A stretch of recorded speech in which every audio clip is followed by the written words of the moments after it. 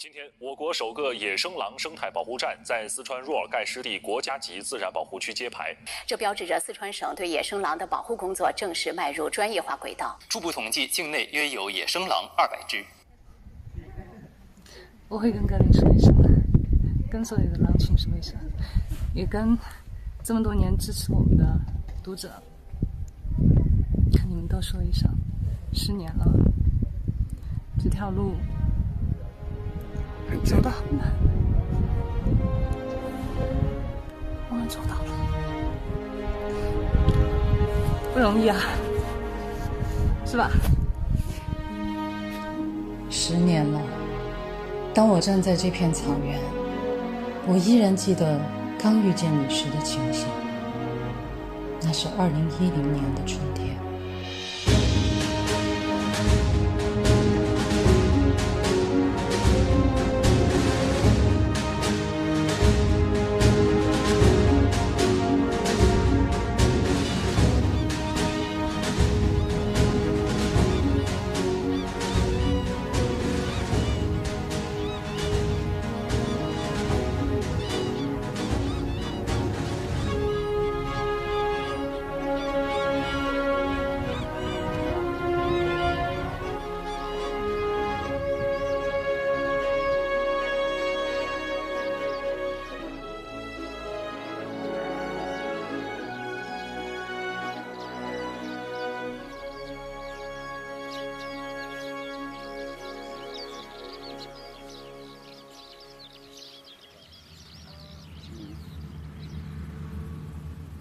站这的问题，热情，过哪个热情？就老还蛮久了。你们家就住在旁边吗？嗯，就是。过来坐嘛。嗯。你这是那个哪没？你。嗯。是哪里的？成都。成都。那边最近有些什么野生动物啊？看到的。看到的狼嘛。啊哈。野狼嘛。晚上我们坐的地方，狼群有7、8个这样子。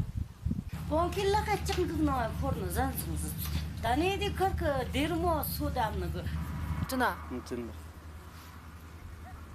是什么时候的事？你们也听说了？知道了。这是哪一个？这下去，水外过去有一点房子了。水沿着河上去是吧？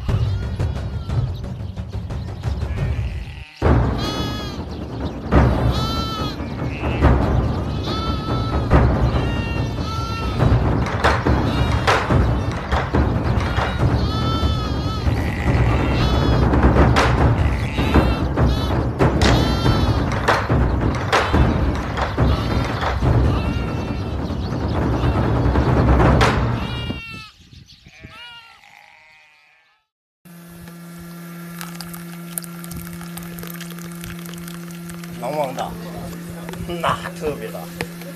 哦，就是你说的最凶猛的那只狼。我知道。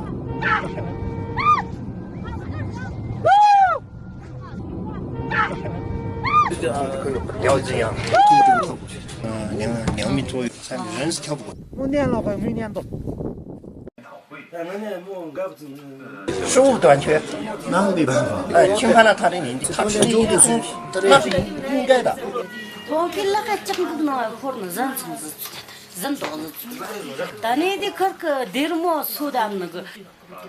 他就跟。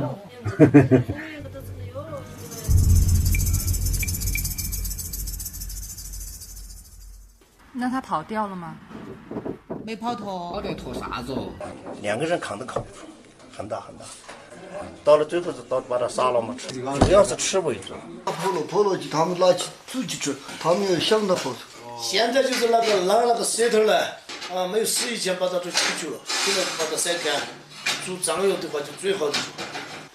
狼牙咬的人多，本来就晒干狼皮子的还在那儿挂起的。刚发车了。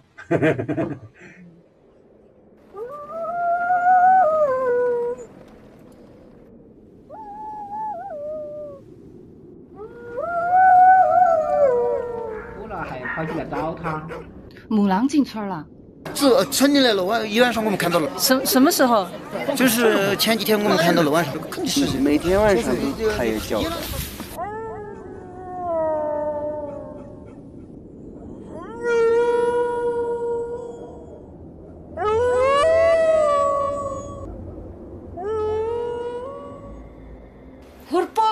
没包嘛个的人，你说的是那个那上面开山嘛，养了的俺这个一些路开山个么个，可是路开没山。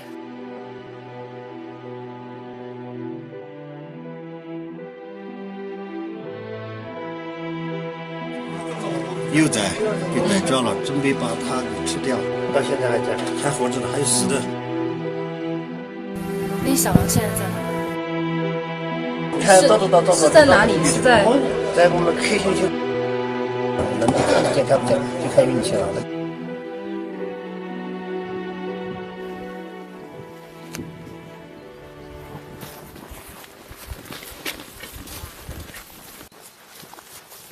当唯一历经3天，终于找到了牧民所说的那窝小狼的时候，6只小狼仅剩最后1只。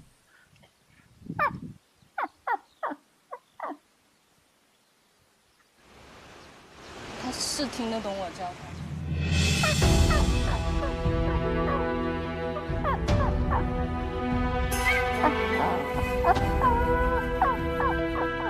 刚睁眼的小狼把唯一当成了他的狼妈妈。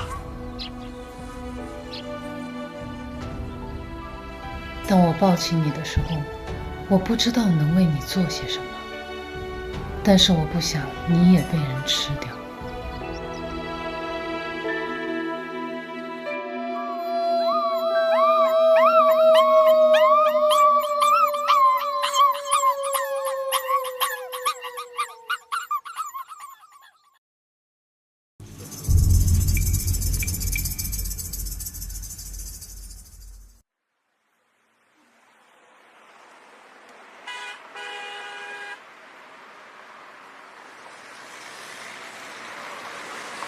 小狼是救活了，但身体依然非常虚弱，高烧不退。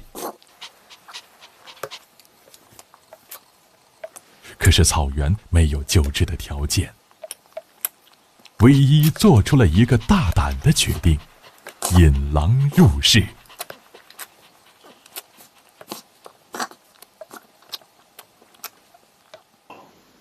这可是一只狼啊！狼就不能救了吗？不是不救啊，长大了怎么办啊？先救活了再说。你想清楚了吗？你把一只狼带回城市。没想清楚，就是可怜的。报告长，下针了啊！唯一只好瞒过父母，暂且把小狼带到了屋顶花园自己的画室里。这是我们的小狼，这是陈丽，你的哥哥，小狼。你要照顾好他，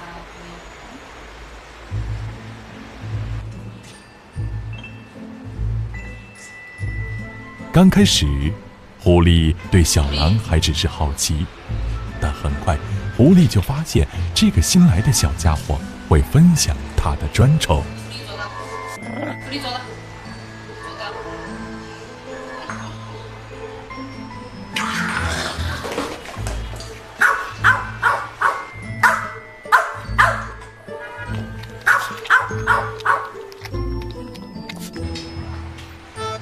面前拎往那儿去。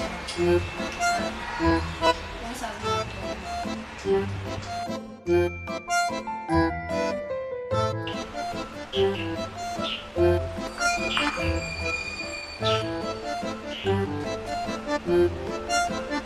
狐狸吃醋了，他开始绝食抗议。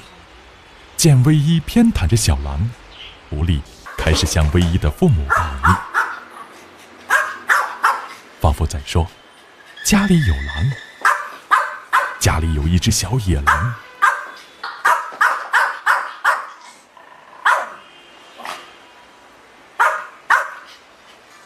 可惜没人理会，也没人听得懂狐狸的狗语。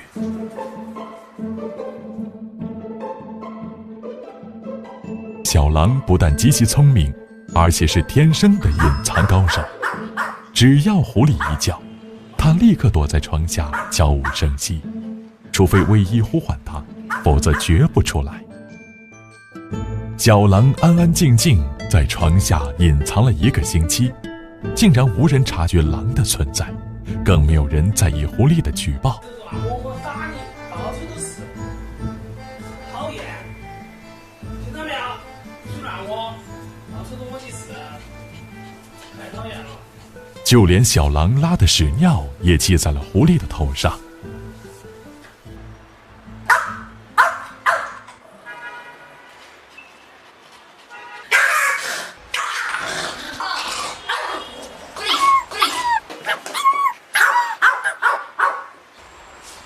你今后再敢欺负他，我朝死里打！狐狸要包容，他还那么小的嘛。那爷爷说你2句就说你2句，你听到就是嘛，好大个事情啊！有些事情你睁一只眼闭一只眼就过去了，是不是嘛？那做狗也要通商量嘛。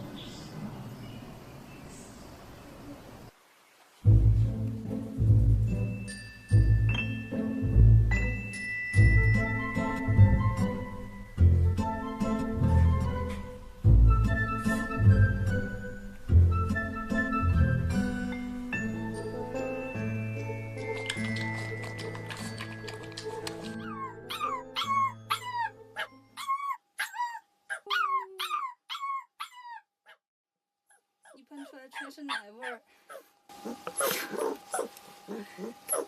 再来。老公怎么哭了？不着急。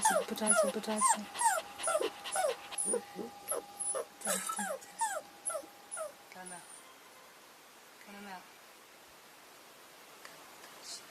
有些狐狸我要收拾他，我要收拾他。狐狸，出来！滚出来！出来！我出来！听到没有？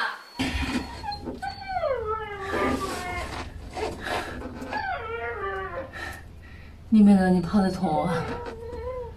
出来！我有件事要跟你说，快点出来！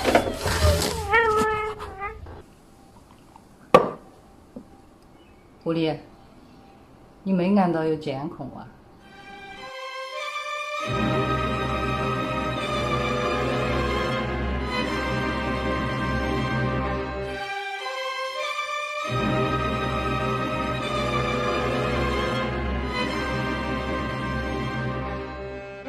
反省，好生给我反省，懂吗？别欺负人家，刚进家门你就欺负他。错了没有？今天问你错了没有？就还高。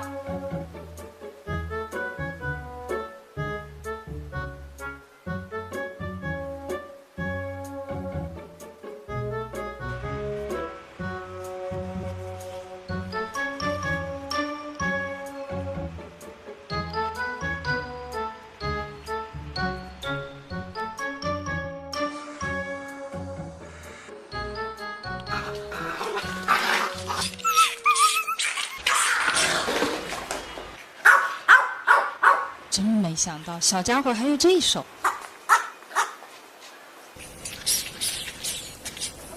上了药就好，上了药就好。狐狸和小狼都是唯一疼爱的宝贝，唯一经常是安抚了小狼，又要安抚狐狸。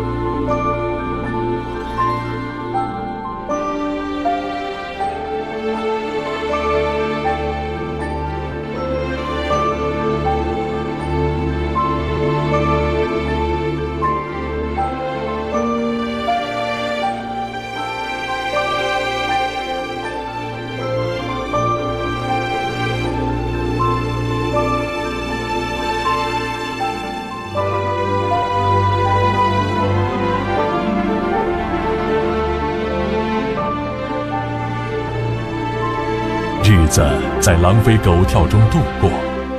小狼不但恢复了健康，它的力气和胆子越来越大，好奇心更是越来越重。小狼，你看这是什么呀？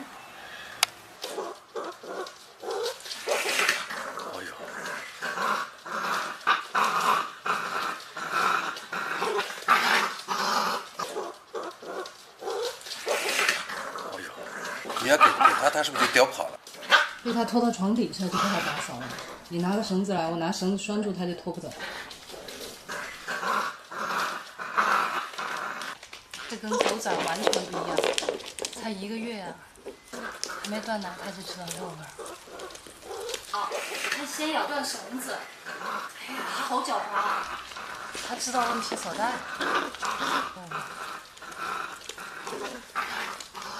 才满月的小狼就能准确地判断出绳子和肉骨头的关系，并毫不费力地解决掉，这让易峰和唯一深为叹服。小看他了。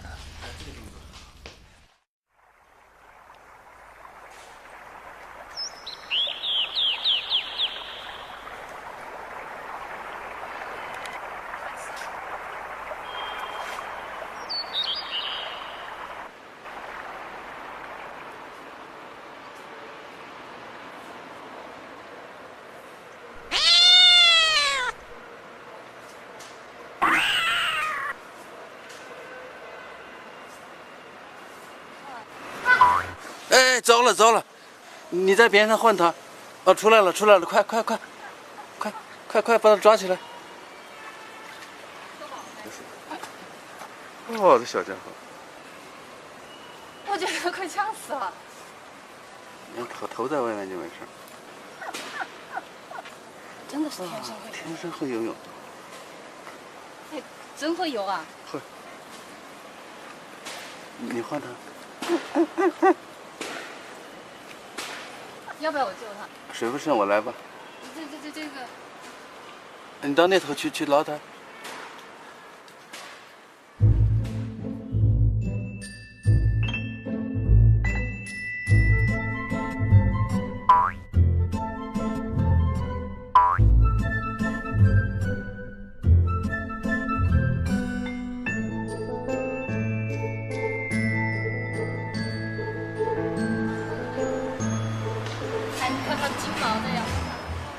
我刚拍到了。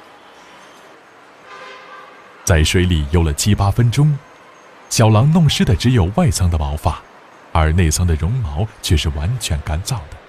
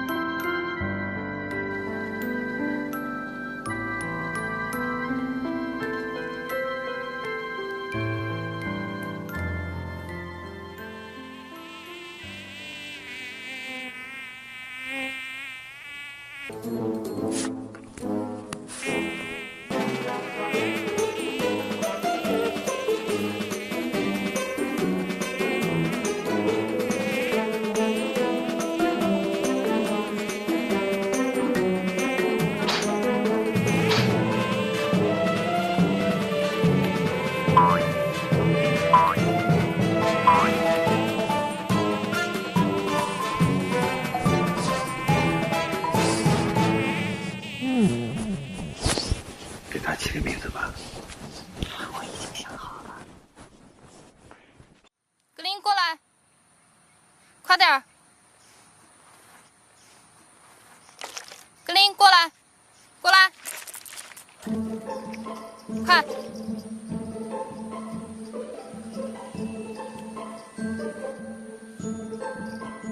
发育期小狼的活动量非常大，但狼爪不是为水泥地而生的。唯一会常常带着格林来到郊外的绿地。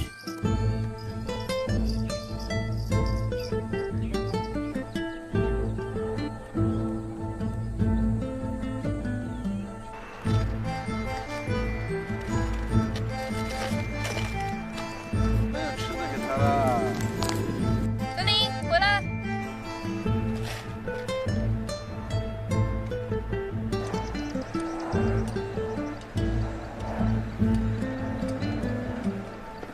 这才是你该吃的东西。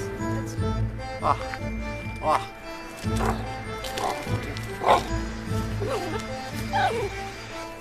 劲儿好大哦！你抢不过他的，别把小狼不当狼啊！我觉得我把它都能提起来，它就是不松嘴，看，它就是不松嘴，看到没？看到没？这就是狼的精神，吊起来都不松。本能啊！好了好了，你不要逗他了，让他好好吃。好吧，你吃吧，吃吧，吃吧。哎，这个能吃吗？会不会拉肚子哦？不会，狼本来就要吃这个的，他们在草原上就吃这个，草原鼠一样的。我记得有一个纪录片，是狼追捕野牛的时候，它咬住野牛的脖子还是肚子，然后就挂在飞奔的野牛肚子下面，野牛把这个狼在地上踩来踩去拖着走，那个狼都不会撒嘴的。这就是狼性，它见了猎物绝对不撒嘴，打小就这样。你说，假如这是野外，它能活下去吗？不知道，反正野外没有人能给他送死耗子。你看他现在只是把争抢当游戏，好玩儿。它还小嘛，天性。哟，跑那么快！格林，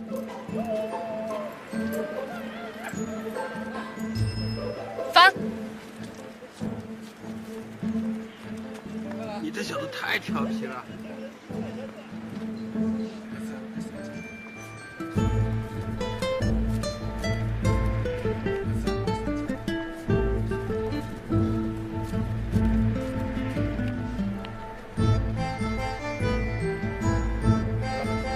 这个让我想起那个蒲松龄他们一图晚归，途中两难。你看他对人根本没防备，以后还是少让他接触人吧。野性还是在的。只能说他胃口还在，野性在不在，大家看他能不能自己捕食呢？发活的。格林，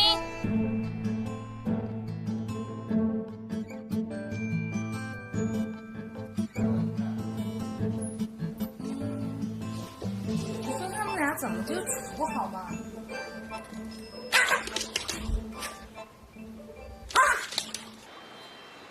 看来他对狐狸是没有什么敌意的。我就不信你们俩不能好好处是吧？狐狸，冤家宜解不宜结啊！臭狐狸。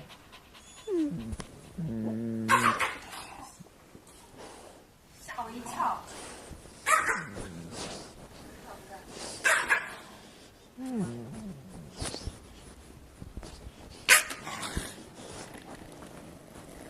不能好好处是不是？狐狸，我生气。你是狼啊，你还怕狗吗？就你不要起哄行吗？你不许挑事儿啊！他要是还嘴的话，他那牙齿狐狸早没命了。他让着他的，大哥永远是大哥。好，格林，狐狸，你叔叔辈的狗了，差不多行了啊。天哪！狐狸，狐狸吓坏了。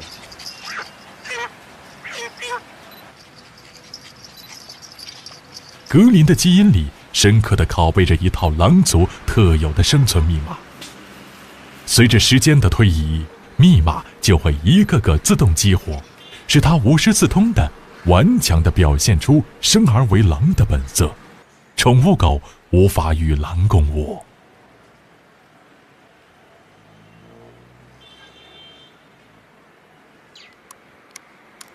哎呀，要不要给他一个马桶？他就在看你看他的屎。这操作挺溜的。哎，不是说狼粪是白的吗？狐狸呢？不知道狐狸现在看到格林是啥反应？吓跑了。其实在我的印象当中呢，各种文学作品当中也写到了这个狼，首先是它是智慧的一种生灵，然后呢，当然也有描绘它比较凶残，团队精神强。但是首先我一想到狼，我觉得狼的形象是很帅的。但是当这个小狼来到我家了以后，我才从头开始认识一只狼，可能它跟小狗也差不多，就是比小狗更淘一点，就各种咬东西。有一天我买菜，我一开门，这小家伙就冲我跑过来了。但是我当时一下子我觉得脑袋懵了，为什么呢？因为它的嘴巴口吐白沫。当时我就特别害怕，担心。我的第一反应就是狂犬病，情急之下拿起扫把，啪的就打了他脑袋。但是我看他那种活泼的那种样儿哈，那个眼睛里面还有光彩，我也觉得不像是病态。一闻他的口气特别清新。最后在床底下找出一个咬烂了的那个牙膏，我才知道，难怪他的口气那么清新，口吐白沫。当时给我吓的，这家伙他特别记仇。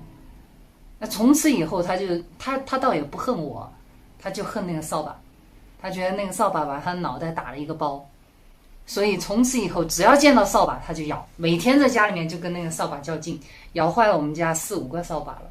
格林随着他慢慢长大，在家里面呢，他都随时可能出状况。哎，我觉得这个小狼你吃了那么多亏了，你应该学聪明了吧，应该不在作死的道路上越走越远了吧，但是他还是往死里作。有一天我在看电视的时候，我就看见这个小狼又出事儿了。哎呀，这是啥？哎，快来，看我怎么了？粘鼠板上印着的那个广告挺可气的，专粘超大老鼠。狐狸，你过来。狐狸咋没粘出来？狐狸是知道它放的地方的，而且那个是在玻璃门后面，只有狐狸知道怎么开那个门。问你，狐狸，你赶紧去。解不掉啊！粘住的时候，我还问过狐狸，我说狐狸，这件事儿跟你有没有关系？狐狸那个时候的表情就是把头转向一边。到最后我就只有给它剃毛了，然后等我把这小狼已经剃得非常非常难看了以后，一峰才告诉我说，他说其实你们女生的那个卸妆油就可以把这个胶洗掉的。对，有一个孩子，他问我，他说老师啊，你跟狼群生活了那么长时间了，你怕不怕狼啊？你为什么就不怕狼呢？然后我就问他，我说你为什么要怕狼呢？他说我还是觉得这个狼会吃人，但是至少它是有能力吃掉人的这么一种猛兽，我觉得我还是害怕它的。我说我有时候会礼貌性的害怕一下，但是呢终归还是不害怕的。为什么呢？因为了解。也许我们怕狼，正因为是我们不了解，或者有太多的负面的东西流传下来的，所以我们才会打从心眼里比较恐惧，比较排斥，而忽略了再去了解一下它。在他们评价这个的时候，都会说一句，附带一句，就是在我看过重返狼群之前，我认为狼是什么什么，但是后来我就问他，我说那你们看过了之后呢？他说我爱狼，我觉得我爱上狼了，就是这样。那我觉得我们做的这些还真是值得的。其实这个小格林一来的时候，一峰就有一种担心，他说你别看他现在是小小巧巧的，跟一个小狗似的，还是迷你版的，今后长成 Plus 了怎么办？狼群是有等级的，有一条法则就是要么忍，要么狠，要么滚。于是呢，他就老是来咬我的脖子，脚脖子，咬住了脚脖子以后他就不放，然后经常就开始甩头，就是狼的那种标准撕咬的方法啊。有时候他那小尖牙呀就咬得你特别特别的疼。然后终于有一天他咬住我的脚背不放的时候，我跟他说放开，他不放，放开不放，死死不放。最后我也冒火了，一下子把他扑倒，然后就给他咬过去。当时那一下应该是咬在他的耳朵上，然后他吓得吱的一叫，然后我也吓得赶紧放开。放开了以后，这个时候他的反应比我快得多，他第二口紧跟着又给我咬过来了，他的动作也快，反应也快。然后当他的嘴巴伸过来扑过来，还没来得及张嘴的时候，我那个时候嘴巴这么大，我一口就给他咬过去，结果连鼻子带下巴我给他咬在嘴里了。这下我就不敢放了，为什么呢？因为刚才我咬住他耳朵一松开的那一瞬间，他爪子一伸过来就给我脖子上面给挠了一下，火辣辣的疼。然后后来我就听到他就发出一种讨饶的声音，那种讨饶的声音。但是我觉得这个狼太狡猾了，第一次讨饶的时候结果挠了我一爪子，趁我不注意挠我一爪子，第二次你再讨饶我不敢放。然后果然他这个应该是虚招，直到最后我又咬得更紧了一点，他可能真的痛了。然后这个时候他只好放松下来了，身体再不紧张了嘛，然后把肚子亮出来就是臣服了嘛，我把最脆弱的地方亮给你，我求饶了，我向你臣服了。然后这下我看见他这个姿势才是标准的，鼻腔里面发出一种就像淹了水溺了水一样的那种很可怜的哼哼唧唧声音。我觉得他应该是真的老实了。然后我盯着他，他也盯着我，大眼瞪小眼，我们俩都有点接受不了这个现实。狼被人咬了，第一次我打赢了，后来他又找我挑衅了好几次，但是基本上都是我3打2胜。那从此以后这家伙也就服气了。一峰在我们这个群里面地位是最低的了，所以他就经常跟我说，他说难怪这个狼字儿就是怎么写的呢，再狠一点就是狼。但是我跟他说那也不一定啊，人家说文解字里面说了，狼良犬，从犬良生，狼是好狗。到底是良犬还是恶犬，那我们也只有慢慢走着看吧。狐狸过来，过来，狐狸走了，狐狸坐的要比他远一点。狐狸，他都给你亮肚子了，你都不敢过去啊？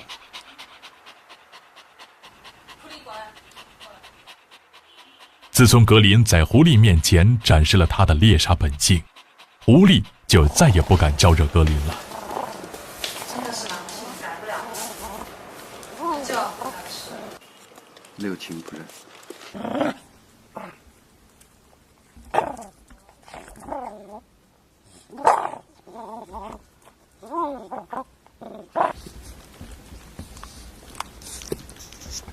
他的伙食比我和狐狸都好。狐狸还吃狗粮呢，格林顿顿吃肉啊。狼行千里吃肉啊，那没办法的。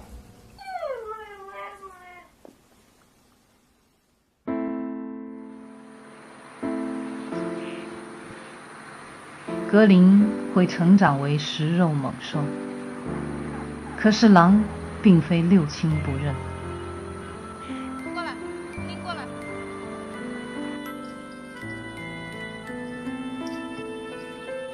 在他的眼里，我们就是亲人，他都会表达对我的热情和依恋，我们也更加疼爱这个狼孩子。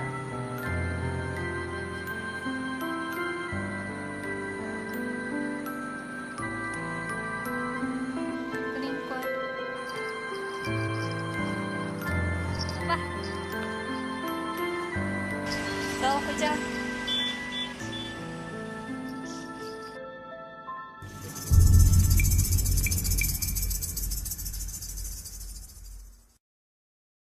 Bison's feet. The prairie dog. You might easily overlook the prairie dog until it opens its mouth. It's a little animal with a big voice. A team of scientists believe this noise is in fact a very complex language, which is remarkable. 是我电脑啊。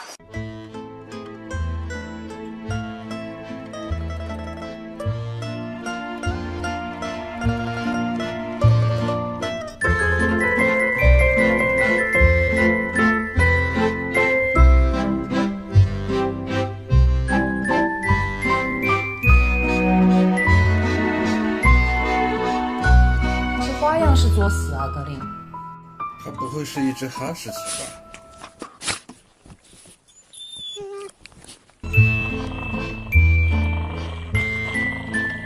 尽管没有真正的狼父狼母教导他，然而，格林似乎从未忘记他是掠食动物。公寓成了格林的狩猎场。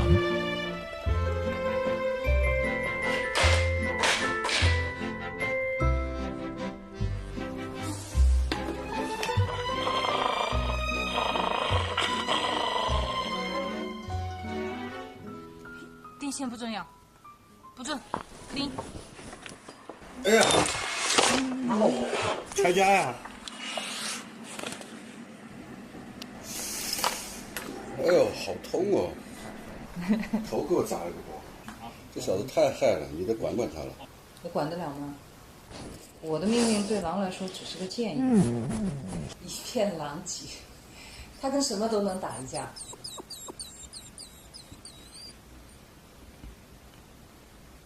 幸亏不是电源线，破坏之王，功力见长啊你！电线不需要，听见没？你会把自己玩死的。格林，他听得懂吗？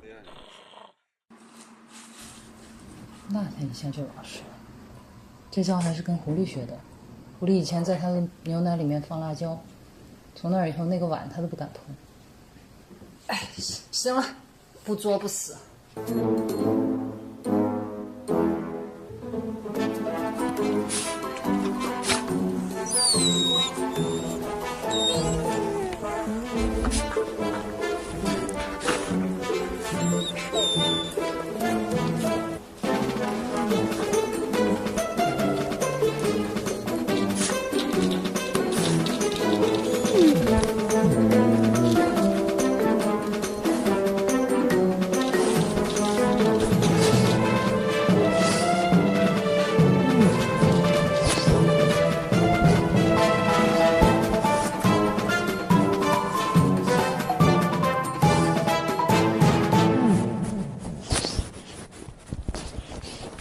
看吧，还是狗的招管用，知识点呢，是吧，狐狸？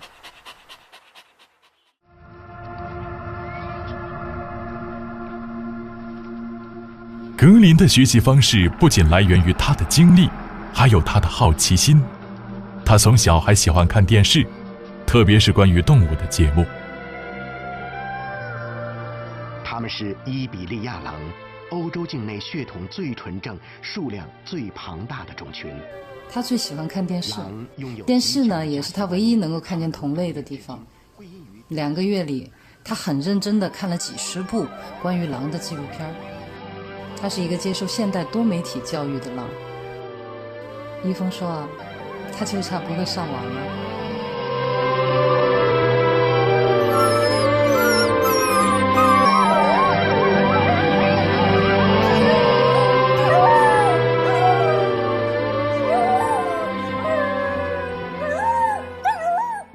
今天的课程是如何捕鱼。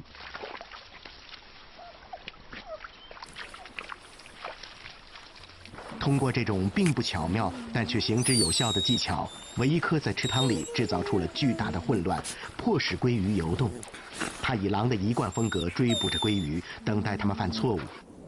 就像鹿一样，其中一条鱼肯定会游错方向，然后被狼抓住。他真的看得懂吗？我试过一下。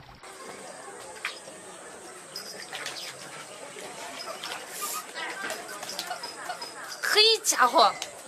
看现场的，现场。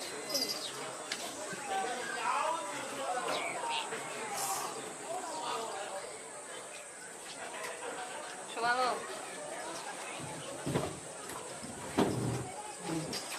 他还在看有没有，因为那个盆子底下有个图案，你看见没？有点像里面还有东西。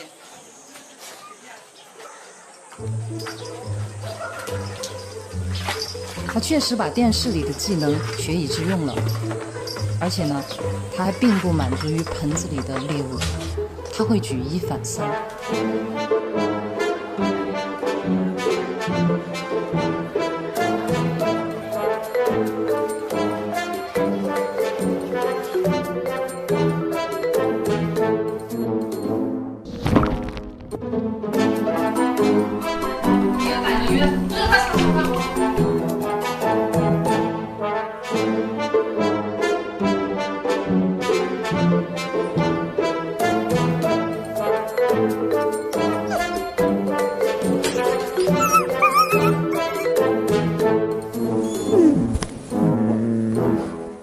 那是道硬菜，你搞不定的。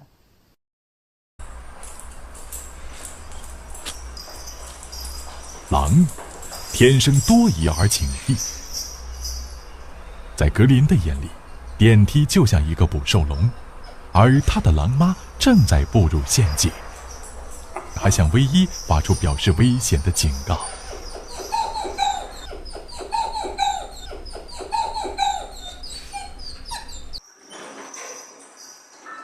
后来格林明白了，电梯对唯一无害，他就不再哀嚎，但他仍旧固执地坚持不进电梯。格林有自己的方法。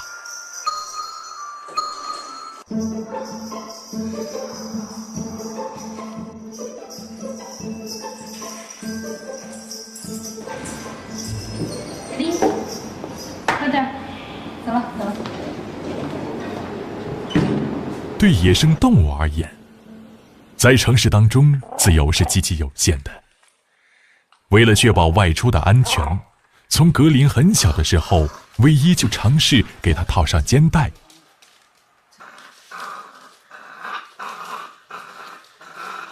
但是事与愿违，格林咬断了无数根肩带，还经常抢了绳索直接扔掉。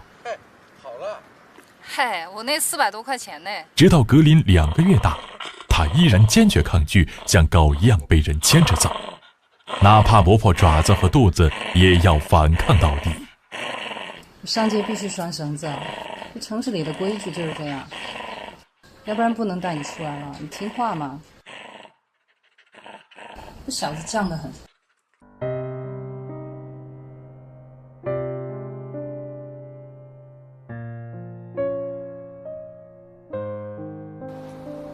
家不是他的长久之计，这样下去肯定会出问题的。那怎么办？一只狼不能总是生活在公寓里。2个月里，我求助了很多家野生动物保护机构，希望他们能够收容格林，但是都没有回应。这时，唯一曾经求助过的国外狼保护区来信愿意接受格林，考虑再三，唯一婉拒了。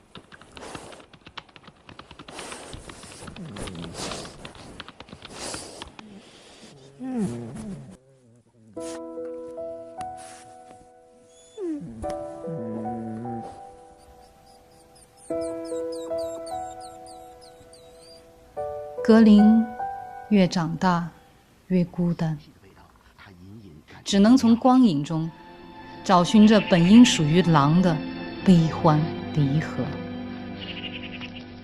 的师傅已经死了。骆伯轻轻推着师傅，好像要叫醒他。他多么希望师傅能像每天那样起来，带着他踏上新的征程。但是韦一克再也不会醒来了。他交给骆伯的最后一课就是勇敢。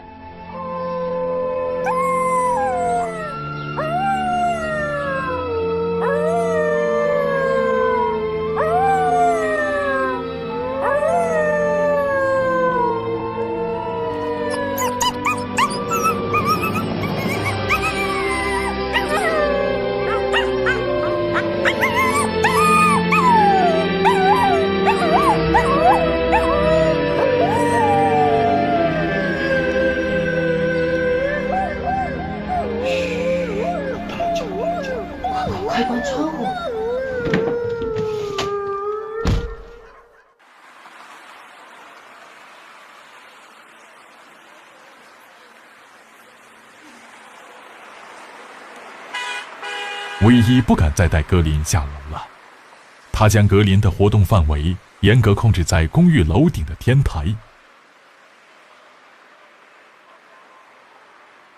这里虽不能亲近大地，却可以望见天空。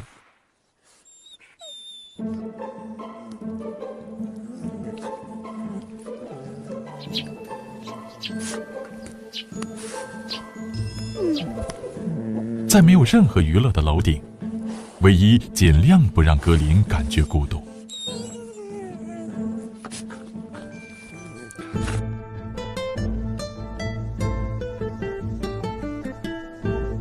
他和他比赛跑步，他和他比赛捉迷藏。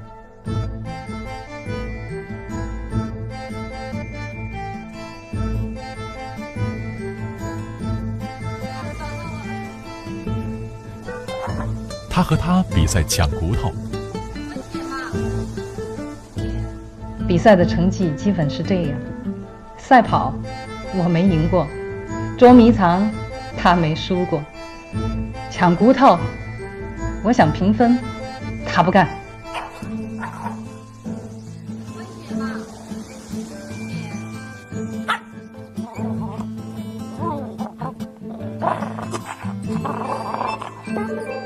他是天生的猎食者，但是实在没有用武之地。格林成了一匹蜗居城市的宅狼。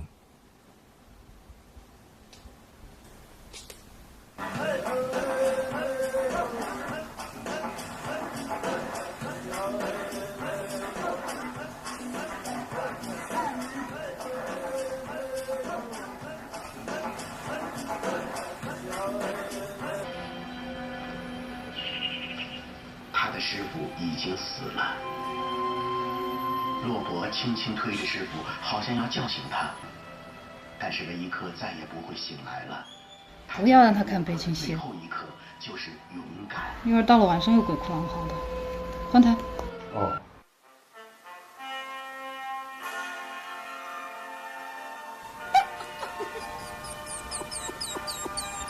给我。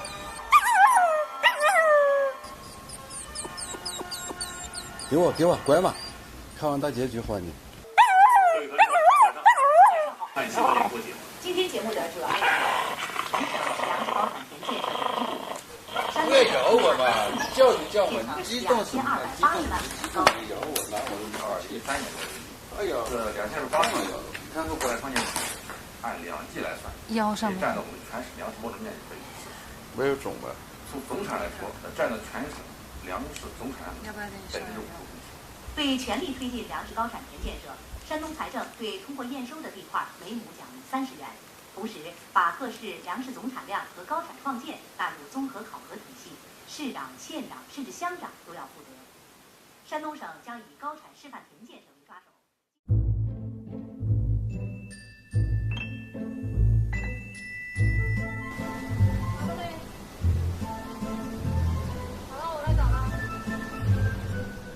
不久以后，他们又有了新的游戏——藏肉。藏肉绝非仅仅是好玩的游戏，对狼而言，它和猎食一样重要。刚开始，格林藏肉的手段并不高明，在这个挖不了洞、刨不了坑的水泥楼顶，要让它完美的藏好一块肉，确实太难为它了。我也找到你的肉了，再换一个地方。想好藏在哪儿？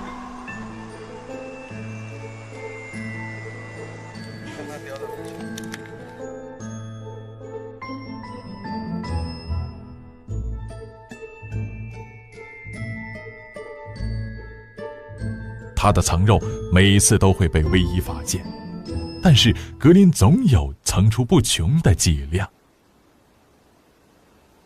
平时唯一找格林的藏肉，他绝对是要跟前跟后，显得非常紧张。但这次这小家伙怎么这么淡定？让开，让开！哎呀，他把人藏在屁股底下。啊！俗话说，越是危险的地方越安全。小小的格林竟然玩起了这灯下黑的诡计。啊，这边有没有？那边我也没找到哎。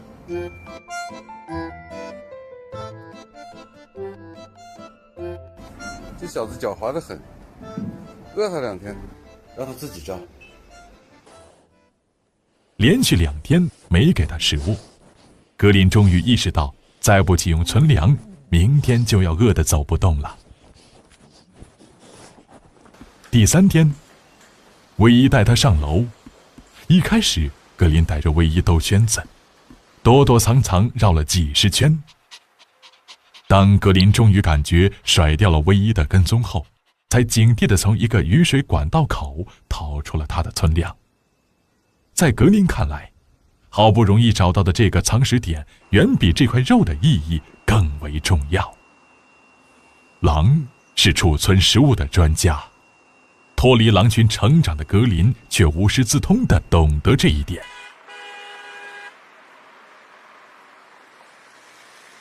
你有没有试过站在高楼顶上俯瞰我们居住的这个城市？当雾霾为城市盖了一层晚纱，我觉得没有任何地方比城市的高楼顶更加荒凉。草原和城市是2种不同的荒凉。原始的荒凉蕴含着生机与生命活力，现代化的荒凉背后却是荒芜。没有建不成的荒城，只有回不去的荒原。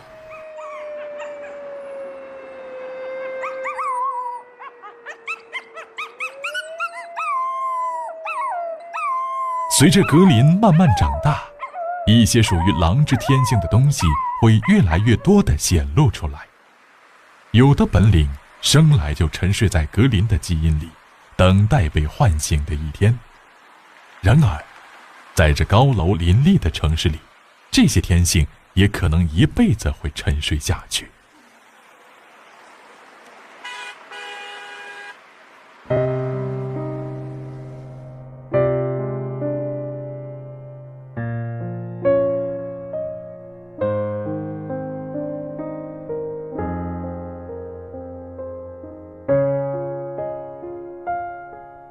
和野外的狼相比，他算过着肉足饭饱的舒适生活。可是，他最渴望的还是外面的自由天地。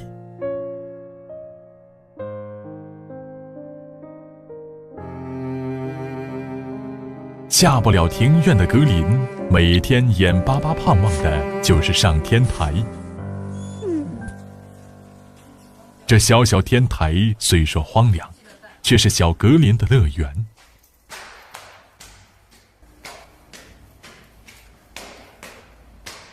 哦吼，不让进了。然而，没过几天，格林在城市里的最后一块自由乐土也失手了。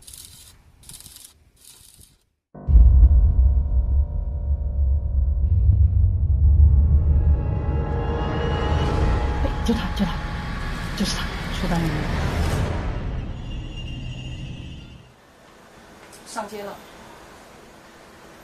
朝那边跑。繁华都市里，一匹野狼上街了。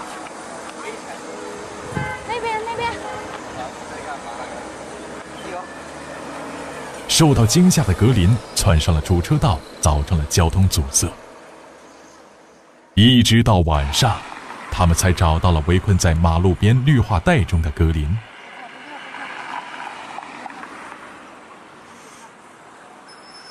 可怜的小狼，它本应属于荒野，却困在这钢筋混凝土的森林中，迷失在灯火阑珊处。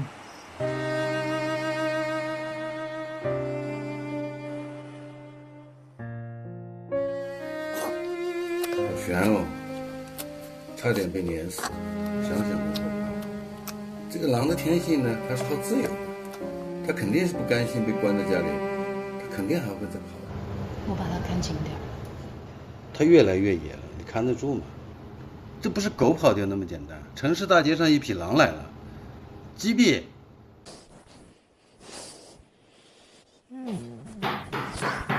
谁啊？有人来了，你把他抱进去。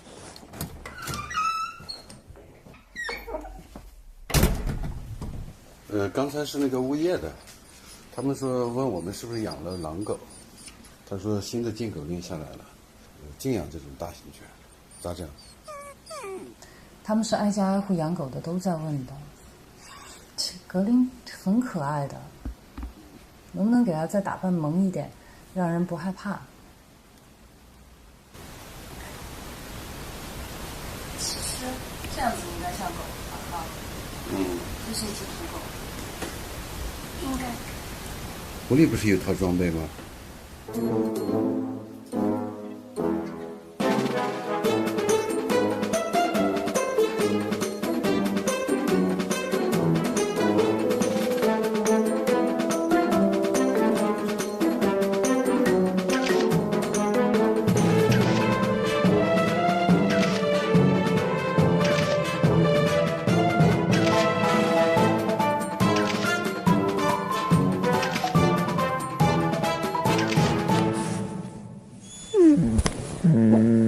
这样肯定不行的，就算把它的毛都剃光了，它也是片落狼。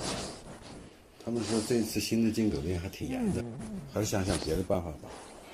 那怎么办？似乎最好的去处就只有是动物园。那就要关他一辈子了。但至少他能活着，还有什么比活着更重要吗？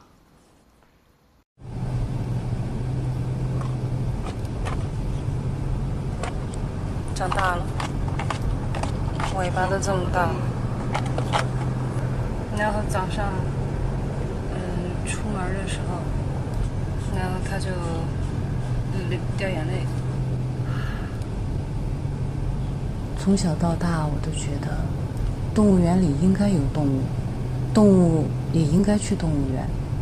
可是我从来就没有细想过，它们是从哪儿来的，它们在这儿的意义是什么？我们凭什么圈禁它们？它们本来应该属于哪儿？格林官，妈妈先进去看一下，你在车里等我，听话啊，听话。那边。这边。那好好。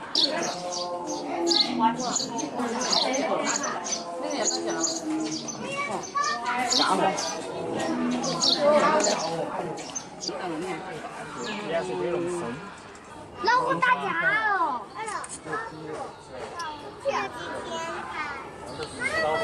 耍流氓！哎，来，来。打流氓！他们在耍一个，他们在耍游戏。走那边。狼来了，狼来了！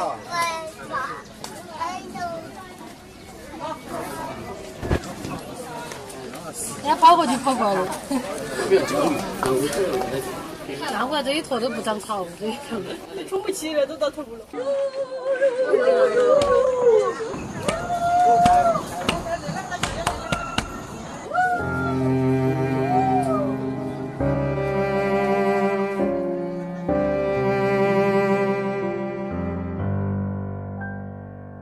假如玻璃的那一面是格林，这就是他以后的生活吗？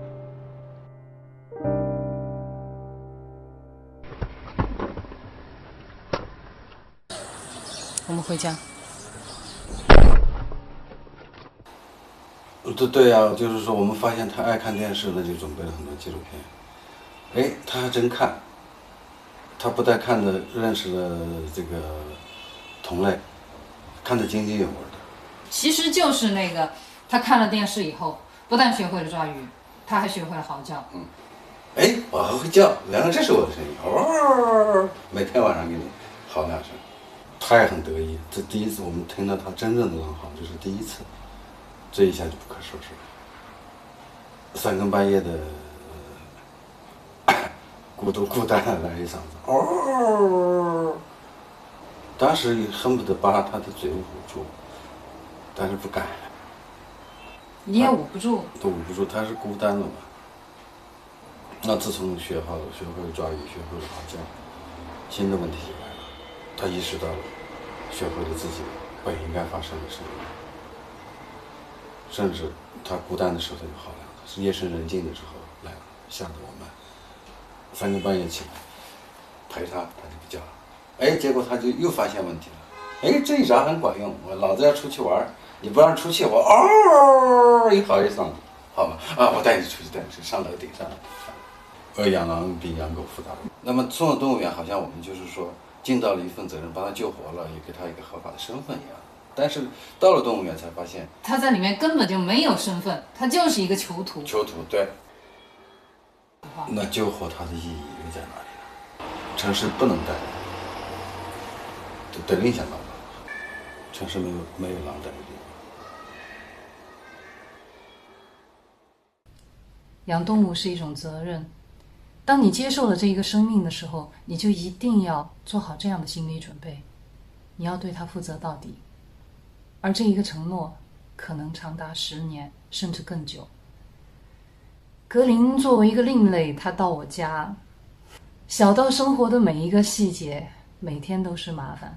他也不光是大家眼中看到的那么可爱那么萌，不光是欢乐的一面，也有很多淘气的。他是一个私家能手。比如说，我的拖鞋没有一双是好的，我的雨伞总是被他撕成碎块，我经常回家都能看到一片狼藉。我想这个词儿就是这么来的吧。然后有一次回到家，看见到处乱七八糟，而且我还找不着他，床底下、沙发底下到处找遍了，我都找不着格林，到底藏哪儿了？结果一抬头，他在冰箱的顶上，我都不知道他怎么上去的。狼不像狗，你可以教它在一个定点的地方乖乖的，它不，它就是要到处去标记它的领地，它绝对不会听你的。狼的味道比狗浓烈太多了。有一次我实在受不了了，我就拖出水管来冲地板洗地，后来这个地板就受潮了，中间拱起来很高的一块，结果小狼又开发了新的娱乐项目，溜滑梯。狐狸是一个非常讲究的狗，洗澡，然后剪毛，因为长得像狐狸，所以我们就省事儿，就直接叫它狐狸。它是一只博美犬，它讲究到什么程度呢？它出门都要洒香水的，只要我把香水往空中一喷，落到地上，它马上到面前那片地来打滚，它非常讲究的。它呢也是非常黏我的。就是随便我到哪儿去，他总要抢门，就要一定要跟着我走。但是那一天呢，因为狐狸他刚刚洗完澡，浑身雪白雪白的，我也给他喷了香水，我就不想把它弄得太脏，所以就让狐狸留在家里面了。然后我们就只带了格林走，然后我们带着格林去郊外玩了大半天，回来以后，狐狸已经气胀了。方向错了，他在这儿，你赶紧就是发现这么好的肉，比狗比那我告诉你啊，一会儿小狼出来吃了这块肉骨头，那是你自找的哈。我可是先喂你一套，吐出来了。你绝食，你跟我绝，我看你绝得了多久？先欢迎你。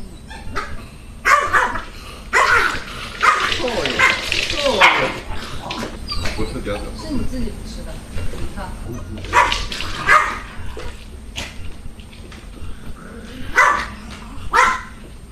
妈妈下来。你安慰安慰他吗？我在安慰。狐狸最乖了啊！你是香狗。狐狸是最香的狗，就是那个狼最臭哈，小臭狼哈，老是惹你，高兴点了。最喜欢狐狸了，喜欢狐狸好多年了，对吧？狐狸和格林是打打闹闹的发小，从小的玩伴，很多网友也很喜欢狐狸。但是自从格林来了之后，确实狐狸受了不少委屈。狐狸去世的那一年，有一个网友给我留言，他说告诉格林狐狸走了。2014年8月12日凌晨，心脏衰竭，呼吸衰竭，他气儿都喘不过来了，但是他执意地爬到柜子的下面，不让我看见。他伤心难过留给他自己，挺想他的。8月12号凌晨2点58，我们再也没有狐狸了。多乖的一条狗，陪我10年时间，再也没有了。狐狸，下辈子我们还要在一起。小格林挺不安的，他不知道坐这么久的车要去哪儿，但是他闻到了阳光和青草的味道，这味道在梦里出现。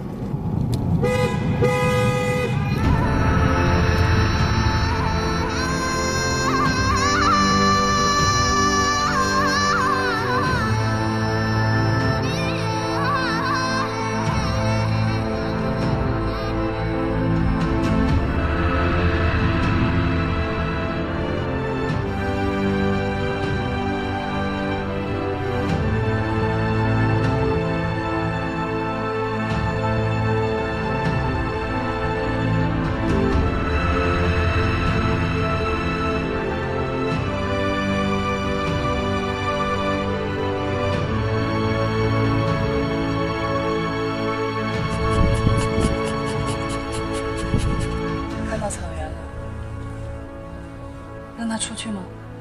那就让他下去吧。嗷！哎，疼，宝宝，你踩到我。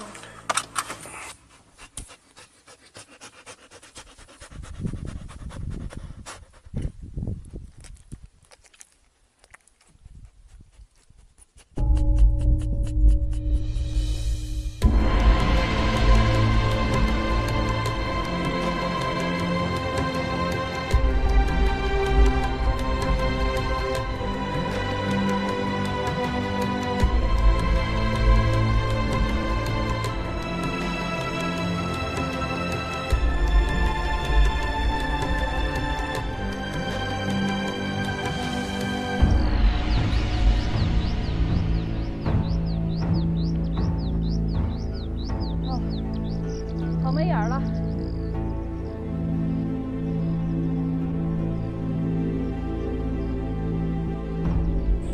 他这样就走了，头也不回。咋跟我想的不一样呢？临走踩我一脚。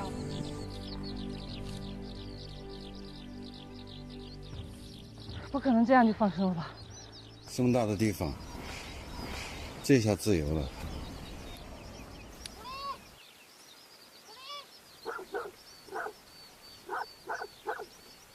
有狗，一群狗在追他，快点，上车拿东西，快点！格林，他要跑了，格林。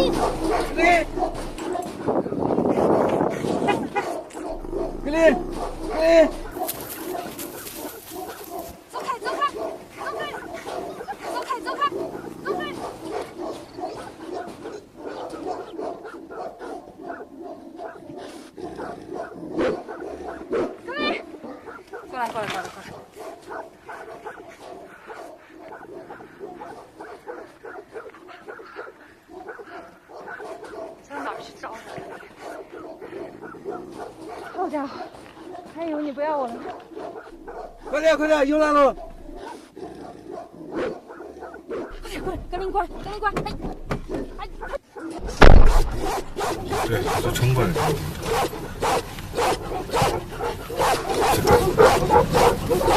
好险哦！他只有个铲铲，下车就遭弄死。看吧，他得不得咬人了哟？他咋跟我想的不一样啊？格林刚领略了草原的自由广阔，马上就领教了草原野狗的厉害。然而，在草原上比野狗更加凶猛的是藏獒。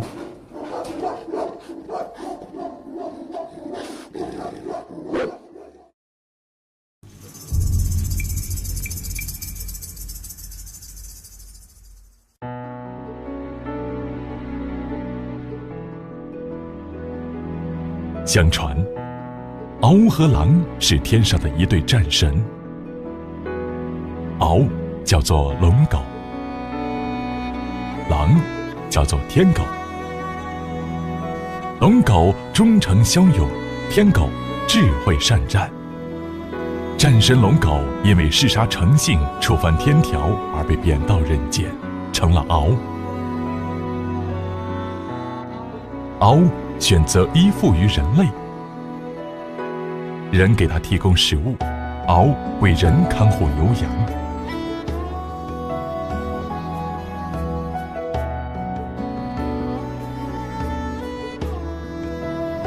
战神天狗因为贪婪成性，妄图吞噬日月，也触犯天条，被贬到人间，成了狼。狼选择了自由，它浪迹荒野，猎食为生。人类的牛羊也是狼的食物。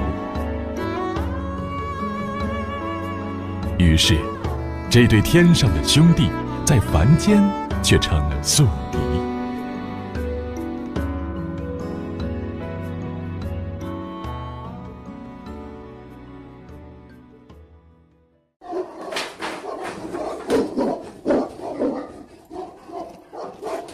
我们是来寻找诗和远方的，还没跑到远方就被撵了回来，实力不够，只能再苟且一下。这是我的朋友老林的獒场，是我们在草原的第一个暂住地。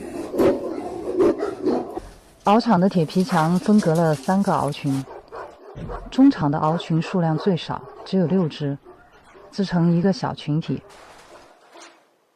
这是他们的头獒，叫做皇帝，其他5只藏獒都听皇帝的话。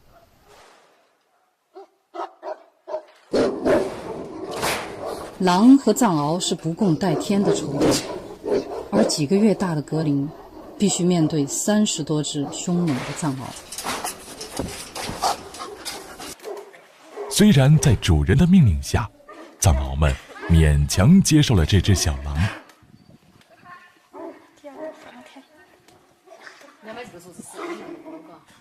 但是格林没有地位，他常常被藏獒咬翻在地，踩来踩去，受伤是常有的事。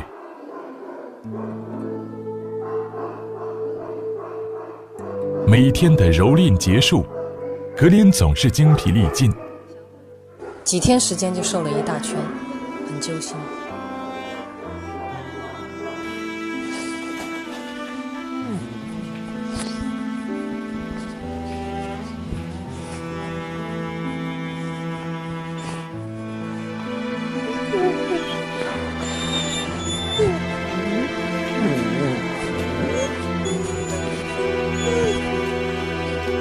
听话，你不进来，你不进来，你不进来，我出来陪你好了。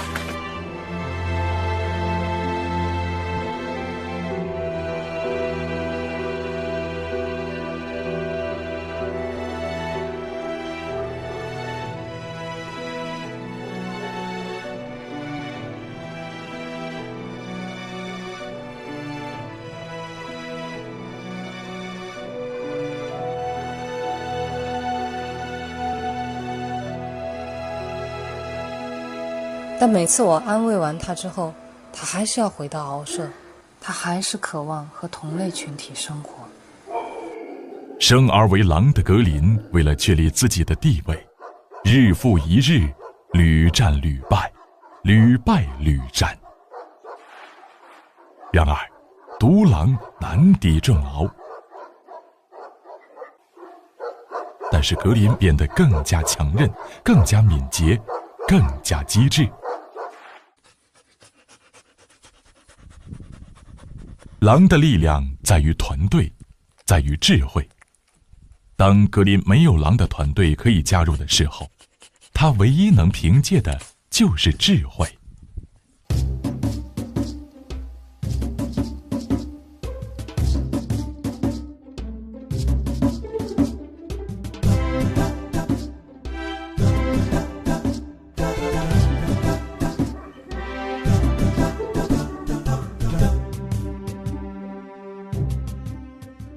顶着烈日用3天的时间，一双狼爪挖到红肿流血。格林终于挖成了一个1米多深、坐南朝北的洞。洞外烈日暴晒，洞内却阴凉潮湿，不但可以乘凉，还可以防御。洞道狭窄，藏獒钻不进去，在防御的同时，观察着藏獒的作息和饮食规律。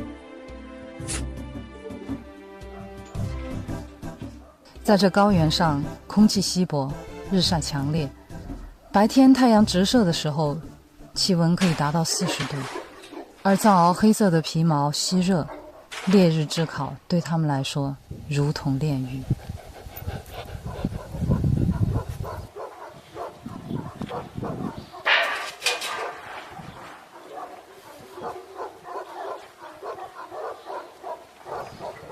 藏獒们每天有一盆水解渴，然而格林每天都会抢先喝够水，然后掀翻水盆。他喝完了，他把弄翻。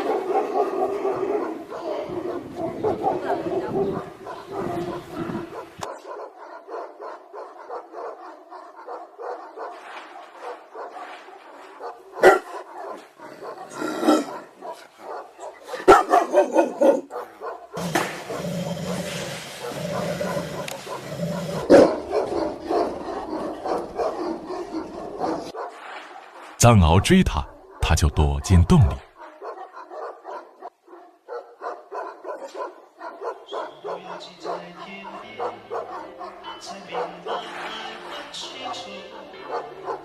那段时间，不管给他们多少水，格林都要把它倒了，就是不让藏獒喝，饲养员也拿他没辙。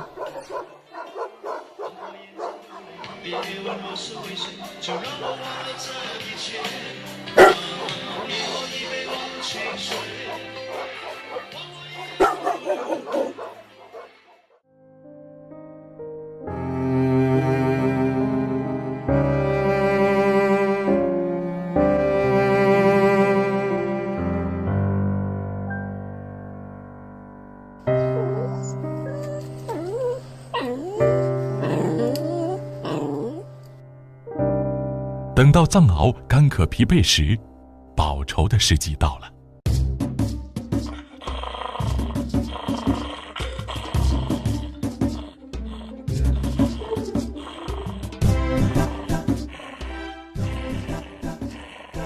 尽管卫伊一再呵斥，也没能阻挡格林用这种方式捍卫自己的地位。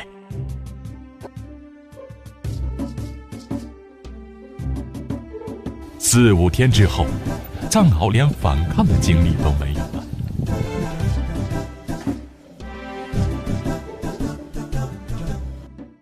那以后，这一群藏獒再不敢欺负小格林，他们知道了，要想安生，就不能得罪这只小狼。你儿子不回来跟你一起睡了？不回来了，他要跟藏獒一块睡。他们不打他了？不敢了，他们现在好得很，藏獒把他舔得都要包浆了。我去。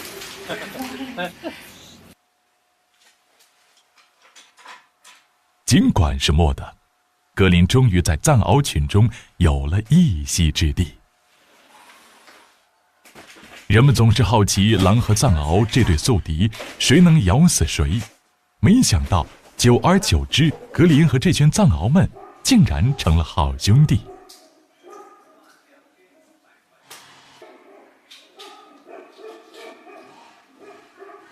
藏獒们每天的主食是2斤生牛肉、1斤狗粮、1个鸡蛋。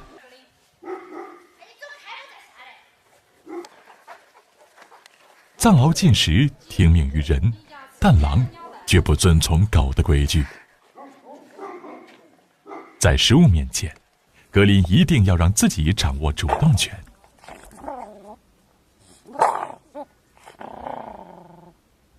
渐渐的，格林不满足于总是吃狗粮，他仗着身形瘦小，钻进各个獒笼抢肉。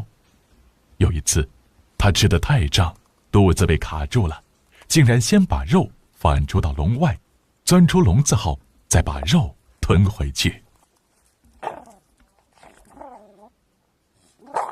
每天定额的肉只能作为低保。尽管他抢了很多藏獒的肉吃，但这点肉对狼来说还是不够的。他开始自力更生，打起了活食的主意。鼠兔是草原上常见的兔类，是野狼钟爱的主食之一。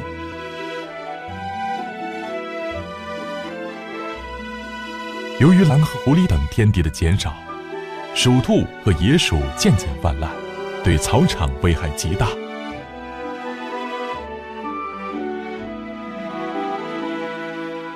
鼠兔机警敏捷，并且从不远离洞口活动。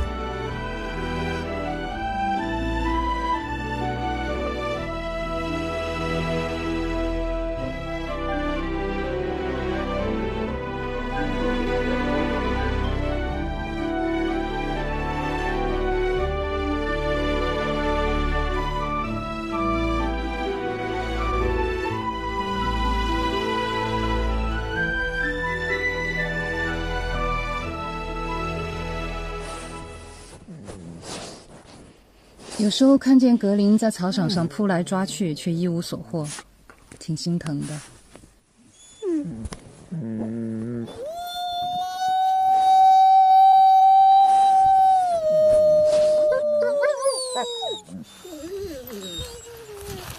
格林是个孤儿，没有狼能够教他怎么生存，我只能扛起狼妈妈的责任，教这孩子捕猎。尽管我也是个青铜。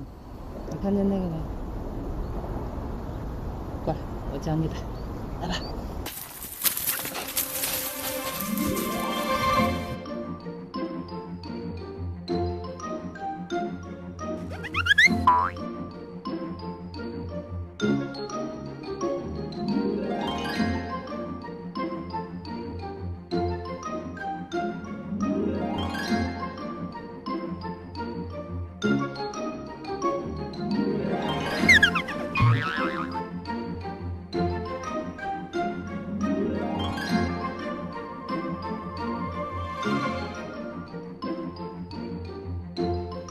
唯一作为狼妈教子狩猎，不能借助任何人类的工具捕捉，必须想出狼的办法去教格林。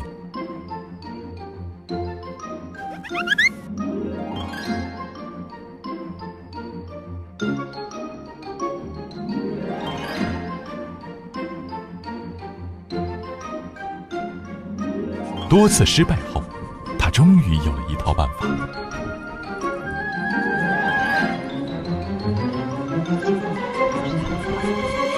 堵住，把这几个洞堵住。好，只留一个出口，就在这儿洞口，带它。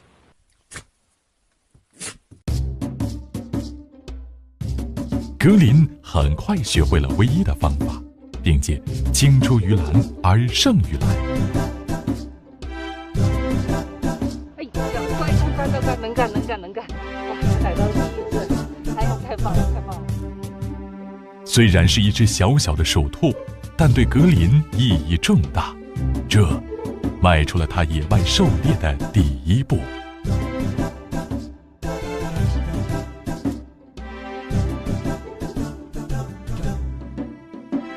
自从抓到第一只鼠兔，格林上瘾了，每天至少抓回几十只。吃饱喝足，他腆着肚子在獒场晒太阳，把藏獒羡慕的口水滴了他一身。格林，太讨厌了，倒霉孩子！我跟你说了多少次，不准在我门口晒老鼠干儿，烦死了！快拿走！格林成了捕鼠高手，很快老林獒场的鼠兔和野鼠就被格林抓完了。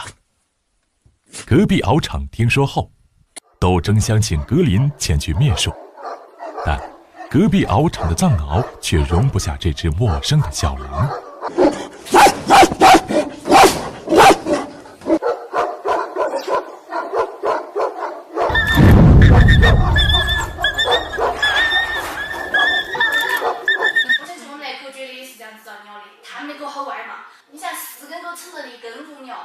再前按点脑壳都扯掉了，好吓人哦！唉，还好没伤到眼睛。已经是非常好了。好感冒。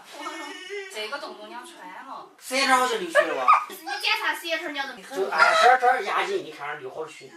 像是咬的东西，就把嘴巴掰开来看。听话，放开，放开，放开，放开，听话，听话，给我，给我，给我，不要放开，听话，听话，听话。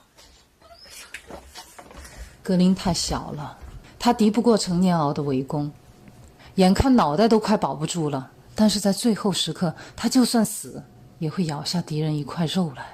这就是狼啊！这是唯一可以亲手触摸到的狼性和烈性。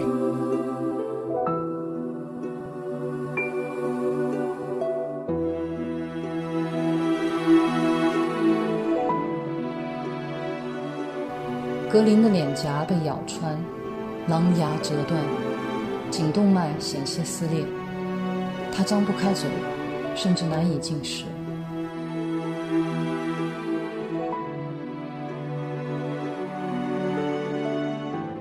我心痛，只能紧紧抱着他，恨不得把他的痛都吸附到我的身上。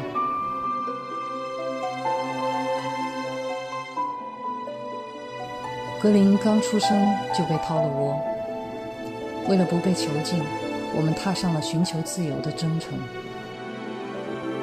迫不得已，在獒群中栖身，我带着他东躲西藏，步步小心，却步步凶险。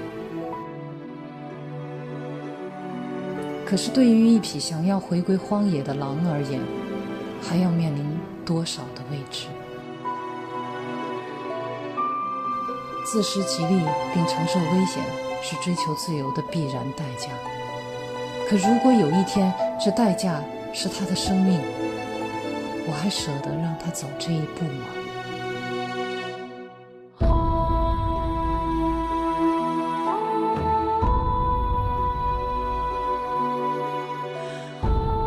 格林被咬伤后，老林的藏獒们每天都争相来安慰这个小兄弟。在藏獒群中，格林虽然处于末等，但也是群体一员。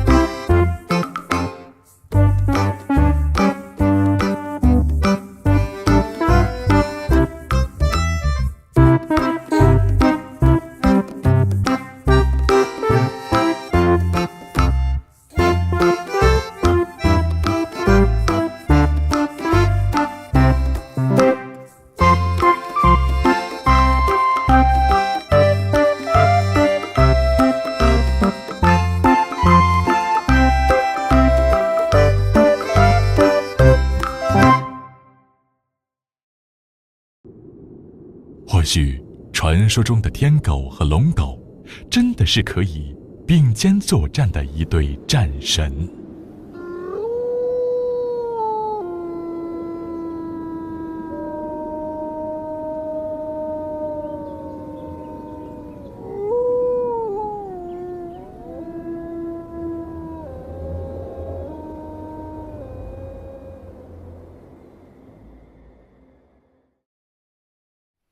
对，人们都说狼和藏獒那是不共戴天的，而这个格林呢，进了这个群以后，他开始的时候也是非常害怕的。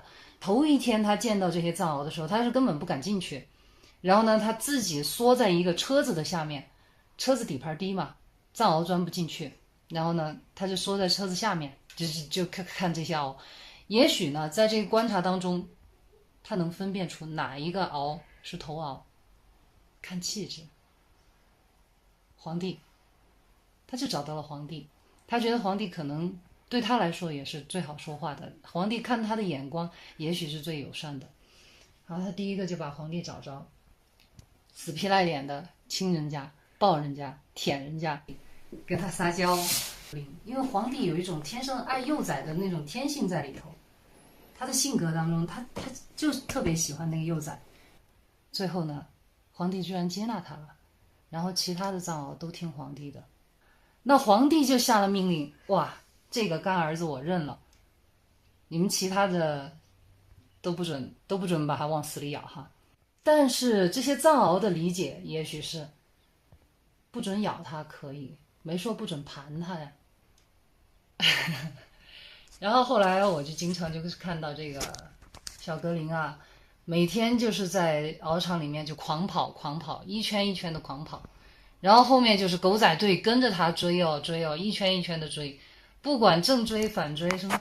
哎，我当时也挺奇怪的，这些藏獒它有一个特点，它就喜欢一顺风的都跟在后面追，它不会像狼群那样过围，它不围，它就是狼往哪儿跑，一窝蜂的藏獒全部跟在它后面都这样追，它顺着跑，其他獒就顺着追，再不说反一个方向去堵它。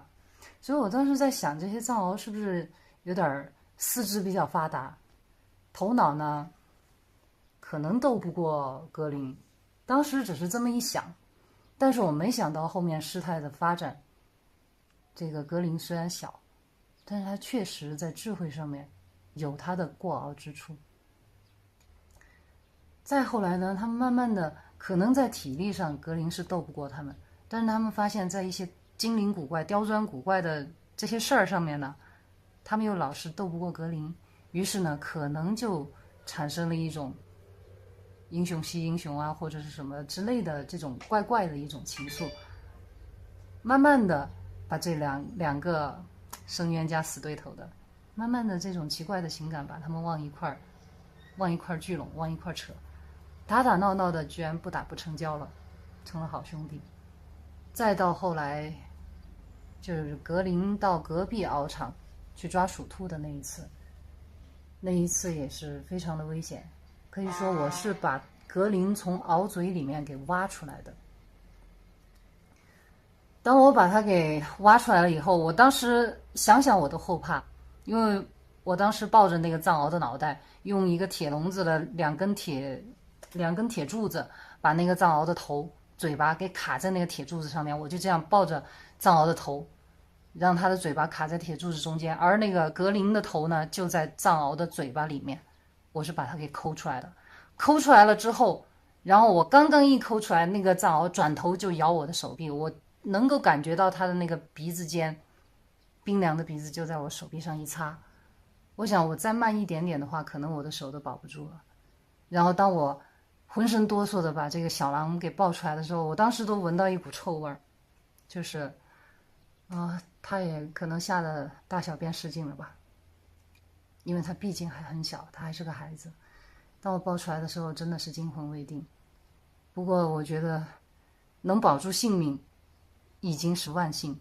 然后再到后来呢，这些藏獒他们通过嗅闻，他们能够闻到这个格林身上是谁遗留下来的唾沫，是谁的味道，是谁伤了他们的这个小狼。在他们的概念当中，也许就是我们的弟弟只有我们能欺负，其实我们的影片虽然短哈，只有几分钟就开战了，但实际上他们的骂战啊，我那几天听到那个藏獒的叫声很愤怒，啃咬那些围栏，啃咬那些铁皮丝哦。然后高原上风本来就大，封住全市，他们把铁皮墙都干脆撕烂撞破了。因为这些藏獒一旦打架，他是打生死仗的，藏獒打架那都是打生死仗的。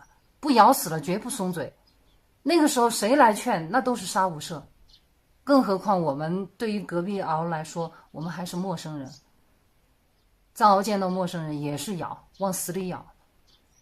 然后当时我们都很害怕，谁先进去谁先去拉獒。当两边的藏獒混战起来的时候，格林也往里面冲，然后那个时候我就赶紧把这个格林就拽住尾巴，把它给拖回去。就从那边就是老林那边的中间的那个獒场，把这个格林给拖回去。拖回去了之后，我拽着他就把他关到那个铁笼子里面。他就在铁笼子里面就开始叫，狼嚎那样的叫，也有一点点那个狗的腔调，就是汪哗这样的腔调。但是一只小狗的气场跟这个整个獒场的藏獒的气场那是没法比的，使劲的用它的头去撞笼子。我们知道狼是铜头铁嘴豆腐腰马杆腿，他的头非常非常的硬，但是他用自己最硬的头去撞那个铁栏杆，使劲的这样撞。然后最后格林的额头中间是被撞破了一道竖着的一道伤疤，就在他的鼻梁上方额头中间撞了那么一个伤疤。从此以后那个伤疤的那个地方都不怎么长毛，有时候对着光线照过来的时候，你就能看到它这个地方有一道天眼，挺明显的一道伤疤。这是那场战争给他留下的一个印记吧。后来我们再重新回顾这一段格林在獒场当中所引起的这场最著名的战役当中狂獒血战的时候，当然在做片子的过程当中，我们会想到是可惜没有留下当时的影像。他们当时那个时候还没有像现在这么先进，随便拿起智能手机就能拍。当我拍下格林为那个藏獒舔伤的时候，我当时是来不及去转换成视频模式啊或者什么的，我当时就直接就手机不是直接就是相机摁着快门我就不放了，所以它是连拍的很多照片。我当时在拍的时候，我就在想，这种狼为藏獒舔伤的镜头，可能今后我们都不会再看见了。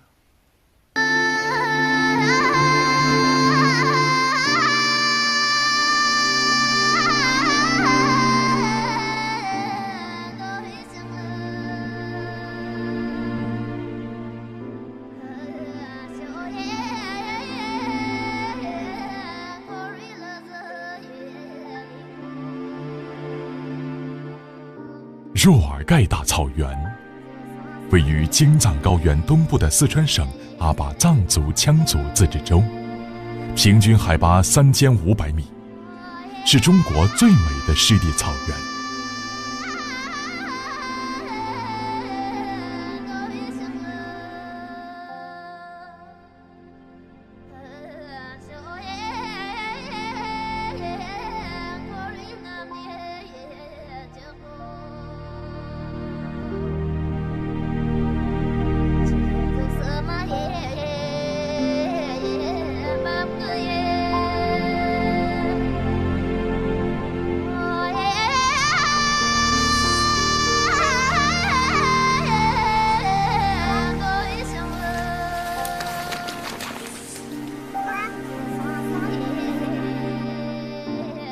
这里也是中国野生狼群最后的栖息地之一。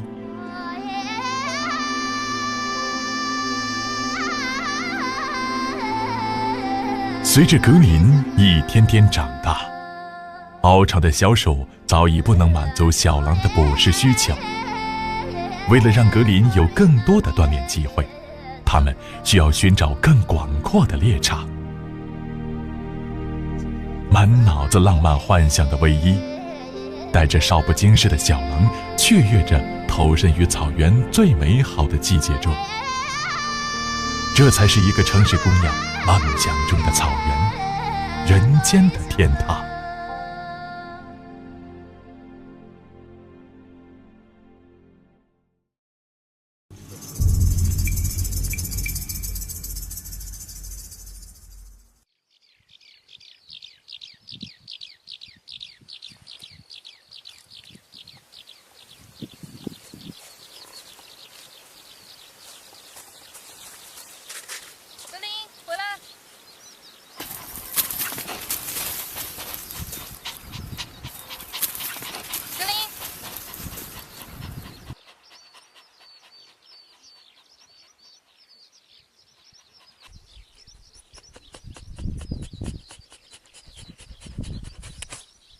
还没兴奋完呢。从现在开始，你要自己喂饱自己了。别搜啦，风干肉是应急的。你口渴，下山就有水泡子了。听话啊。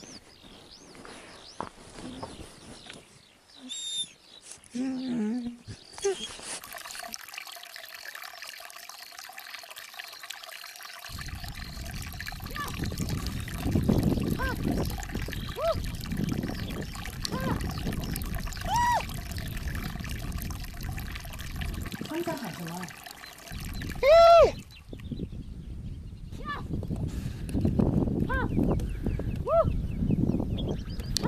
看天上。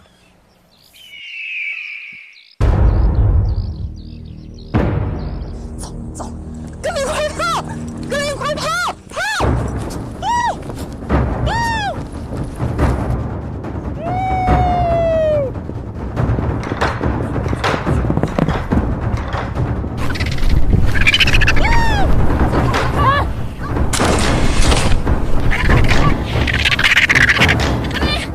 他来了的，你不要跑，你不要喊。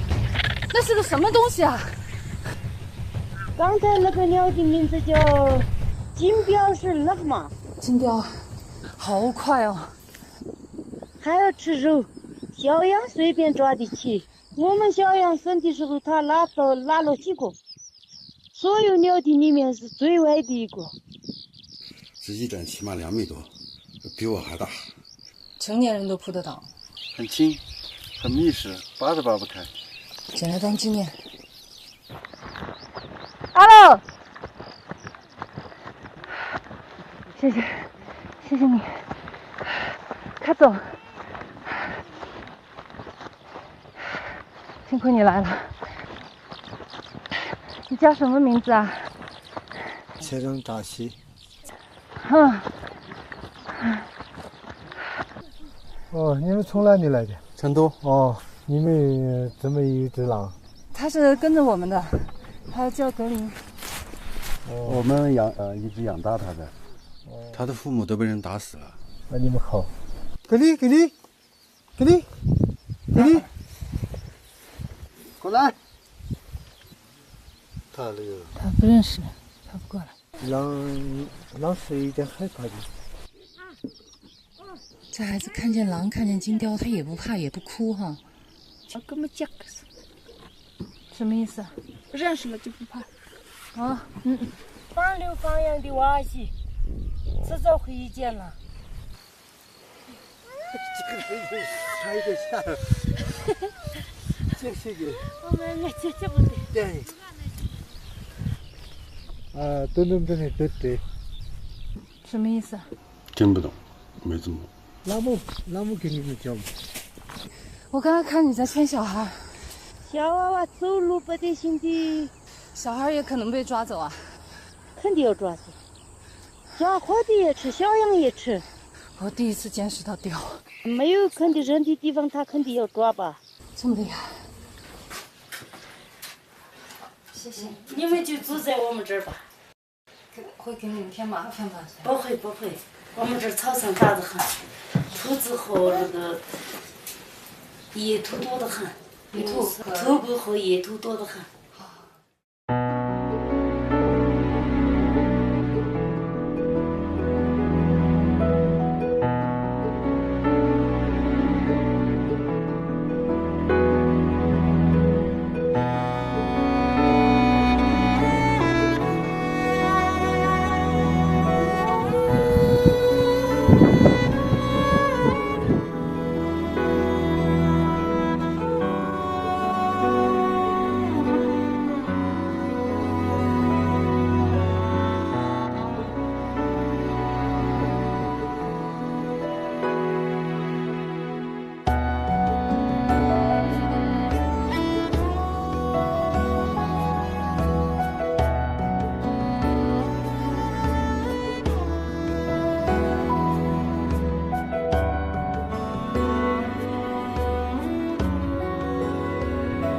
扎西的牧场周围，只有少数牧民在这里延续着传统的游牧生活。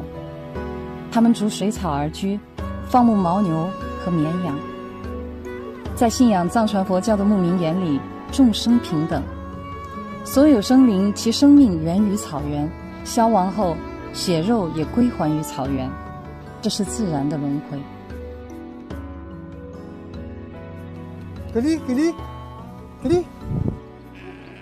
格林对陌生人有所顾忌，他在小河湾对面选择了一个绝佳的位置，这里既能观望人类的活动，也能和猛犬保持距离。这是大自然教他的入门课，学会敬畏。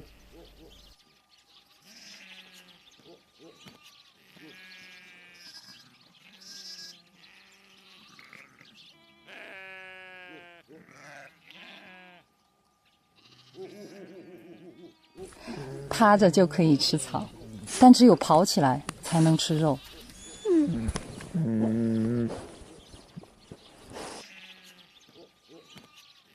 狼的本能告诉他，主菜在召唤他了。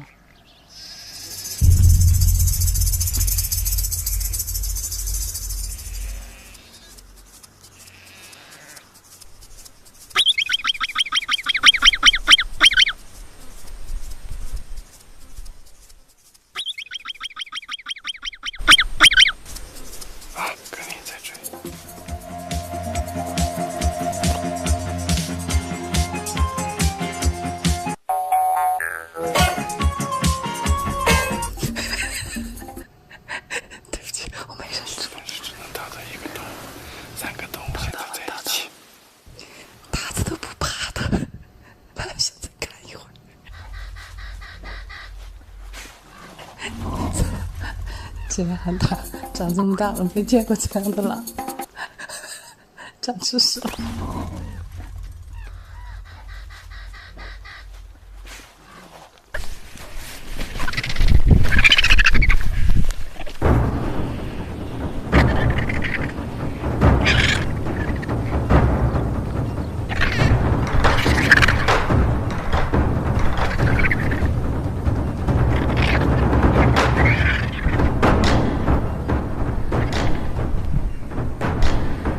他在观察，也在比较，比他小的可以被他吃掉，比他大的可能会吃掉他。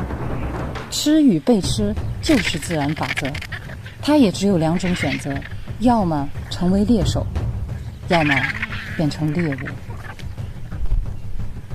在野外，狩猎是狼生存的必须，一旦失败，格林只能饿肚子。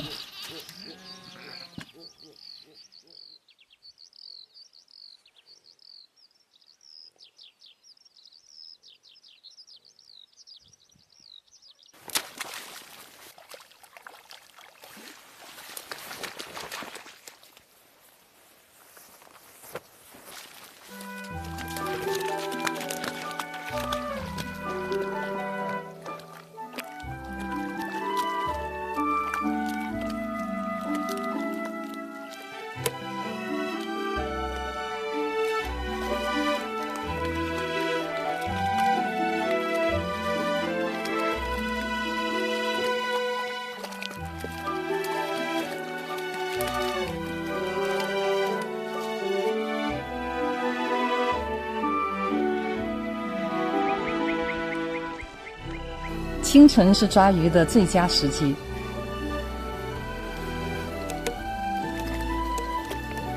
格林发现这时候的鱼几乎冻僵了。吃不完的食物，格林照旧藏起来。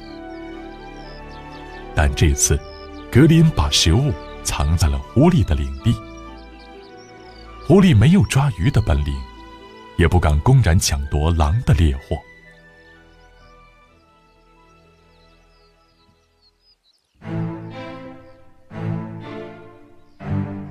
可是到了夜里，狐狸算是找到了机会。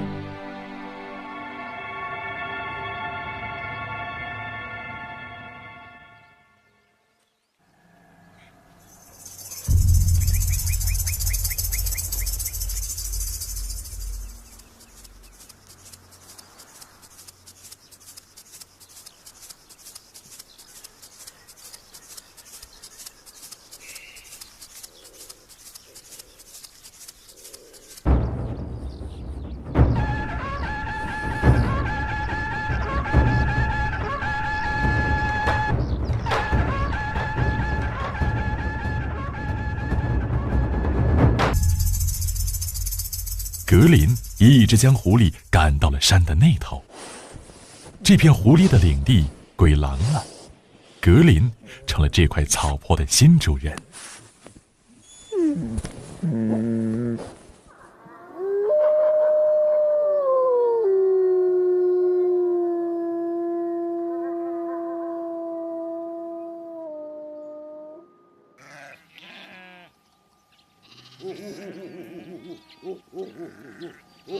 扎西的牧场水草丰茂，但是这一段时间，他为羊的事情特别烦心。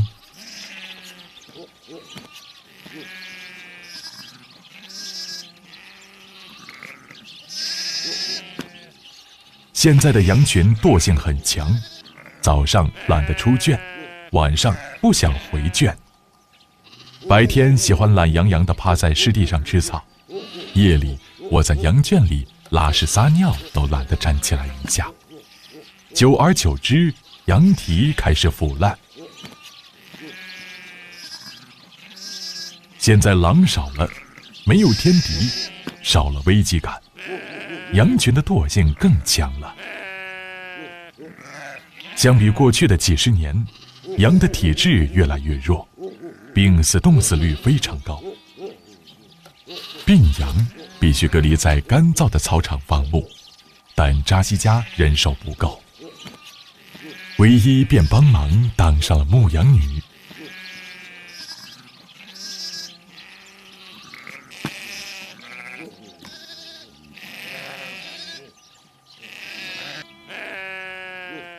但是羊群特别能钻空子，赶了这头却跑了那头，总是难于管理。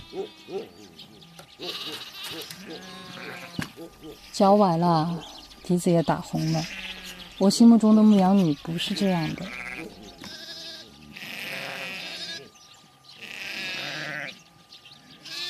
这羊根本不听我的，我赶他们走，他们走。懒洋洋的，不赶他们就根本不走。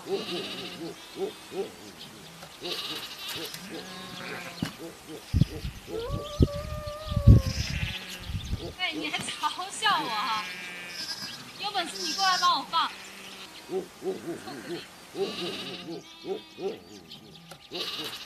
哎，他在干嘛？干嘛？你看他吗？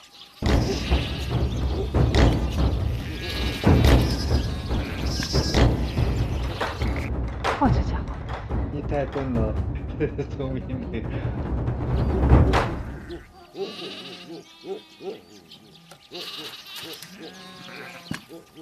走，再去赶一次，把他们赶回圈去。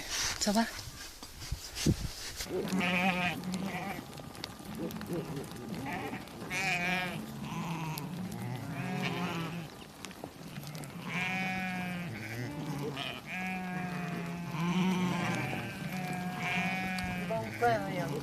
好。好，马上。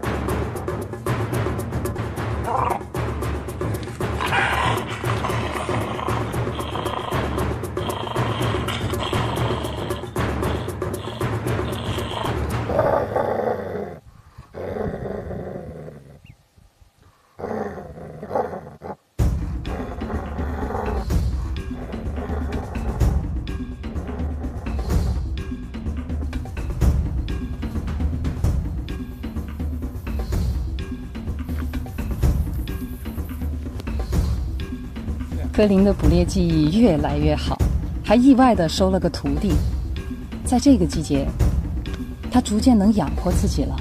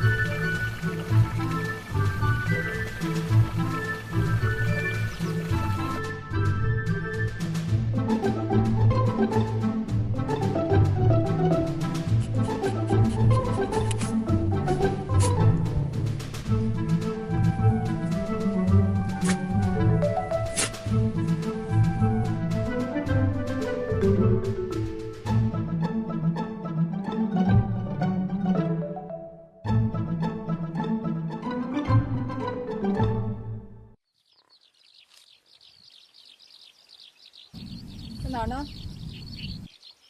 哪儿去了？格林，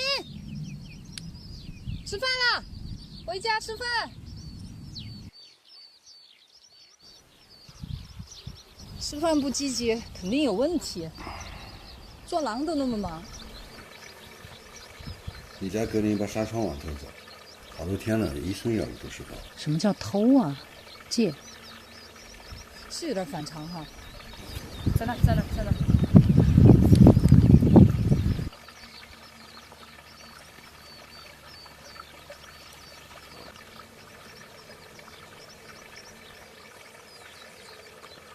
那是不是我们的纱窗网？好像是，过去看看。把定位给我。定位在哪？哦，在我床上。第几位？他就这儿，都是鱼，是这么多鱼，这家伙知道到这儿来逮鱼。他把这个东西相当于拦网了，你看这么多鱼，这个狼就在这儿来逮鱼。哇，这么多鱼啊！太狡猾了哈！是鲫鱼吗？小鲫鱼，这都是鱼。他把这往外头拽，估计大的都被他抓走了，小的他还看不上。所以我说他天到晚喜欢在这儿来。哦，这就是他今天抓出来的吗？这边的鱼大些。是活的，我。你看到这条大的？这条大吗？阿如，六爷。喂，扎西啊，就是小溪到大河的出水口这个地方挂了一个纱窗网，是不是你们弄的？不是我们弄的。哦。我以为是你们弄的。哦，那我知道了。好，谢谢啊。好的，好的。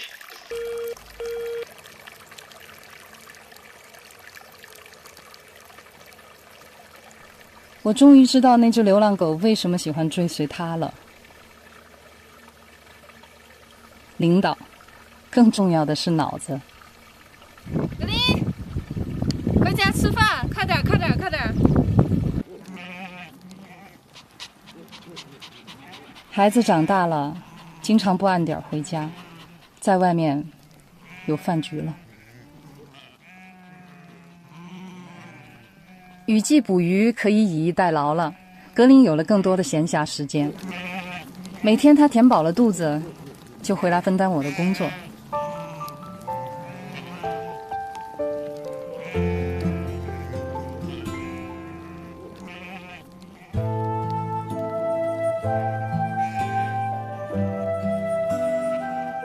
他只需要往草坡上一坐，就没有羊敢乱跑了。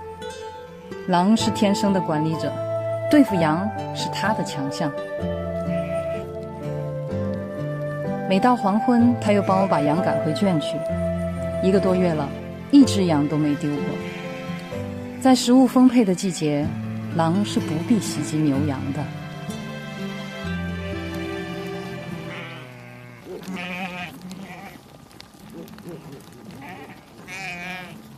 狼来了，羊群有了危机感。为了对付他们久违的天敌，每只羊都发疯似的抓紧吃草，储备体力，唯恐落后成为狼的牺牲品。羊很快都上标了。你们肯定好乖啊！你们背到这草原上嘛？可以。你教他。肯定过来，肯定。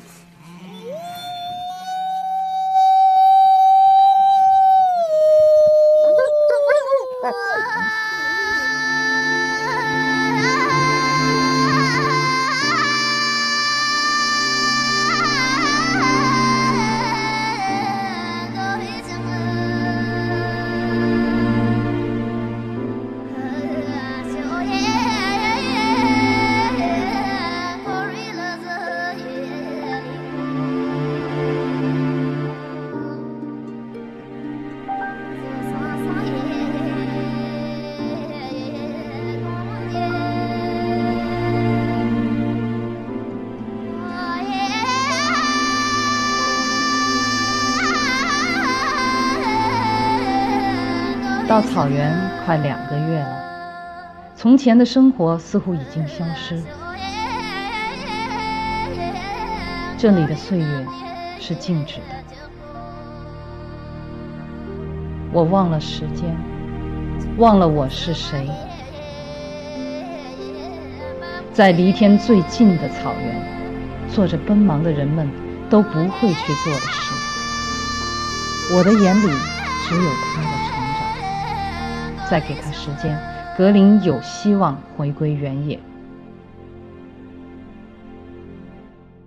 扎西牧场的这一段生活对格林的一生应该影响是非常大的。第一，他第一次能够捕食到足以填饱自己肚子的猎物了，培养了他作为一个猎手的信心。就是他小时候，他是生活在一个2腿动物的世界里。他一到了这儿，牦牛、绵羊、马，还有这儿的狐狸呀，也包括这些野兔啊、旱獭呀，这些全部都是4条腿。他可能从心里面觉得，咦，这个跟我更亲。你看我就是4条腿，我妈只有2条腿，好像我跟他们还更亲一点。然后他是看到什么他学什么，就像一个小孩子一样，他喜欢模仿。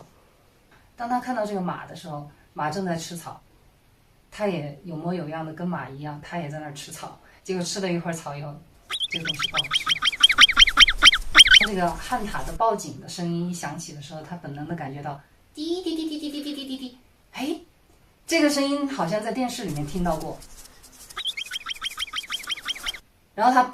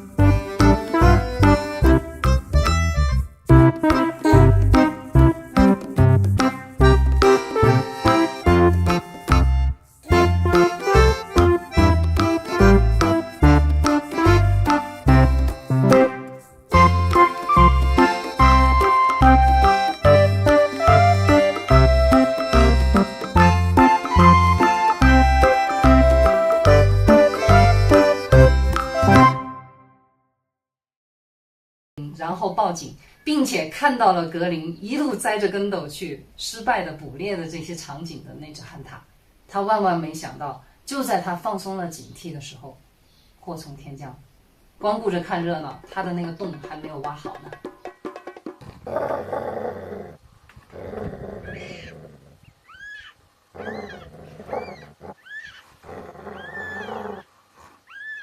我觉得扎西牧场是格林在草原生活的第二个台阶，第一个台阶是獒场，对他的一种群体意识是在獒场建立的，然后在扎西牧场是一种生存意识，生存就是一种学习，学习也是生存，所以我跟格林都是在扎西牧场奠定了一个在草原生存的基础。我原以为我会一直这样陪伴着格林的成长，但是在扎西牧场的一次意外却让我们不得不分离。下一集我们一起面对生命中的第一次告别。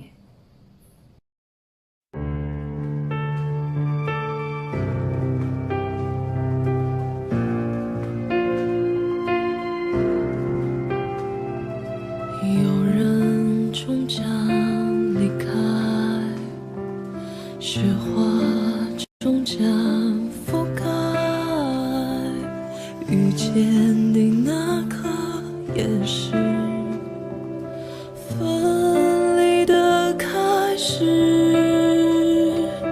日暮会迎来散场，昙花会终将绽放，盛开那刻是消失的开始，遗憾堆积成过往。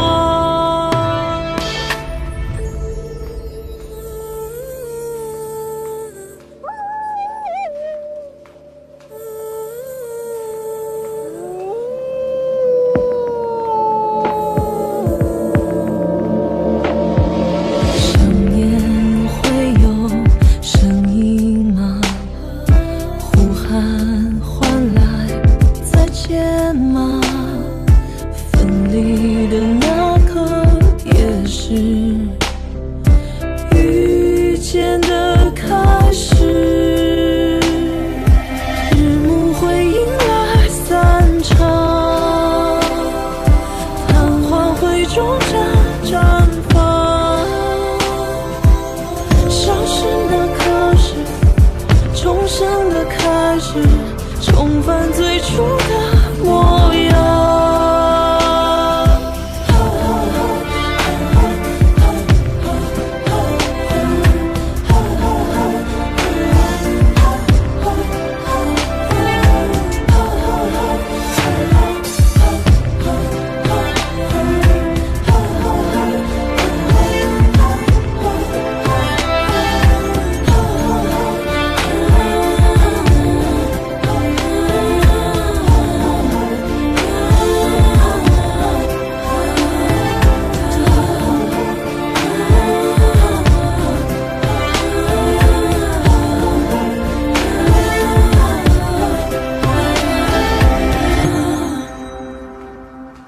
有人终将离开，雪花终将覆盖。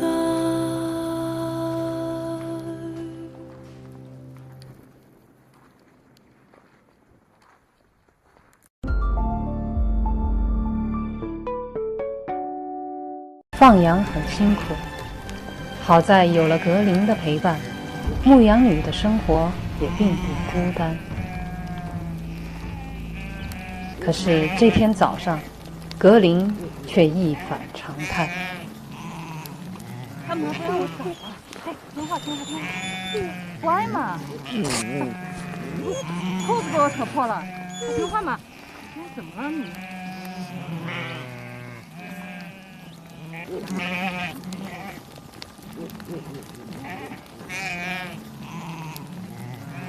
么了你？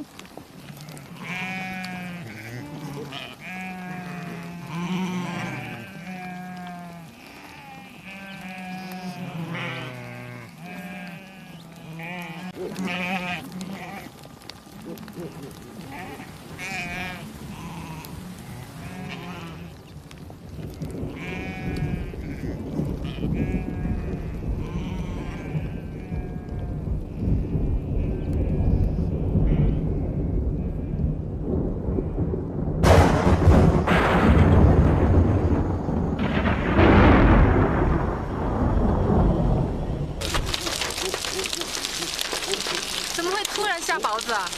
哎呦，好大的雪珠子！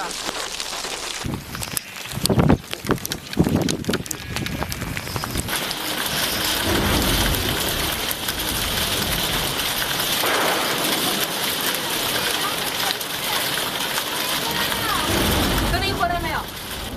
没看见，啥也不用担心。还有一些羊没回去，还有几只羊，我看人在山那边。收拾后。赶紧擦擦吧，我给你煮面。高压锅煮面。要煮多久？不知道，没煮过。这才下午3点过，我下来的时候我已经什么都看不见了。就最后的时候，我瞟见有几个白点在山那边，应该是羊。格林看得见。格林本来就是夜行动物。格林还在那边赶羊。你看，有几个羊回来了。学校的时候，放学没上。对啊。狼皮确实很神奇啊，难怪那么多人都想要狼皮。那几个冰雹打得我脑袋疼，脑袋重的。不知道好不好吃？肯定好吃。反正煮的口感肯定不如下面煮高压锅不太会有。我现在才知道为什么早上他不让我出门。狼是可以预知天气的，他们可是有这个最了解的。人真的是离自然太远了，对自然界的变化一点感知都没有。妈在这跟吃完泡了就完事了。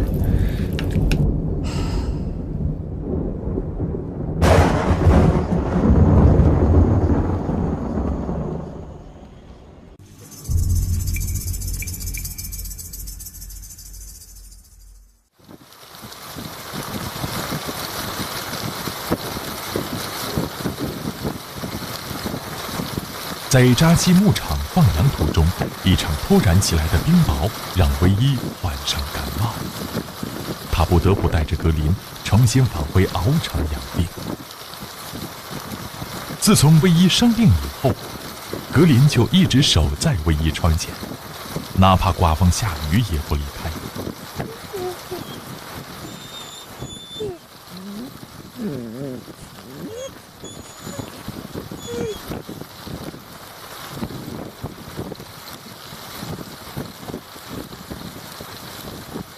他没心思和藏獒们玩闹，也没心思出去捕猎。他似乎在担心，一转身就再也见不到唯一了。我舍不得离开格林，回城看病，一直以为自己能扛过去。然而，几场霜冻之后，气温骤降，唯一的病情越拖越严重，恶化成了高原致死性的疾病——肺水肿。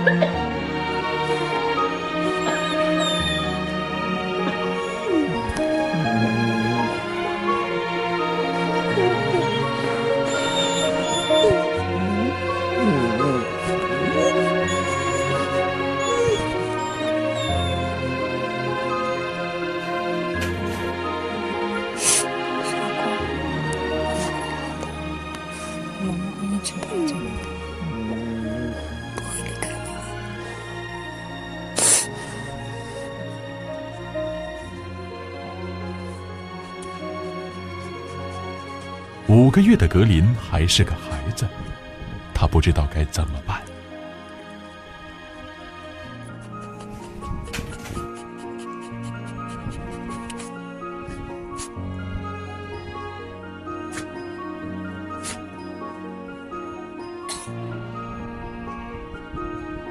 在狼的概念中，能吃就能活。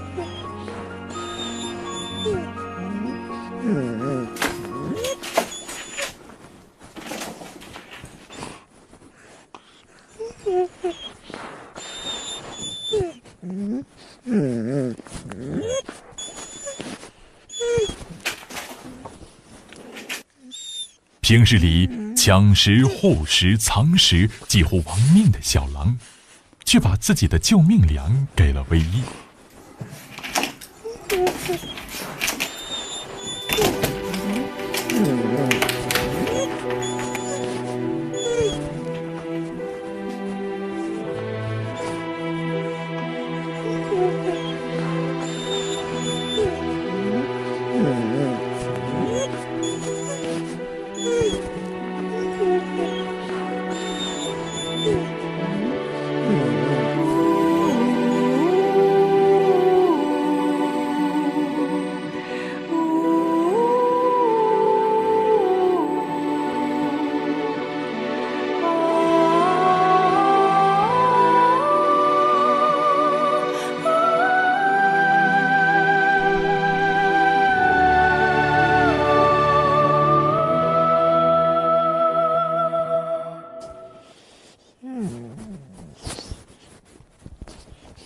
我下定决心暂别格林，先去成都治病。在小格林模糊的记忆中，收拾行李意味着分离和远行。走字，他是听得懂的；等，他也是明白的。可是这一走，要等多久呢？走吧，我跟嘉欣已经说好了，他帮我们先照顾着，快点啊！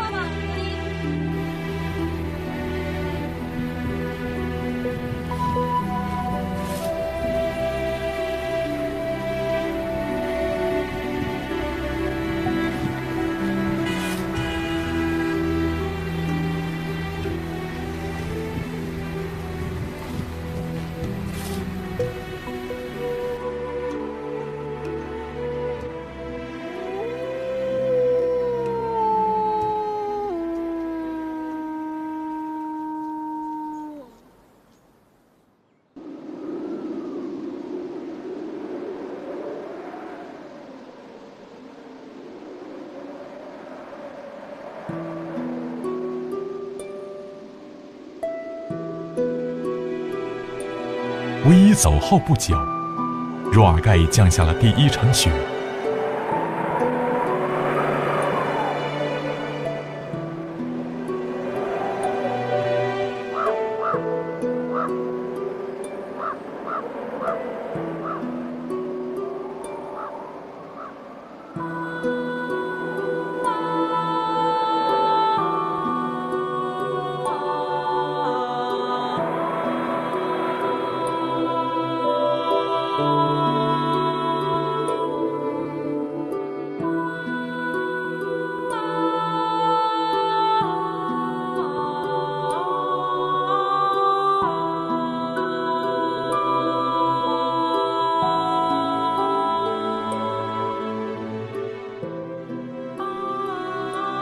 牧民朋友告诉我，他每天都会到山坡上望着公路尽头我最后离开的方向。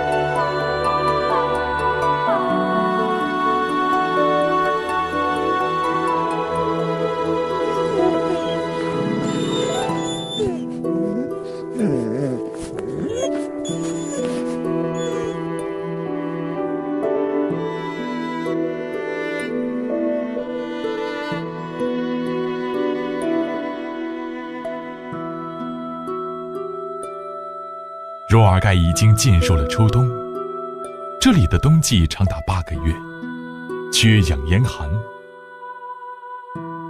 候鸟已经迁徙，留鸟抓紧筑巢，旱獭在为冬眠做最后的准备。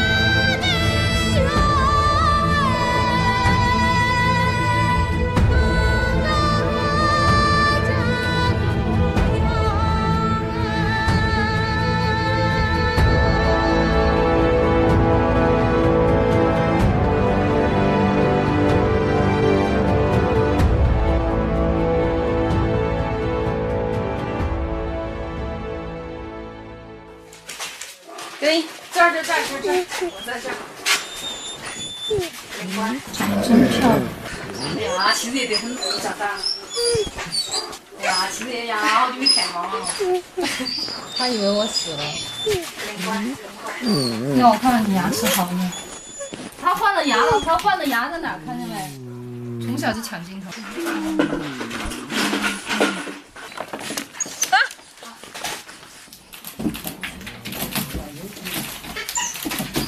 就不让你进来。好，对，我都快抱不起你了。哎呀，你好重啊！哎呦，风雪不是脑，风雪。求求你了，过去嘛，好不好？要花钱一次。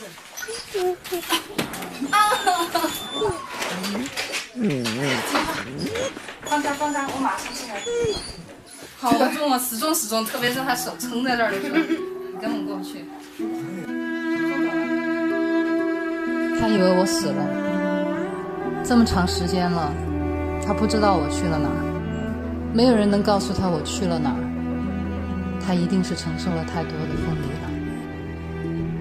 害怕再失去，也没有人会告诉他，他的那些藏獒兄弟都去了哪儿。6个，是不是有3个都送走了？最长毛的那个小皇帝那些都不在。卖了。只剩他们3个了，他叫小不点儿，他叫风雪，都散了。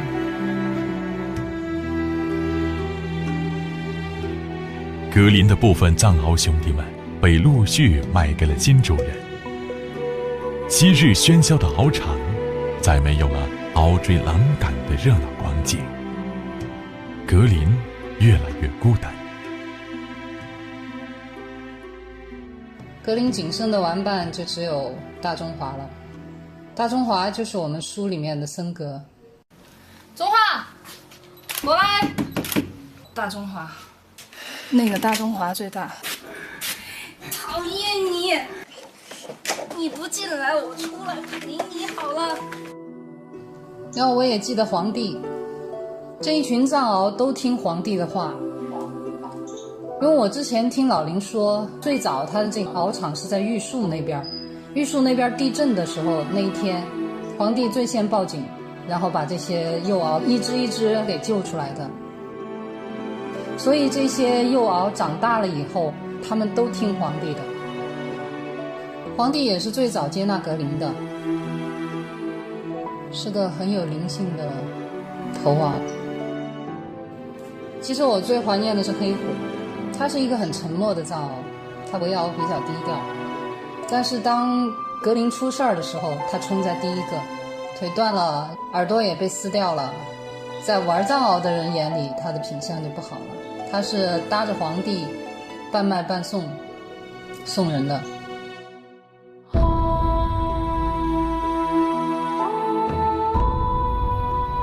至于去了哪儿，听说是北京或者是新疆什么地方。格林懂他的情，但是现在他们都散了，獒场里面再也没有往日那种你追我赶，格林一个人在前面跑，后面跟着一群狗仔队的热闹情景，再也没有，都散了。风雪和小不点2只母獒都怀孕了，关进了产房待产。我很难受的就是最后的时候都没能知道他们最终去哪儿了，抱一抱他们都不在了。谁能想到一个普普通通的分别就永世不再相见。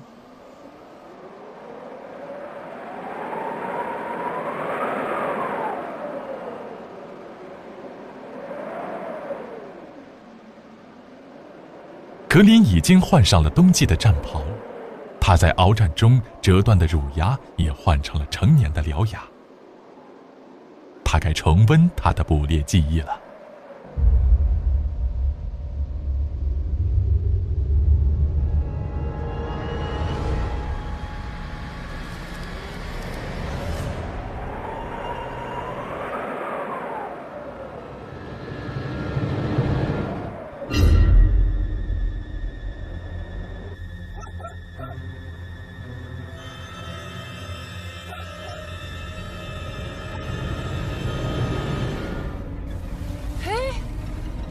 怎么是狗叫呢？格林，你知道你在说什么吗？兔子让我吓跑了，怎么会这样？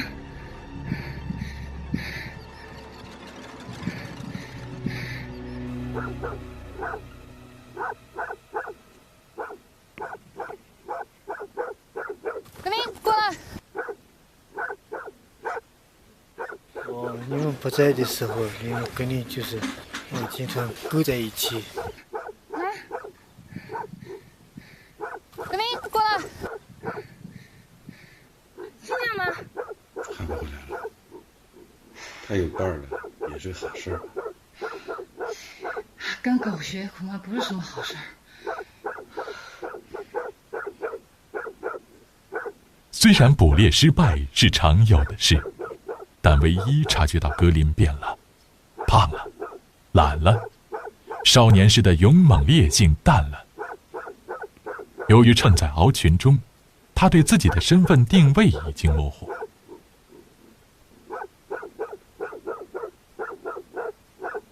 他像丢掉了记忆的孩子，带着狼的本质，却想融入狗的世界。环境造就人，环境也造就狼。肉足饭饱的生活让一匹狼家畜化了，唯一恨在不成狼。对狼而言，狩猎是它生存的根本，绝非游戏。最要命的是，格林总想亲近陌生人。格林，过来！这一天，我陪格林外出捕猎，遇见了2个牧民。过来，不去！格林不过去！格林不去！牧民一看有狼跑来，就掏出了狗棒。狗棒是草原上的杀伤性武器。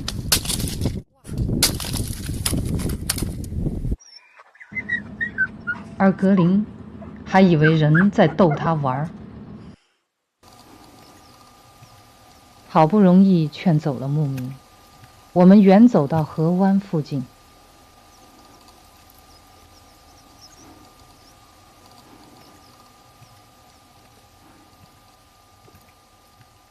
看见有人在凿冰取水，格林也渴了。过来，不去！格林不过去！哎，给我倒，不要倒，这样不对，不要倒！快走，热死我了！快跑！格林过来，快跑！我怕的就是这个。狗不怕人没事儿，狼不怕人死定了。他根本就不知道自己是狼还是狗。在人类中长大的格林，已经把人当成了可亲近的同伴，对人类没有丝毫戒心。然而，人类却是对狼有着莫名的恐惧和憎恨。很少有人会觊觎野外的狗，但格林有狼牙、狼肉、狼鼻石、狼皮，如果不懂得保护自己，很容易被诱杀。只有重返狼群，才能保证它的生存。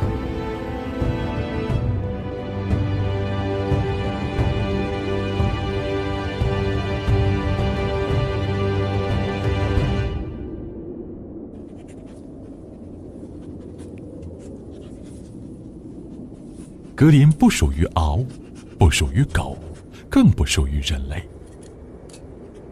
大病初愈的唯一决定重新带着格林深入草原，回到当初他找到小格林的地方，尝试寻找剩余的狼群。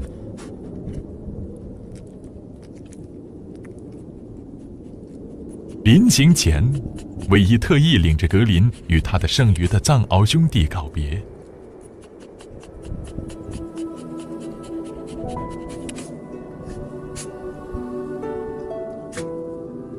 我们带不走他，这是他的命。格林，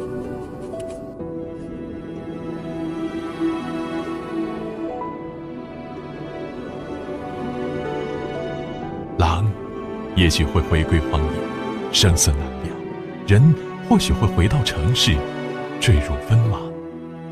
藏獒们的未来又将如何？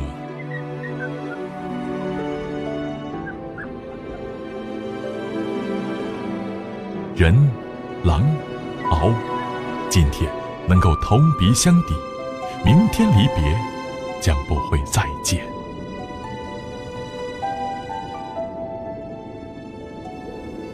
对不起。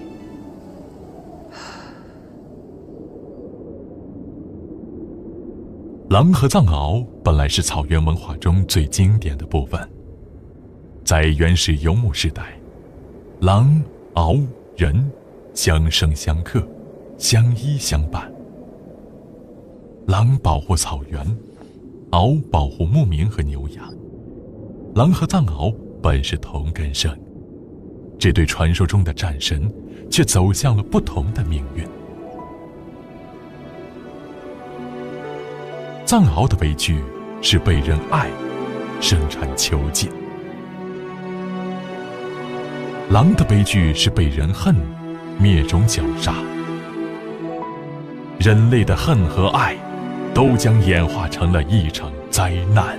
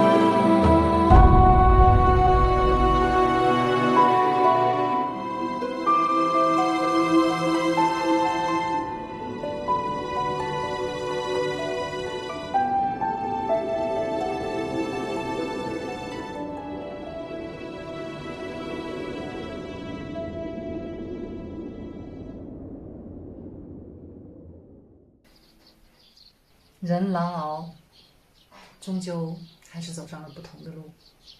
当我回到獒场的时候，我知道黄帝、黑虎，他们都不在了。对格林来说，居然能够别后重逢，可是对于黄帝、黑虎，一个普普通通的分别，我们就永世不再相见了。我连抱一抱他们都不可能了。然后剩下的只有这3只藏獒。就是一个小不点和风雪。小不点、风雪呢，他们怀孕了，那就关进了产房，因为害怕他们活动多了，然后流产之类的，就把他们关进了产房。当时呢，我看到一个情形，就是产房的门口老是挂着一把那种老式的那种铁将军那种锁。因为饲养员也懒得去每次去锁它，就锁死它，所以那把锁呢，就是虚挂在那个门上。打不开门就行了，就虚挂着的。但是这个格林呢，他每次他趁着人没发现的时候，趁着人不注意的时候，他就一个一个的去开这个锁。他先用自己的嘴巴把那个锁体的下方给掰转，然后呢再用鼻子去顶那个锁，那个锁就掉下来了。然后他就可以把风雪、小不点放出来，他们还能在一块玩。所以我看到这个的时候，我是又好气又好笑又心酸。因为他太缺少同伴了。他也经常想把森格，就是我们的大中华，他经常想把他从铁链子下面解下来，他经常去帮他咬那个铁链子，但是没有用。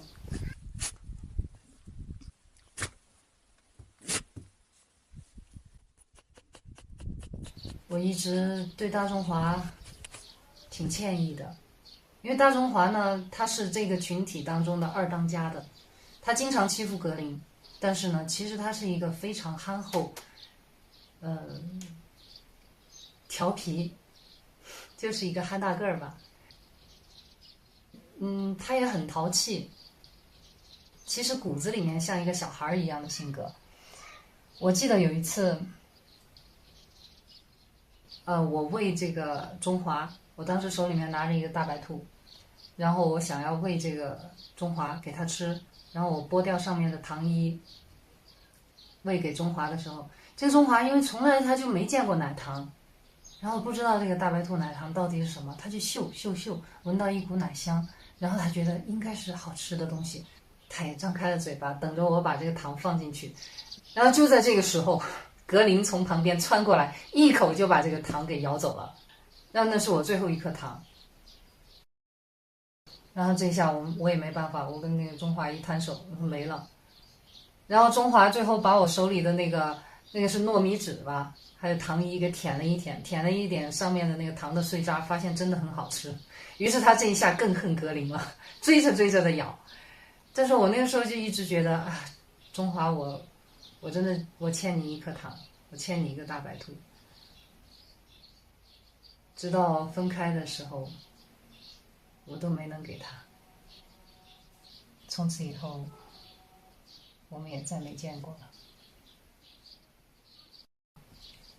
在书里面，我把这个大白兔写的是巧克力，因为当时考虑到，如果我写大白兔的话，可能好多人会以为它是兔子。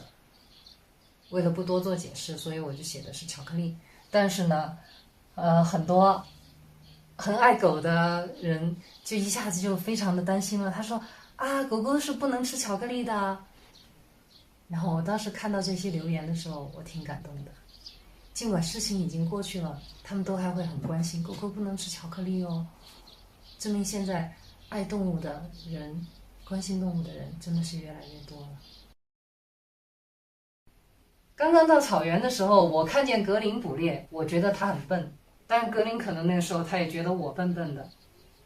为什么呢？有一天，我当时在那个小屋子里面用长焦拍格林在河湾边上拿那个纱窗网鱼的那个情景的时候，就是有一些这种高的植物老是挡住镜头，它镜头就是花的嘛，我拍不清楚。然后当时我就说的，我要把那几株高的植物给干掉。后来我就拿着一把老菜刀就出来就砍那些植物，结果最后不知道怎么一砍一挥刀把自己的腿给砍了。所以后来我放羊的时候，我的腿都是瘸的。有些人挺不理解的，哎，怎么你走路好像有点跛呢？放羊的时候就是这个原因。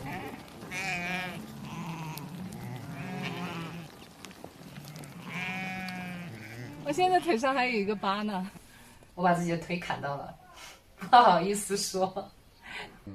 你们还记得到我抓羊啊？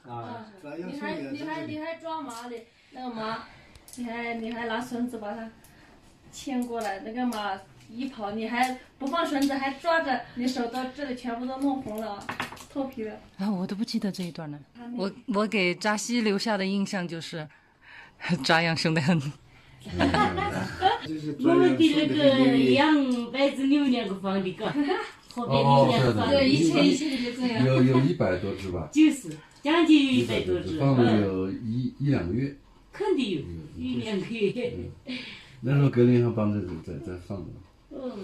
要不然就是那些要就是弄的时候，因为凶得很嘛。哦，抓羊也打得很。对。他抓羊凶得很。因为那个羊太调皮了。我在扎西牧场。学会了辨别很多植物，哪些植物我可以吃，哪些蘑菇我可以采来晒干，冬天可以吃。然后呢，我会烧牛粪，我会生火，我懂得在这个草原没有电的地方怎么用太阳能，怎么去接那些线，这些在城市里面我可能都学不到的一些本事，但是我在扎西牧场我都学到了。如果没有扎西牧场的这一段生活的话，我想我今后进入狼山，也许我也是死翘翘的。下一集，让我们陪着格林一起寻找狼群吧。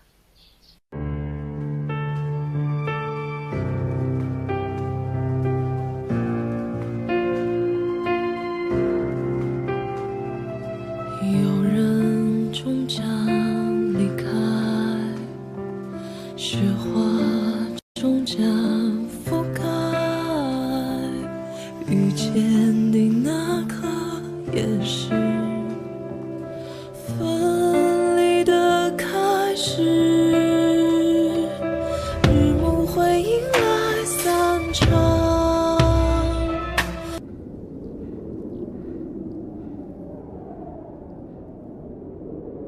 你还记得吗？这就是你出生的地方。别忘了，你是一匹狼。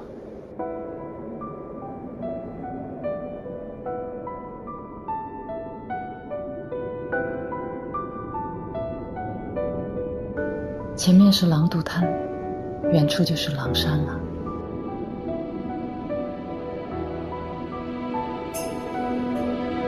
我在这里找到你的时候，你还是个婴儿。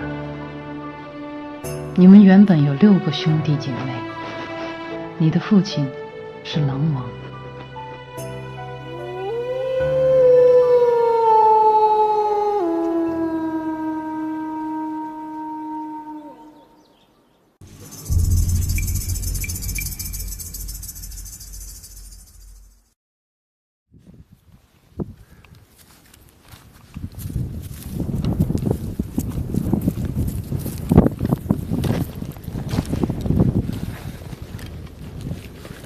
这个地方是格林出生的地方，我到这里已经第3天了，但是这儿跟我记忆当中的完全不一样。6个月之前我来到这里找小格林的时候，这一片草原上还驻扎着几10家帐篷，但是现在入了冬，居然撤得一家都不剩了。哇！我们俩来到这里，很累，也很困，但是人也找不到，不知道下一步该往哪儿去了。去，你给你妈说说，这样找她不行的，咱干粮都快吃完了，蓝毛都没看到一点。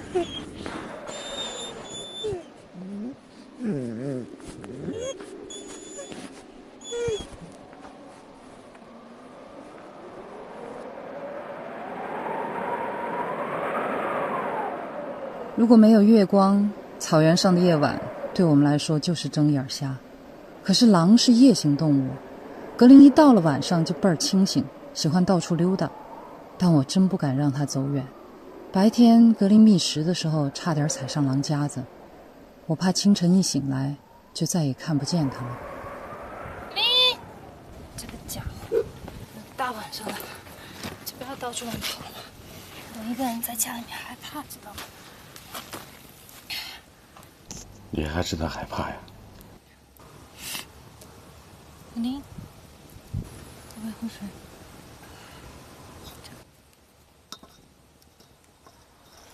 你还敢找狼去吗？狼是群居动物，独狼活不下去的嘛。狼群真是要来了，咱还活得下去吗？算了，你睡吧，我守夜。那你把这望远镜拿着。这么黑，你让我望远？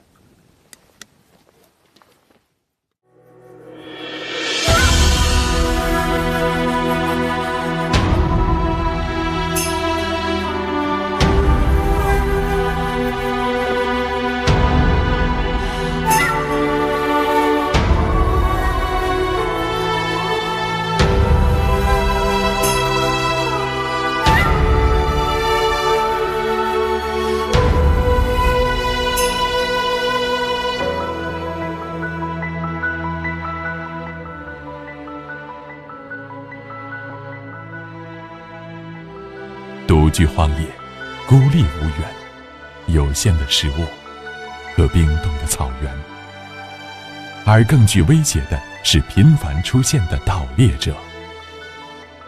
他们破坏盗猎者的陷阱，并把陷阱中的猎物给格林做口粮。在这盗猎猖獗的狼山地带，还会有剩余的狼吗？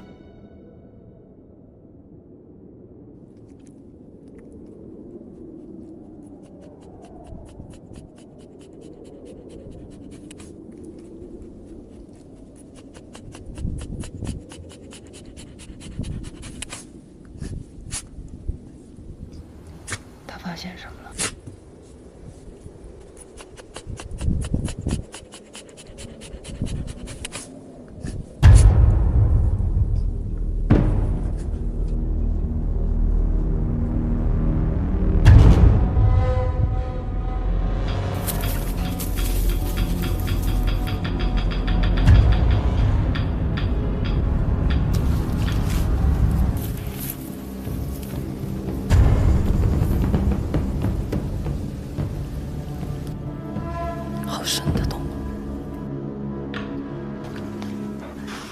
哎，怎么从那边走去了？哎，他这点好熟啊，玉凤。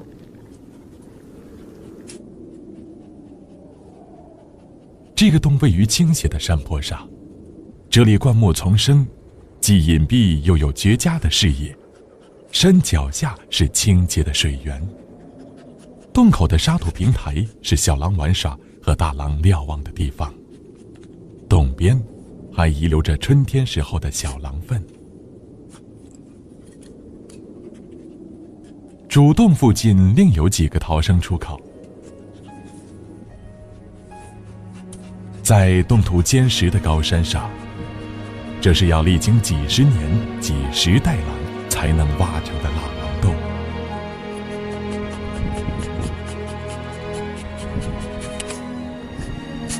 格林像一个在战乱中流离失所的孤儿，懂事后重返故里，寻找失散的亲人。然而，家园安在，亲人安在。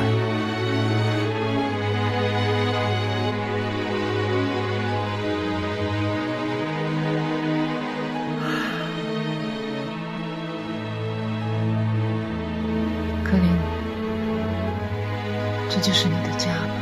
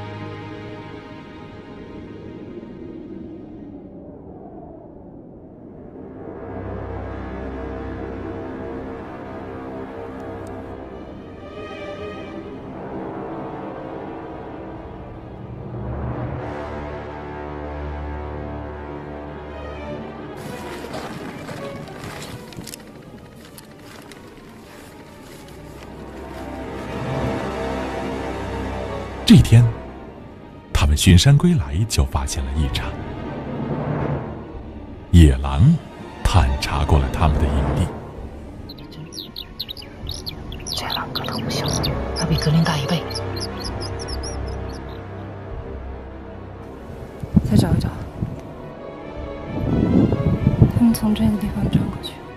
这个脚印现在看起来就很蹊跷了。你看这边是单独的单排的脚印，这个过来。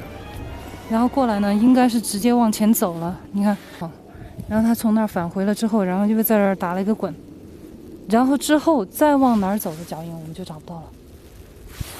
太诡异了。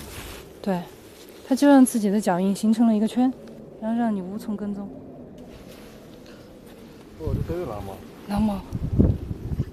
有戏。当然，它是个母狼。你跟我一样。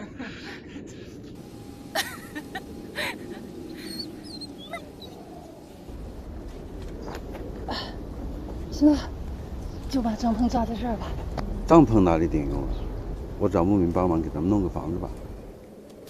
昨天下雪就这种下的嘛，可就打这样，这里面飘进去。飘进去。那倒不是，干了就。刚好漏到床上哈，第二天起来说不清楚。回头把那个屋顶擦洗干净。这些雪水收集起来，我们平时可以用的。我倒不担心漏，我就是觉得你这房子像是豆腐和屁做的东西，会不会垮啊？你这个乌鸦嘴！我娘家的时候，娘在和你呢。你修房子的时候，我修。那我和泥就肯定比你专业了。那我来吧，你去把太阳能板装上，那是大赏券。完了。房子整好了，我再去弄些吃的来，再弄个炉子，咱们就有根据地了。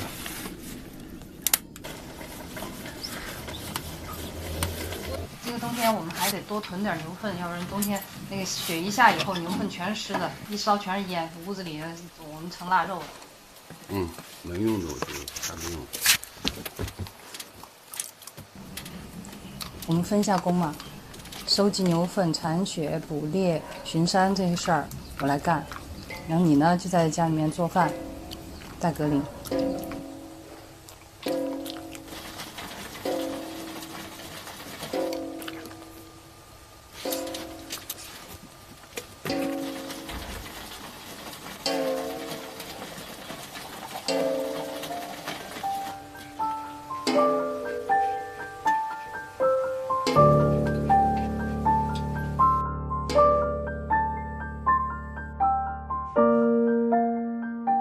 有了避风的小屋，有了融融的炉火，两个人，一匹狼，在荒野里安了家。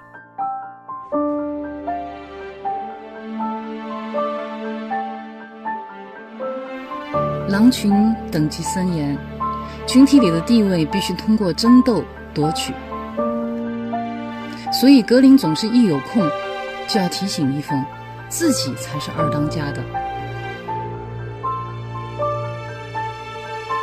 向首领示弱，有利于维护群体内的和平。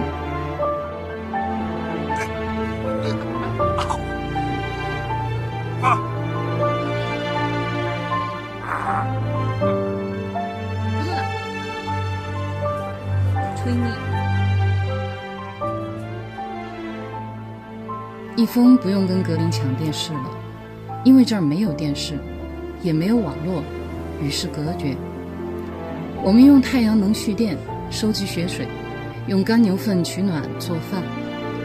屋子很小，只有15平米，但是我们拥有最辽阔的花园。每天可以毫无阻碍地看到日升月落，银河流星。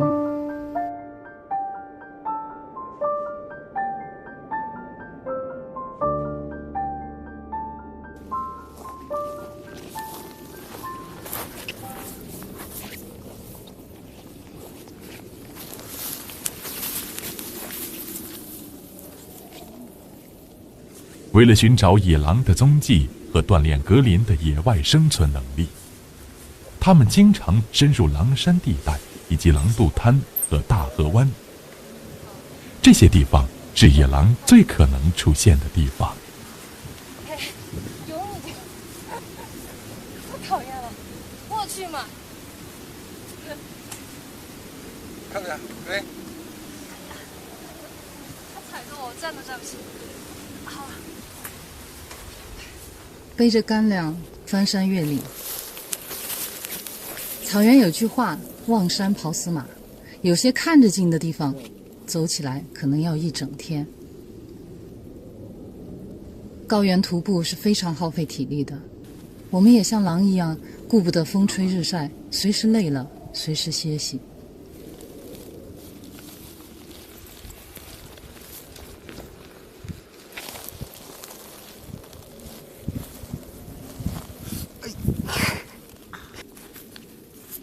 嫌你的脑袋太重了。老爸，咱们各睡各，不准放屁啊！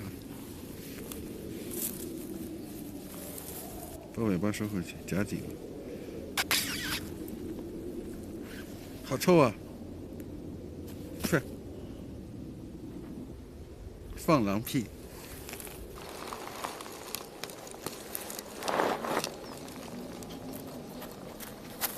你来了。睡一会儿啊。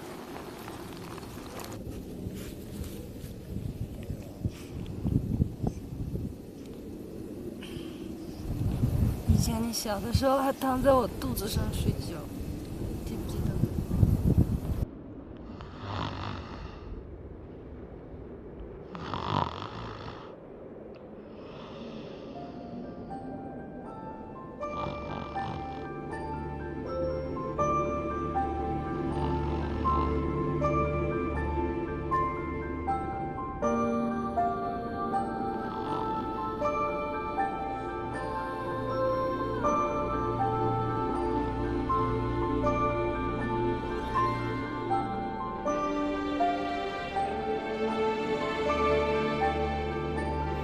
再没有不愁吃喝的日子。格林睁开眼睛的时候，几乎都在为填饱肚子而奔忙，一切的努力只为活着。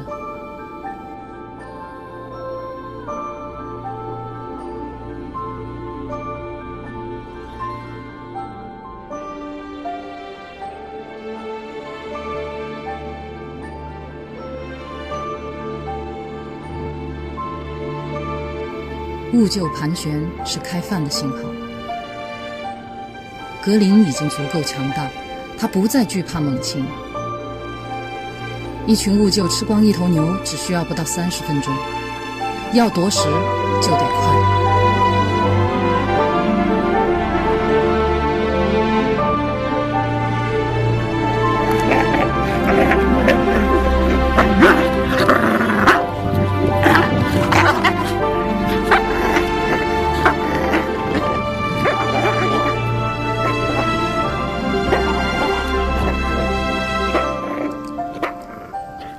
一头牦牛把血肉还给了草原，为其他的动物延续了生命。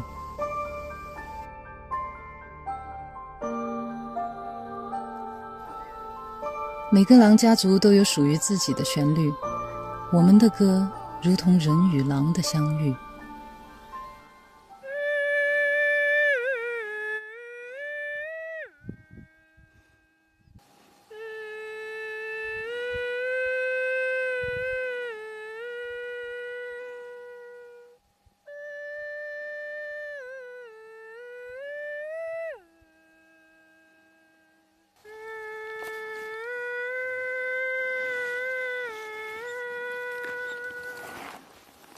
把他给乐的，爸爸回来了。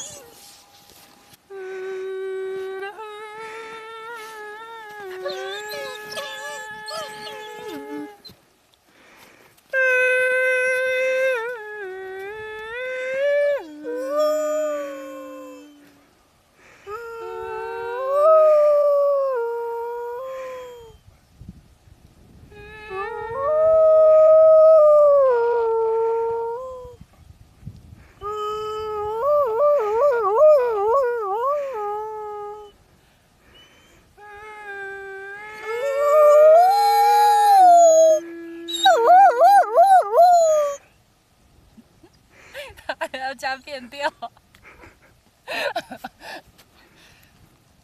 我跟你说，那样是那样变的。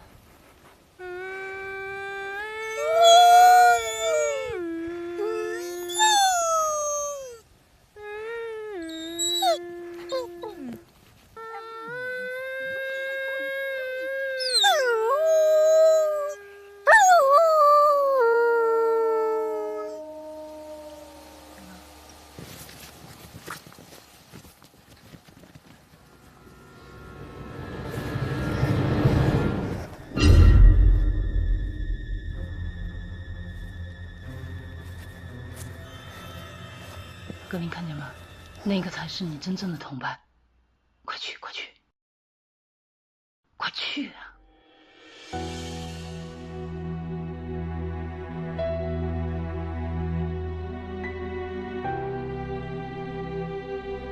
格林还有点迷茫，还没整明白。那个狼肯定有点疑惑，格林怎么跟我混在一起？快走啊！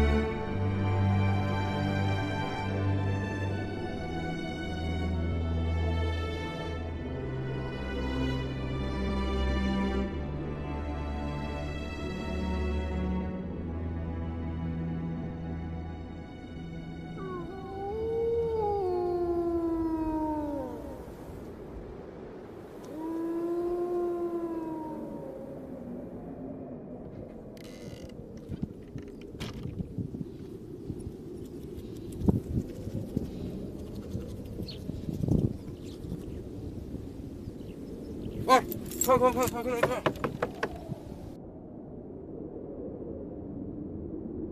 他怎么回来了？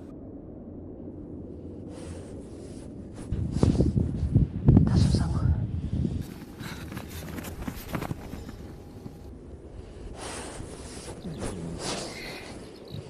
让妈妈看看你伤哪儿了。不痛。这个痛咬穿了。这些狼还真下得了口啊！骨头没事儿，怪了，以前他被藏獒咬伤的时候流好多血的。这次怎么没写呢？这个，这是什么？弄到伤口上。这东西挺神的，他脖子上全蹭的这个，看收集了很多。你过来看，就这种，这里面这个沫沫取一点点出来，它在伤口上止血效果特别好。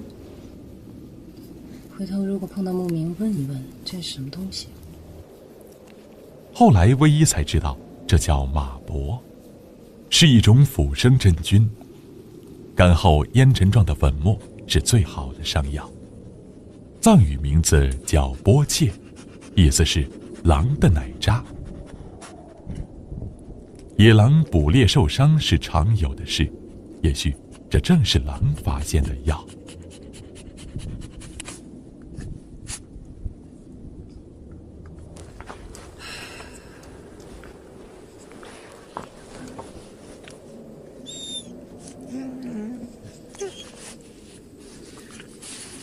格林啊，格林，我不可能陪你一辈子了，你以后怎么办？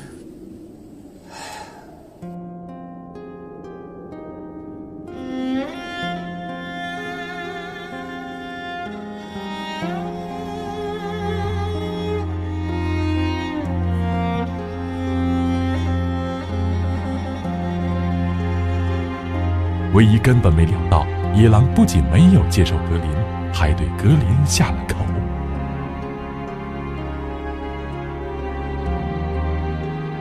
唯一原以为，只要格林一来，留下狼的气息，或者半夜里一嚎叫，不出几日，野狼就会把格林带走。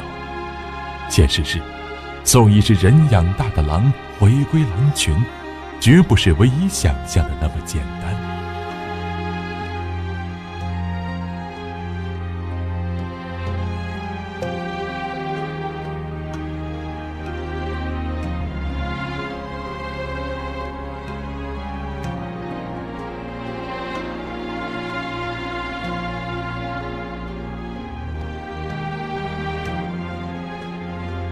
伤后的格林觅食更加困难，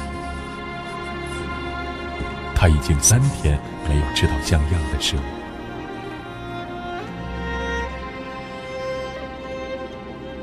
一个猎手失去了捕猎的能力，如果是单独在野外，他就饿死了。格林是幸运的，我们在冰湖里发现了2只冻死的野鸭，把它们煮熟了，混上糌粑干粮熬成汤，应该可以熬过这段时间。不过格林已经等不及了。煮熟了再给你，好不好？你不怕烫啊？啊，你不怕烫啊？烫死我了！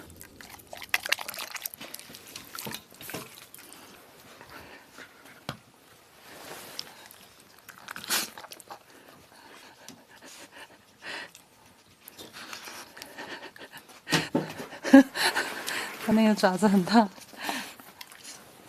还没好，它不怕烫啊！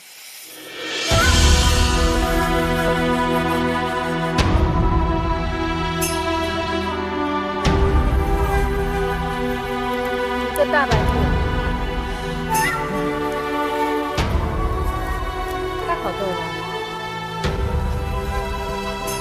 乖，哎。慢点，你看完你冲掉了吗？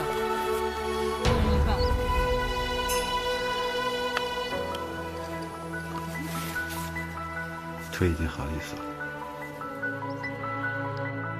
冬季草原上的日子固然艰苦，但有格林在，就充满了期盼和快乐。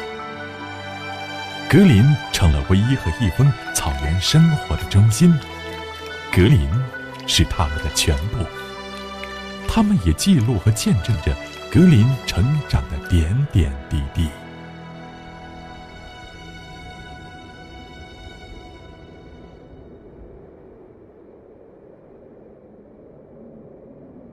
日子一天天过去，每到清晨和黄昏，格林依然会呼唤他的同伴。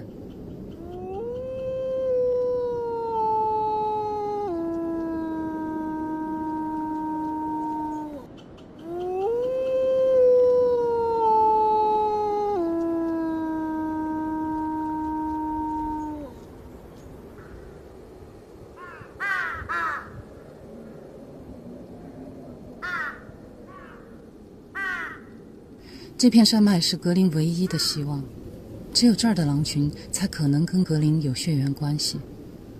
他们为什么不要他？我不能放弃，因为格林没有退路。他们深入狼山地带，几乎走遍整个狼山的各个山脉和狼肚滩。然而，只有偶尔看见过2只狼影和大量的狼爪印和狼粪外，狼群仍然没有出现。有狼粪啊？新的还是旧的？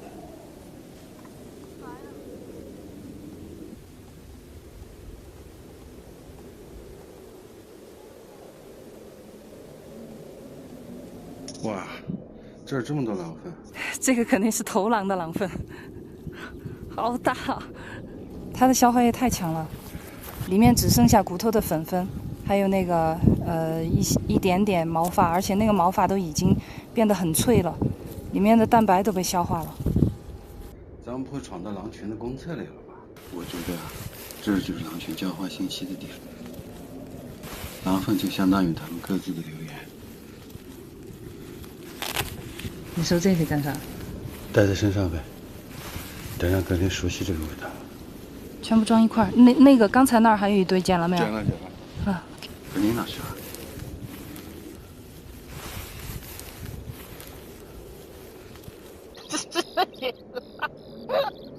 你别笑，他也在跟狼群。变条了吧？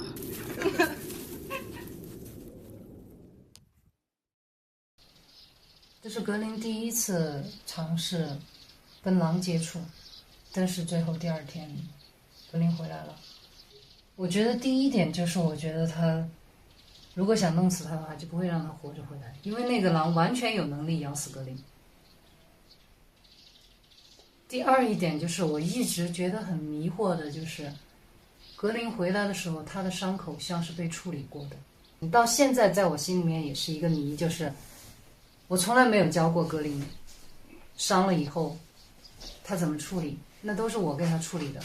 但是他自己能够在草原上找到这种药，这难道是他自己无师自通吗？这个马博呢，在夏天的时候，春夏天的时候，它是白白的、胖胖的、大大的、圆圆的，大的能有一个足球甚至一个篮球那么大，然后泛着一股蘑菇的香味儿。再后来，我每次看到有这个马博的时候，不管是新鲜的还是已经干掉的，我就会收集很多。然后等到它干了以后，它里面一挤就会出很多很多的烟尘，就像那个白药一样。那个烟尘就是止血效果相当的好。而且这个马博在藏语的名字翻译过来，它就叫做狼的奶渣，可见狼也许一直就是用这个作为伤药。再到后来格林已经回归了的时候，我觉得可能那么多的马博用处也不大了，我就把那些全部都随风一撒，就撒在我们小屋后面的山坡上了。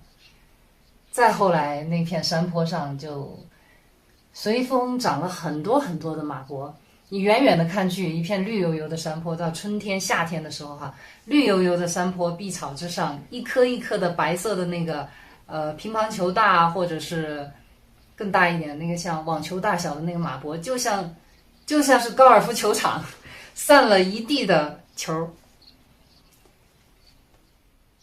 那以后在重返2的时候，后来我们看到有狼就把那个地方当成了他们的医疗所，有狼受伤的时候，他就会到那片山坡去寻找马博。我觉得这也算是留下了一件好事儿吧。冬天的时候我们在河津区里面要出来一趟非常非常的艰难，如果要出来就是硬闯出来，我们还开着那个车子从河里面过，不知道那个河里面有多少淤泥，河水又挺深的。要向左一点。下水。下了。你当时说的，咱们能下水吗？我说的，咱们交了车船税的，为什么不敢下水？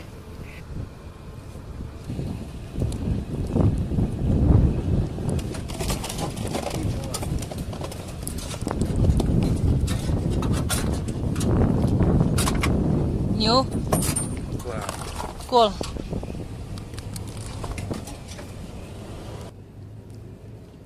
看看后面一只野鸭子为你庆功了，哎呦！哦，飞来一群野鸭。是马鸭吗？不是。哦！能干！哦！正是封你这个车为牛车。不管是看影片的时候，还是很多观众朋友们看到这个地方的时候，都有各种各样的声音，就是说，如果格林是我的狼的话，我绝对把它养着，我不会放它。或者说，他喜欢跟狗在一起，就跟狗在一起嘛。那他选择的生活呀，獒场也可以养活他，他跟流浪狗在一起，人们偶尔投食，他也可以活呀，对不对？但是他们的命运不由己，身不由己。所以我很庆幸格林的命运掌握在自己的手里。我真的觉得，当初送他回狼群，真的是对的。我觉得无论是人也好，狼也好，还是任何一种生命也好，命运掌握在自己手里。是走，是留。既然要生存，既然你选择的是活着，那就活出精彩，那就活出你自己的样子。当你不再给自己退路的时候，你就知道怎么去勇往直前了。下一集，让我们一起守望狼山。他们把收集多日的狼粪搬到一处山顶，这些狼粪是唯一平日里收集格林的，也有外出时捡回的野狼粪。我们看见的那个狼，并不是所有狼粪都是灰白色，还是要取决于它吃的什么。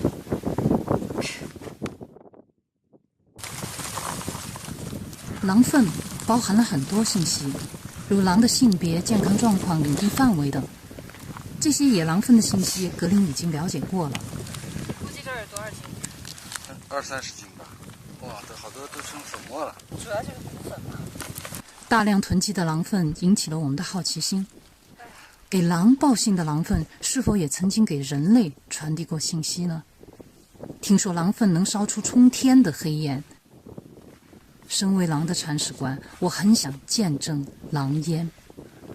我们先试一下，直接点那个狼粪。狼烟一词在现代权威字典中被解释成用狼粪烧出来的烟，用以军事报警和传递战事战况。古人称狼粪烟直上，虽烈风吹之不斜，烽火用之。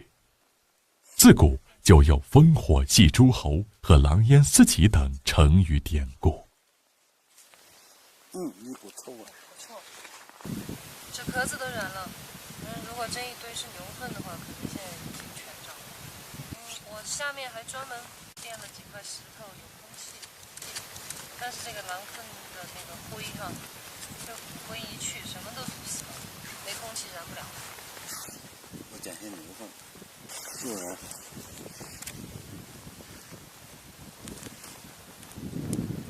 是啊。这会儿好像看着烟稍微大一点啊。这算得上狼烟吗？这算牛烟。问题现在狼粪根本没有燃，现在是牛粪在燃。天黑了，烧焦了。这里面跟那个土一样的，你看吧，跟水泥似的。但是它也很轻。非常轻。这其实等于是骨灰。差不多吧。我先拿那个牛粪，再。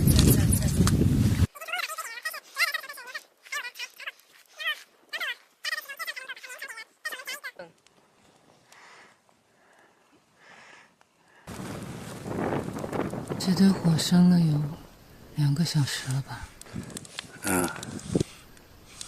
敌人打进紫禁城了吧？已经成功的把这一堆点燃了，但是主要燃烧的成分是牛粪，还有我的柴火，狼粪我夹杂在其中，只有这样才能够把它勉强点燃。但是我们夹一个火苗当中的狼粪，夹出来了以后连烟都不冒。离开好多就不冒烟了。也就是说它一点可燃的成分都没有。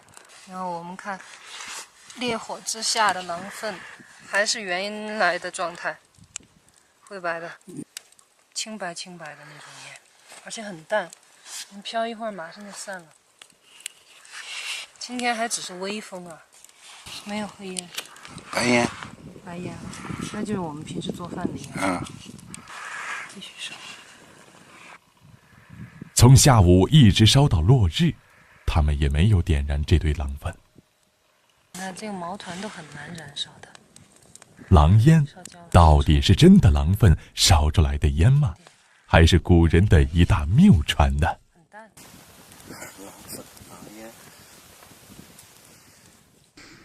还不如路边烧烤的烟，这点烟连城管都招不来。差事，灭火。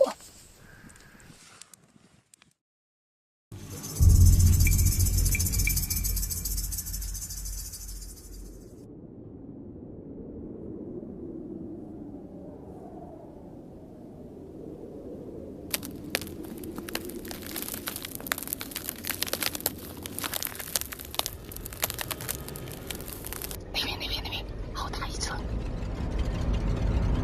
我说的没错，格林的流言起作用。你的同伴来了，快！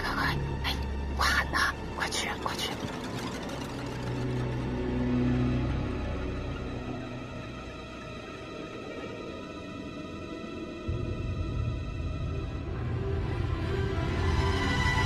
可能是上次追随野狼被咬的教训，格林这次有所犹豫，有所顾忌。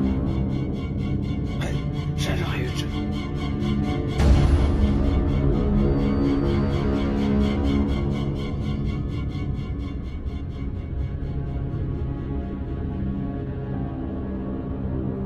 多日来的苦苦寻找，终于再次看到了野狼的影子，证明狼还在。那个狼反身了，追，快！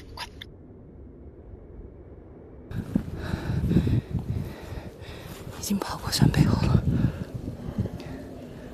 在那儿，你看到没有？还那两只跑过去了，看见没有？已经过了那个黑疤了。看样子他们挺熟悉我们的，肯定观察我们很久了。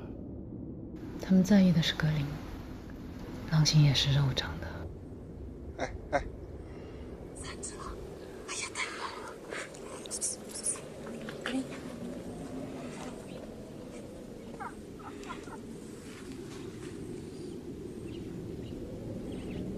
格林过去了。哎呀，太棒了！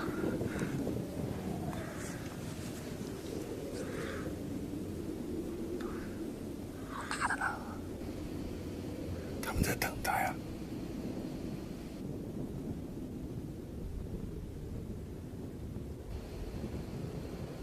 过去了，格林过去了。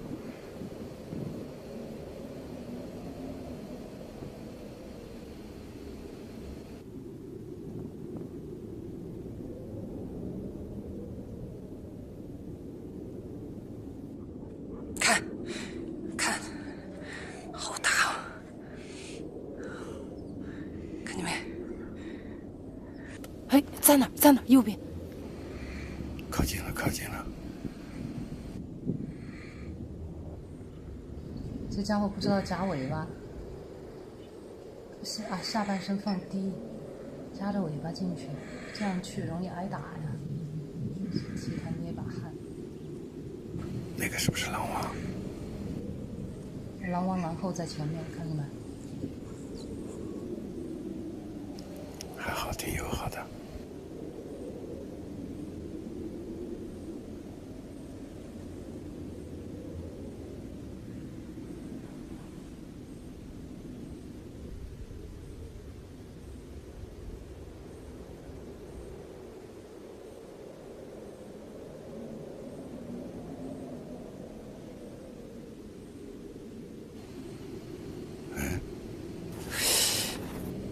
再也散开了。不管怎么说，这一次没挨打就是胜利了，就已经赢了。他又回来了。上山入伙有那么容易吗？再看看。都接触一下嘛，都接触一下，我觉得希望还是蛮大的。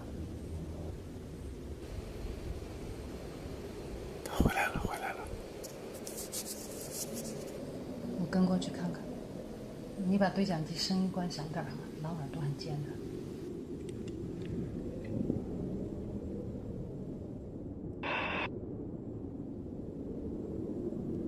发现了什么？发现了什么？收到，请回答。这是他们的藏尸点，这是他们的藏尸点。格林已经在这儿做了记号了，他们肯定是经常在这一带出没的。现在已经看不见了，看不见了。但是喊一嗓子肯定能听见。他们要是不接受格林的话，我就天天过来喊山。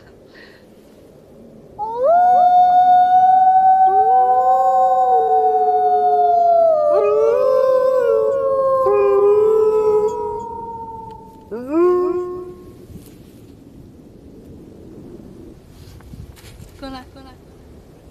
我知道他终究会离开我，但格林这次回来，并不是因为狼群不接受他，他为什么还舍不得走？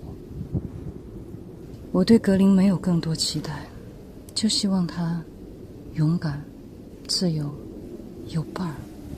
你已经长大了，是吧，格林？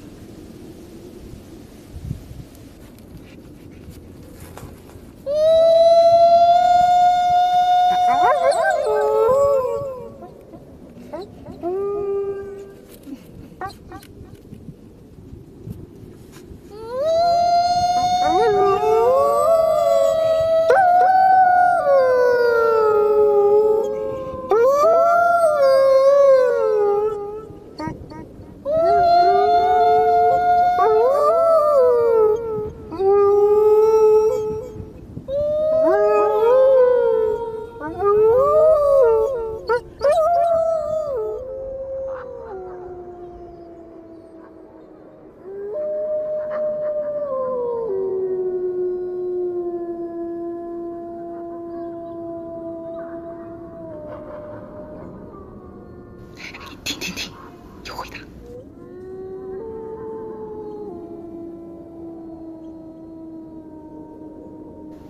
这下总算搭上话了。这算集结吗？还没呢，他们只是在联络。你知道狼为什么总对着月亮嚎吗？为啥？因为月亮里面有兔子。多日来的坚持，终于等到了第一声野狼嚎。他们是格林的血亲吗？他们会带走格林吗？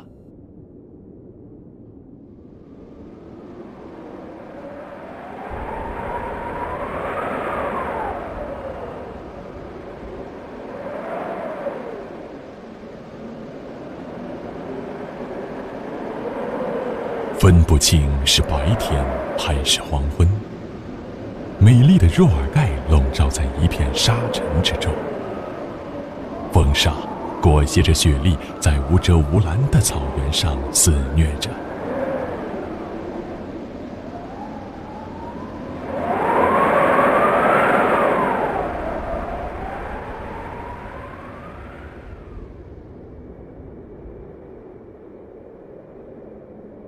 沙尘暴过去，狼山又多了一片沙化地带。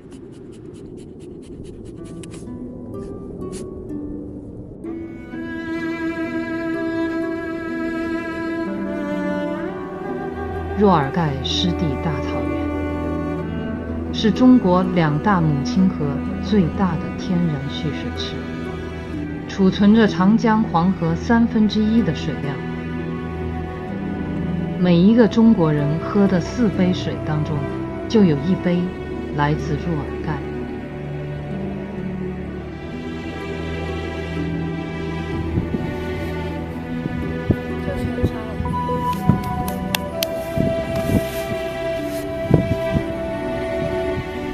治理的根本不如这个沙化的这么快，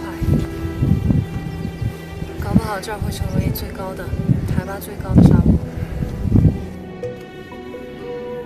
如果若尔盖大草原继续沙化，那将是世界上海拔最高的沙漠。我们眼前的草原还能留存多久？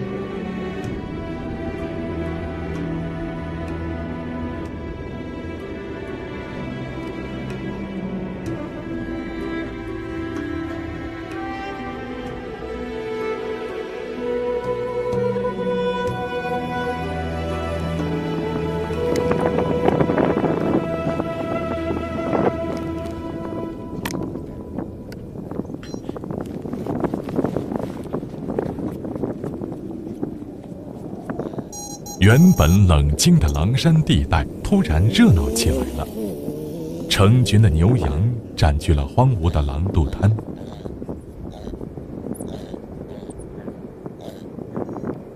你看吧，这场沙尘暴把外面的牛群全赶到核心区来了。这是保护区啊，不允许在这儿放牧的。没人管了吗？你们咋到这儿来放牧呢？要是再跟不黑嘛，就全部都是沙子。这儿都没得草了的嘛，他们吃啥子？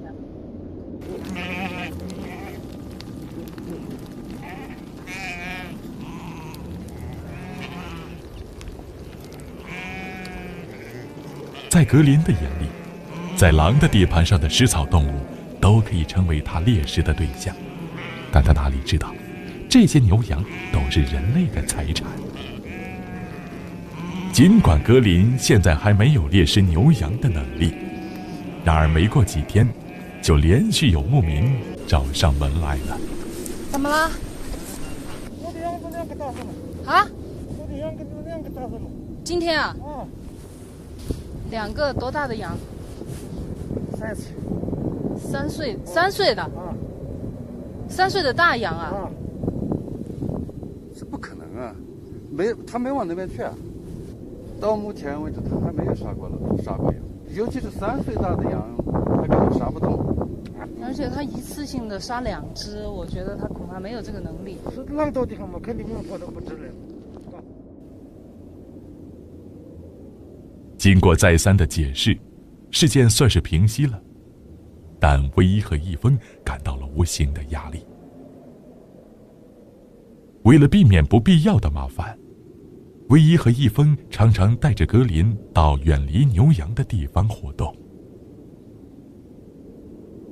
格林好不容易跟狼群搭上话了，这些狼群又躲起来了。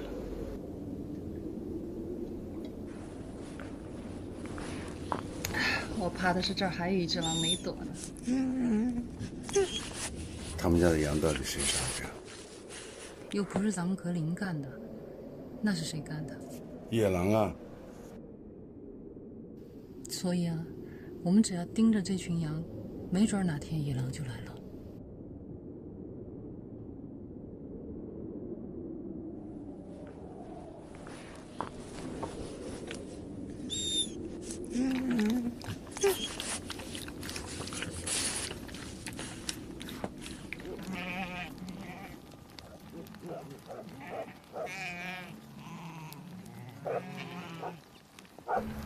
你看，哎，这狗到底是放羊的还是吃羊的？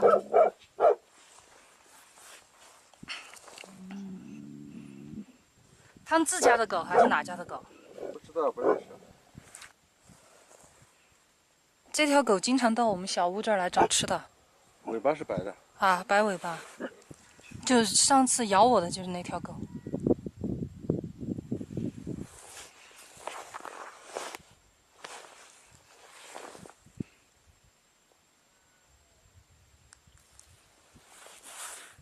哎，他干嘛要去杀羊？而且杀的是头大羊哎。嗯。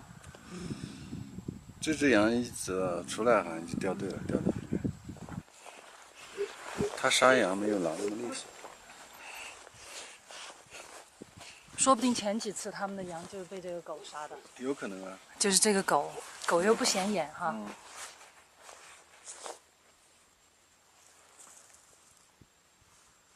不要回头又说是我们格林杀的，你还真说不清楚。幸好我们拍到。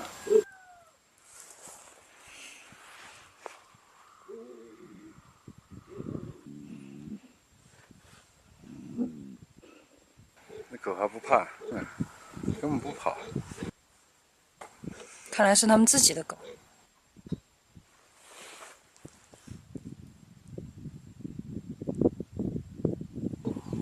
哇，船这么薄。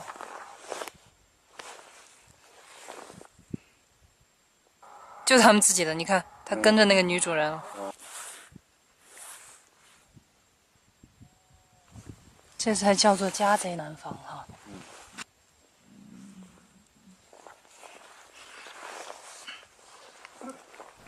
等等，他好像看到我们了。如果他找我们麻烦的话，我们就赶紧跑哈。格林，撤。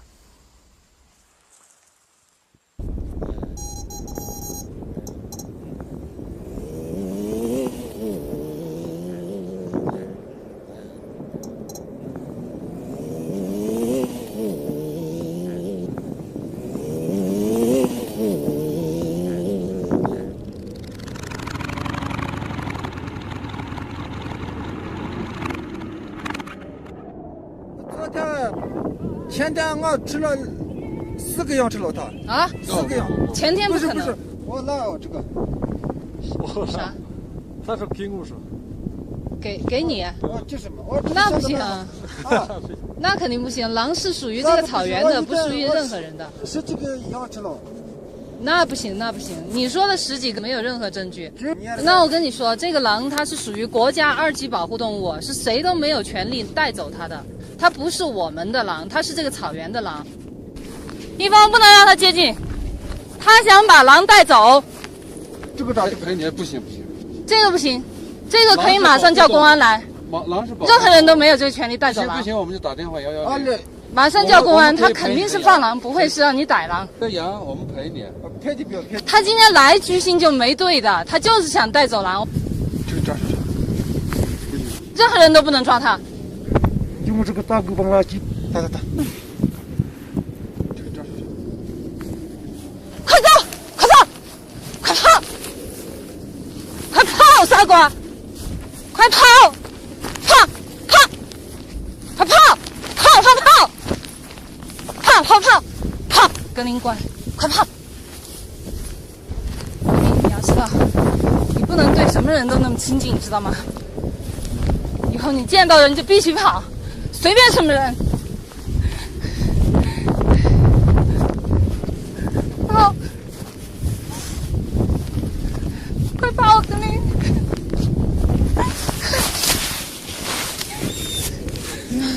不要过来！跑！快跑！跑！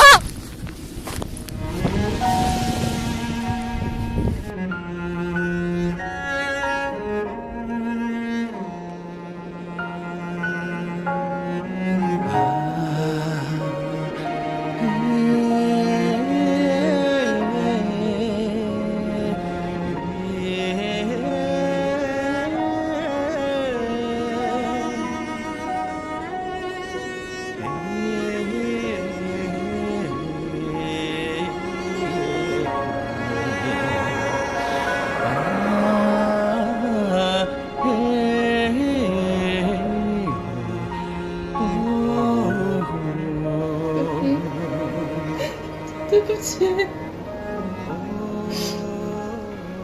别哭，格林不会怪你的。我怕这样放出去他会死掉，我就想带着格林，能找到一个安全的地方，不被人打，能找到吃的，能好好的活着，就这样就好了。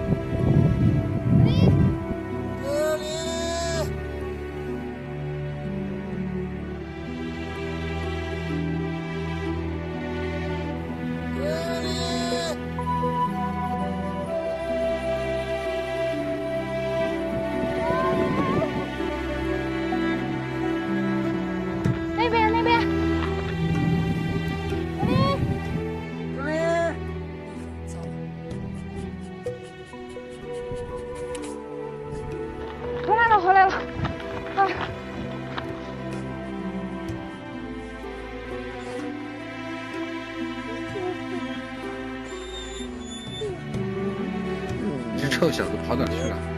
妈妈好担心啊！好，乖。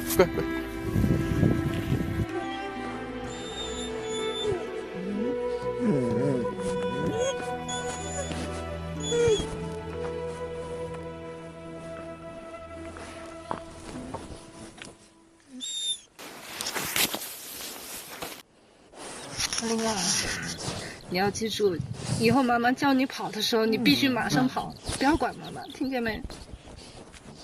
跑得越远越好。你要记住，狗棒不是好玩的，以后见到那个必须躲，听见没？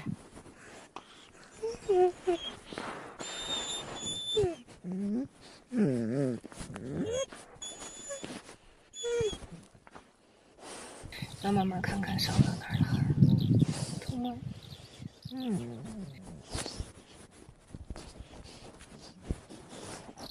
到哪儿去找你这么笨的妈妈？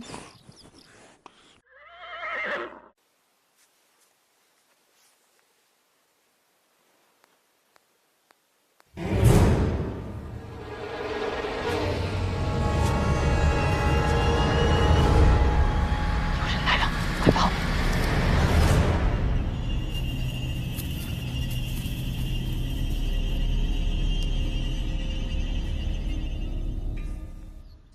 你们干什么？我们来看你们的小狼。你怕不怕狼？我爱狼，我喜欢狼。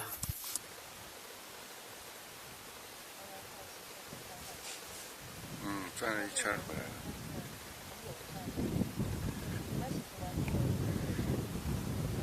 不怕，你看都是朋友，子林都是朋友。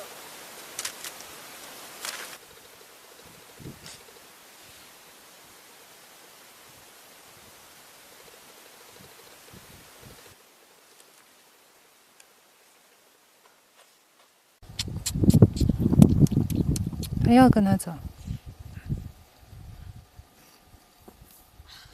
这是爱，这是狼，我爱狼，我喜欢狼。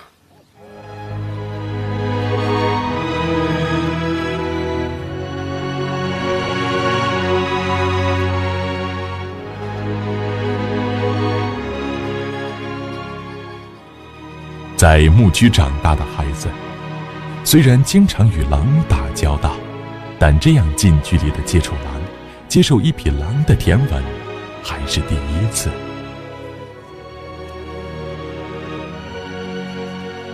人与狼原本可以和谐相处，但不知从何时起，狼成了人们诅咒和绞杀的恶魔。人们谈狼色变，以至于狼来了成了大人们吓唬孩子的口头语。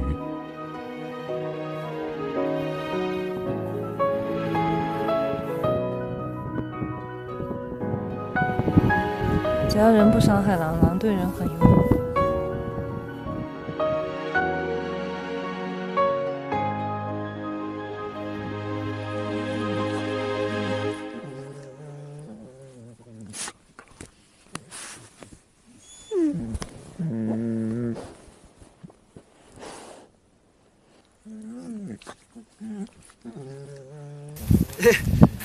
哇，你找点菜到了。哎，不过去，回来。吃这个，带着这个回去。有人要打他，昨天差点被人用打狗棒打死。那么可爱的小狼，为什么就要打死呢？我们也不知道该怎么办。应该到活佛那儿去放生，只有放生了，没人就可以伤害他。就是活佛放生了，就没人敢打他了。对。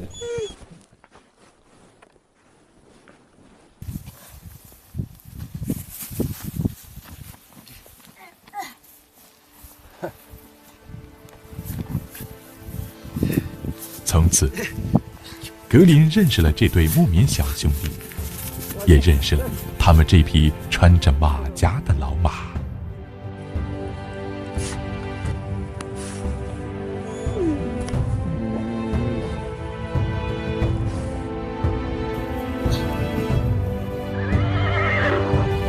你们去求活佛吧，这就是最好的。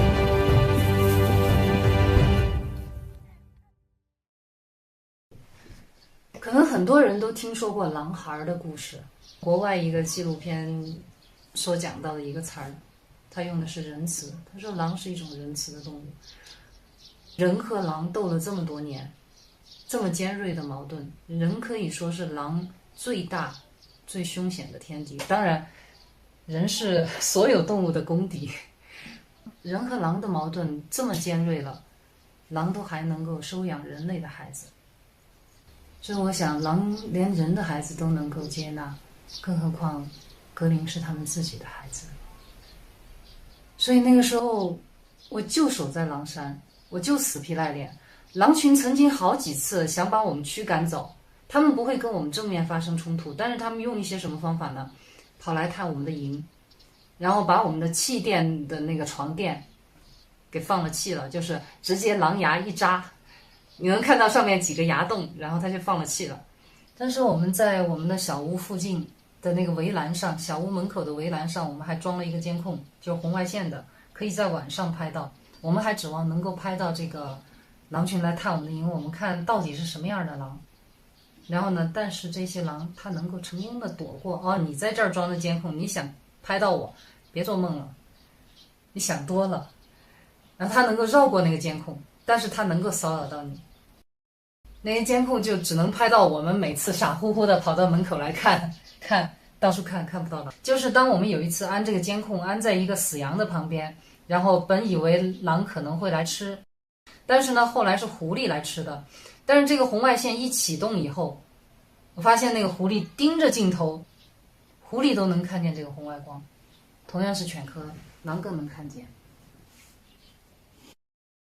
另外呢，曾经有过两只鹰，它们曾经跟着格林，因为在夏天的时候，狼往往是跟着这个秃鹫那些天空中飞翔的鸟，它们能看到一些死掉的动物，然后狼就跟着它们去找吃的。然后到了冬天的时候，这些鸟它们没有更多的食物，它们往往会跟着狼。而这两只不长眼的鸟呢，它们就看上了格林，它们就跟着格林。结果呢，才跟了不到半天吧，就发现格林钻到人的屋子里面去了，然后跟我们一块儿啃那个压缩饼干。当时那两只鸟落在山头上，简直不相信自己的眼睛。能在草原上生存甚至长大的动物，它所依靠的不仅仅是敏捷，也不仅仅是身强力壮，最关键的是生存智慧。我们遇到过装瘸的狐狸，当它发现人们靠近它的窝的时候，它会挂起一条腿，一瘸一拐的，好像受伤了一样，然后把人们引远，然后呢再一溜烟的逃跑。所以能在草原上生活下来的这些动物啊，没一个是吃素的。比如说那个看家狗吧，在草原上的这种狗，它已经不能用聪明来形容了，应该说是诡计多端、狡猾。它把自家的羊给咬死，它就坚守自盗，它就去找主人报警，狼山上的狼下来了，然后把羊杀了，你看我把狼都吼走了。主人出来的时候呢，一看到死羊，被咬死的羊，狗也报了警，狼呢也抓不住，只有认倒霉。然后最后的时候，这些羊主人是不吃的，因为被狼咬死的嘛，然后主人就会把这些羊宰了分给这些狗，表彰他们驱狼有功嘛。经常有狗这么干。但是呢，这些羊也很狡猾的。我们曾经拍到的那一只羊，就是狗咬它的时候，它实在挣扎不过，逃不了，最后它只有我干脆躺下了，我只有死那儿了，这个狗才会放弃我，然后去跟主人报信。只有等人来了，不可能再给我补一口。看一看它到底是活的是死的，要是我过去它翻身就跑了的话，就把这段掐掉。哦，站起来了。这条狗这一次恐怕要失算了，太不专业了。然后最后我翻过围栏去看，那个羊居然也是活的，它也是个戏精。羊也很狡猾的，在草原上生活的这些个个都是影帝。当你接触到每一种动物的时候，你才发现我们真的小看它们了。生存需要技能，但是求生需要计谋。下一集，带我们在这天地之间感受一匹狼的心，天地狼心。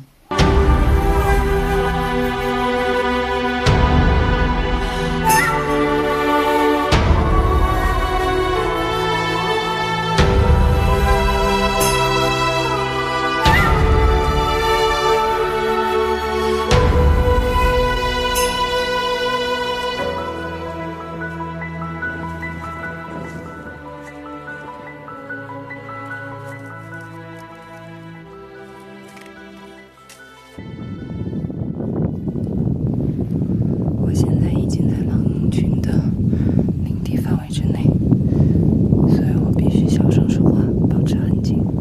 又发现狼洞了，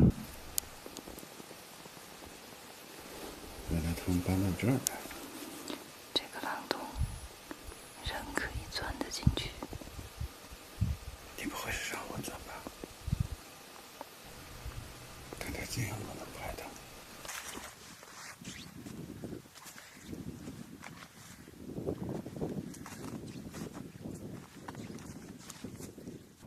不行不行，让格林上。格林，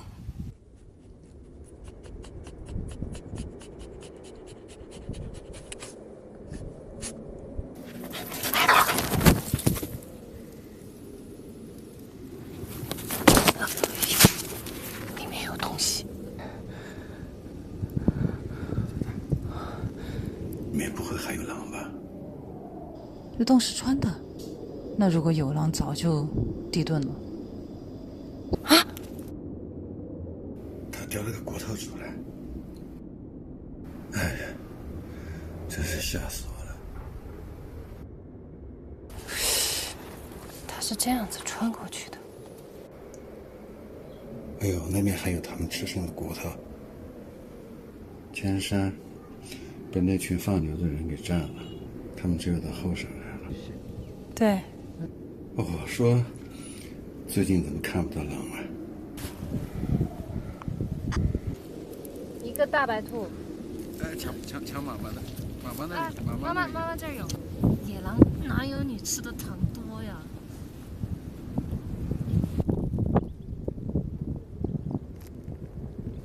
人家才不吃你那个嘞。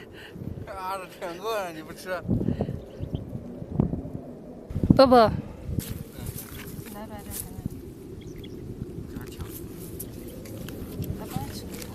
哎，这个不是你的，不是你的，这是妈妈的。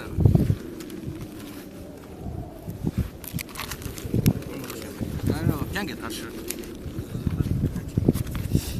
在哪儿？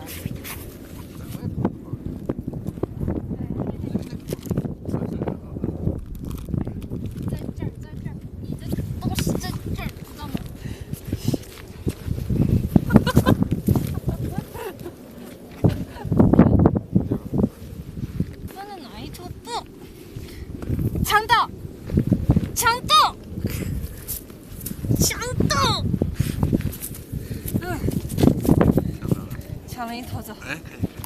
也好的。你说这些狼群跑哪儿去了？这两块肉就行了，说不定那一只正在暗处看着我们呢。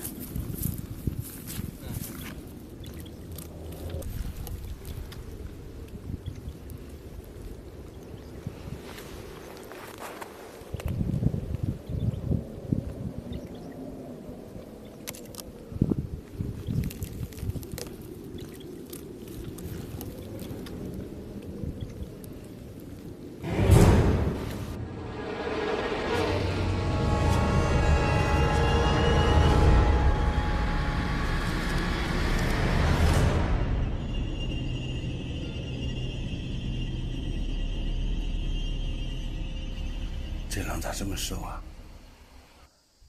没吃的了呗。等到他们饿不过去的时候，就团结起来打牦牛了。反正横竖是死，狼也不会选择饿死的。看不到了，看不到了。现在翻过山梁了，知道他们在这儿就放心了。到处是围栏，这也是，这也是，我们都翻了3座围栏。后面还有4座。对，就是狼群最后的栖息地了。他们也没地方可去了。好的，有狼就会有草原，草原就会有希望。希望能保住最后的一点的栖息地。走吧。慢了，来了。你跟围栏比一下，围栏有多高？有1.6米以上了吧？1.6米几了，高。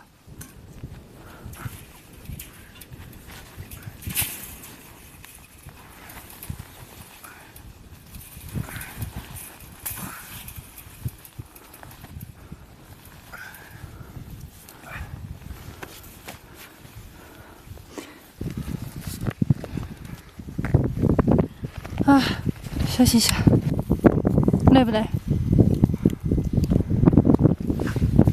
好累呀！累坏了。累得走不动了。你不要把我的脑袋压坏了。这样看起来你太牛了。前一段时间，要不是那帮放牛的干扰，说不定格里就已经回去了。你看起来好像牛魔王啊！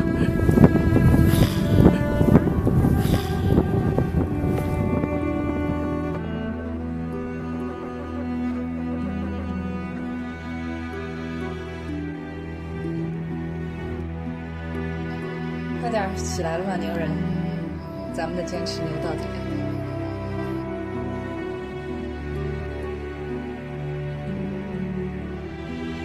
人在明处，狼在暗处。越是找狼，狼越跑得远。经过分析，这种方法找狼，很可能会干扰到狼群冬季的正常集结。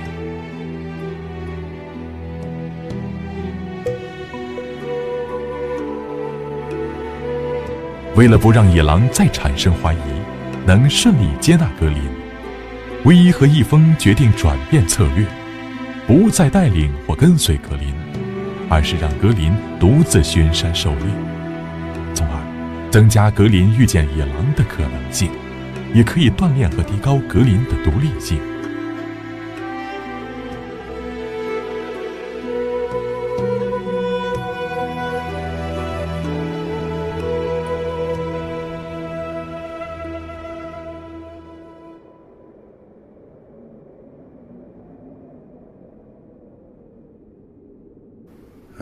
这么冷的天，野生动物都被人们打光了，你说狼群都吃啥呀？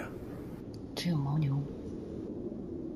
这么大一群牦牛就在狼的院子里面转悠，我看着都流口水，狼能忍得住？你娃不上山入伙，下材料了。我就等他们集结。超色。那你就放在炉子边上等它化了。我才画了一个眼，看到了。那个眼儿就是倒热水的眼儿。挺好看的，跟冰灯似的。把它改成一个灯吧，还吹不灭。哇哇，快看快看！多看。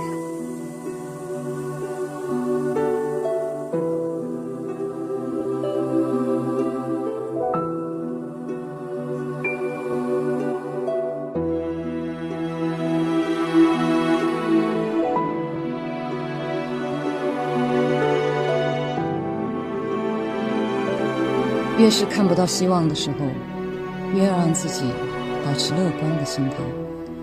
如果我们改变不了现实，至少我们可以改变看待事物的心情。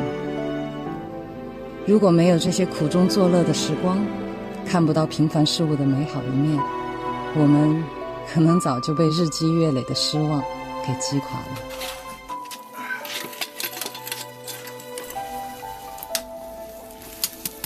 这最后2个了，稍微有点冻了哈。冻土都在甜呢。好不好吃啊？好吃。牛粪壳土豆，这不是土豆，这是肉。不知道格林找到吃了没有？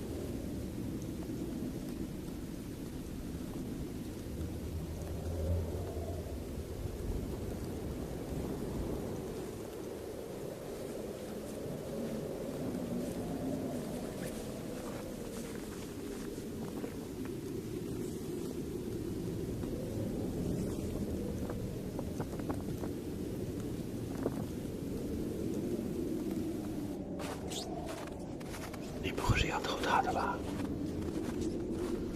这样不行，真的不行。被他发现怎么办？进屋再说，进屋再说。这样真的不好，真的不好，这样要不得，真的不好。好了好了，你不要念了。哎，那个腿后面好像是被啃过，哎，没问题吗？没问题。就一次，我跟他换一次。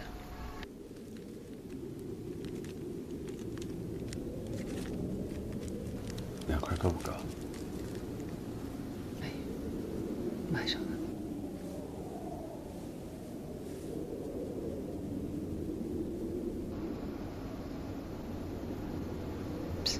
回来了，回来了。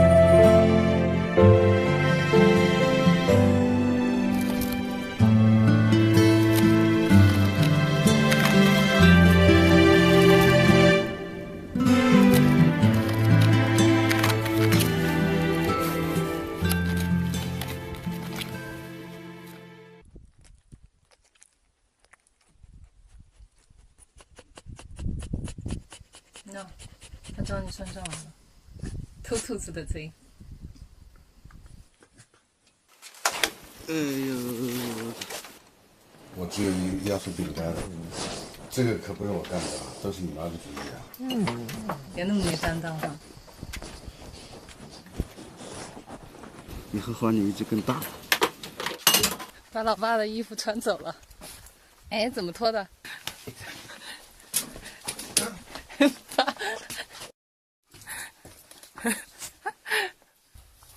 好，咱俩换。那个，全草。把你老爸的狼皮拿走了，穿上。要把你的衣服折腾的那个什么。给我。拿东西换吧，没辙。来，都是毛，这个是羊毛的，哎，纯毛的哦。太容易上当，小狼太单纯了。他就要你那件。把我屁股咬一口，好痛啊！谁让你骗他了？这样你拿。林，骨头给你换。来，好吧，比衣服好玩的。骨头，去吧。还不上他。他今天怎么了？盯死你这件了。他往后朝牙上放，你难道你要给切割了？他难得看见你把衣服脱下来，觉得你换毛了。你扔一坨牛粪或者什么往远处，把他引走。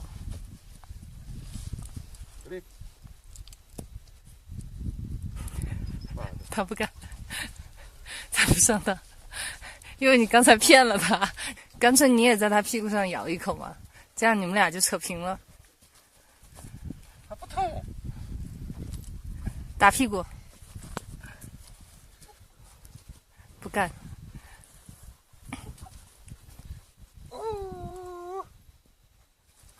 哎，终于走了，赶紧穿，赶紧穿。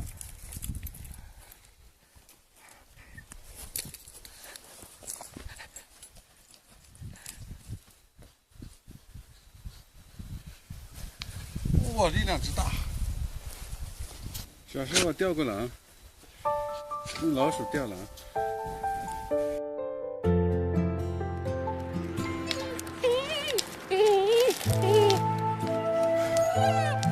就是不松嘴，看到没？看到没？这就是狼的精神。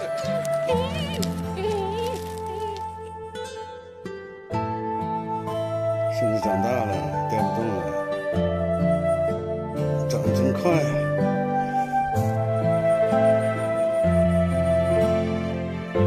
你小心它的牙，会不会拽掉？一会儿一拽，整副假牙下来。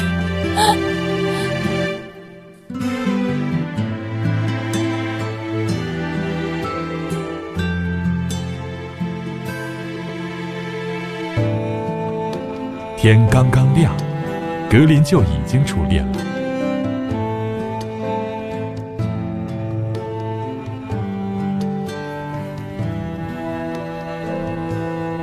蜜蜂很是歉疚，又在格林藏兔子的地方埋下了一些干粮，但是接连几天雪窝子都再没被动过。按狼的习惯，藏食时候非常警惕，绝不泄露天机。藏食点一旦被发现，就绝不会再用了。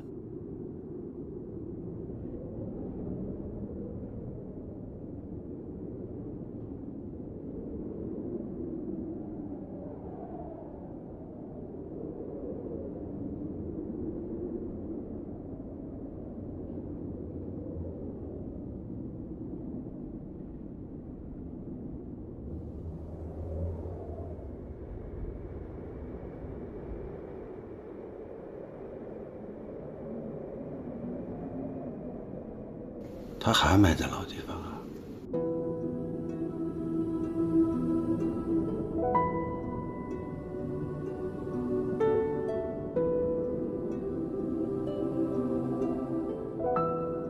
他知道我们也饿。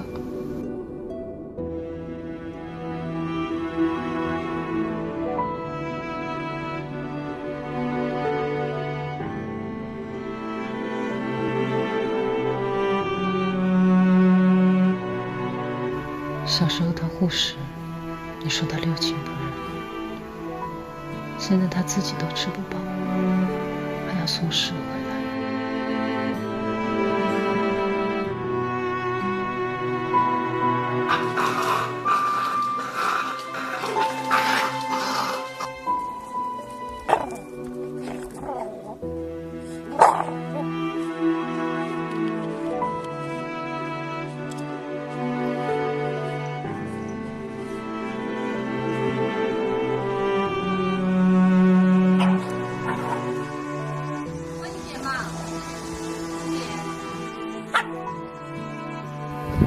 抢斗！抢斗！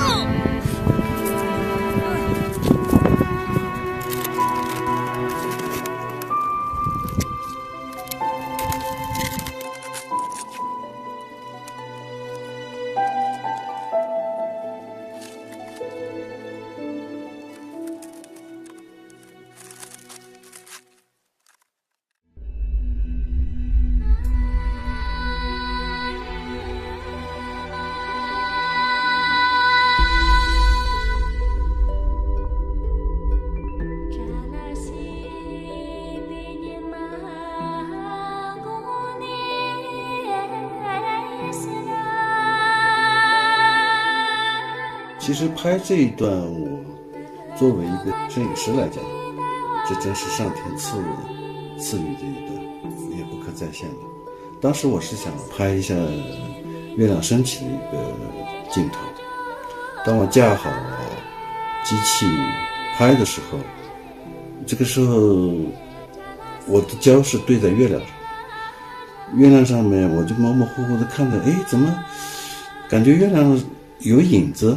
里面有兔子啦！哎，我纳闷，我说是什么东西？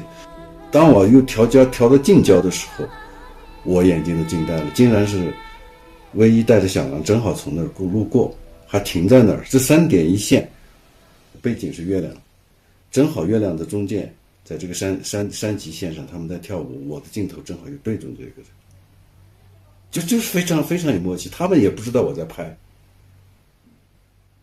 我当时心屏住呼吸，我就怕有一点点呼吸会影响抖动。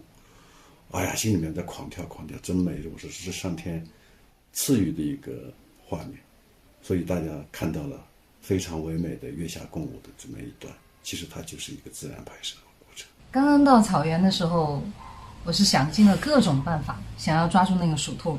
我想我得帮我儿子一把，想的各种办法好像都不奏效，徒手去抓呢，我更是没他快。后来一峰跟我说，他说我有一个点子，就地取材，我只要2块板砖，2根牙签儿。好，然后他就设了一个陷阱，只要鼠兔一碰到这个牙签儿，它就会被2块板砖倒下来的板砖给夹住。然后设好这个陷阱以后，我们俩就都在旁边看，希望尽快能够抓到第一只鼠兔。结果我就看那些鼠兔远远的对这个面包根本就不感兴趣，然后我再看到一只鼠兔就这样盯着我们，好像那个表情就是在说，给你科普一下，我叫鼠兔，我是兔子，我吃草的，你把我当耗子呀。鼠兔对这个面包根本不感兴趣，反倒是麻雀对这个面包屑非常的感兴趣。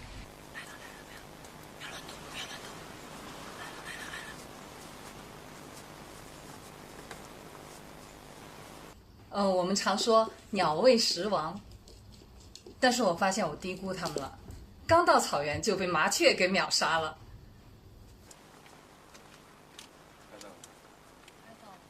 它不进那个孔，好狡猾啊！我们自以为设计的非常非常好的一个板砖夹麻雀的一个陷阱，结果麻雀就在旁边观察了一下以后，马上就识破了这个陷阱的机关在哪儿，然后根本不去碰这个机关，甚至它破坏掉这个机关，你根本待不住它。然后一只大鸟就把那个面包啄成一小块一小块的，就喂它的雏鸟。当时我们看到做鸟也不容易啊。虽然我们没能抓住麻雀，但是这件事儿却给了格林一点启发。到了冬天的时候，到处都找不到吃的了，麻雀也是肉啊。那个时候我们给它的压缩饼干素的，狼看不上，他会把这些饼干渣儿就扔在那个铁丝网的下面，他所占的就是埋伏、突袭，天下武功唯快不破。他也会从鼠兔的洞里面去把那个赫贝拟利鸭给抓出来吃。我想起来我们在那个草原上住着的时候住的那个小房子，我经常做梦的时候都会回到那个小房子里面去，就是我们屋檐下有很多的鸟嘛，在那儿筑窝，因为冬天就只有我们那个小屋最暖和一点，房顶到这个天棚之间它有一个夹层，这个夹层呢又暖和又避风又避雨，而且还有中央供暖。那些鸟早上都成了我们的闹钟，一到早上5点过的时候，吱吱吱吱吱就开始叫了，就把我们叫醒了。我还记得有一天我们一峰正在那个边喝茶边整理那个拍摄的一些东西吧，还是正在看什么资料，然后突然有一只鸟就掉下来了，从那个顶棚上面掉下来，就掉在我们的杯子里面，把我们都吓一跳。这个鸟一掉下来了以后，咦，水还是温热的，还挺舒服，然后他就顺便洗了个澡，然后正洗得欢实的时候，他一抬头看见这2个人全部都在盯着他看，然后他赶紧翅膀一收，还让不让鸟洗澡了，然后扑腾几下晃一晃身上的水飞走了。然后说到鸟的事儿的话，那太多了。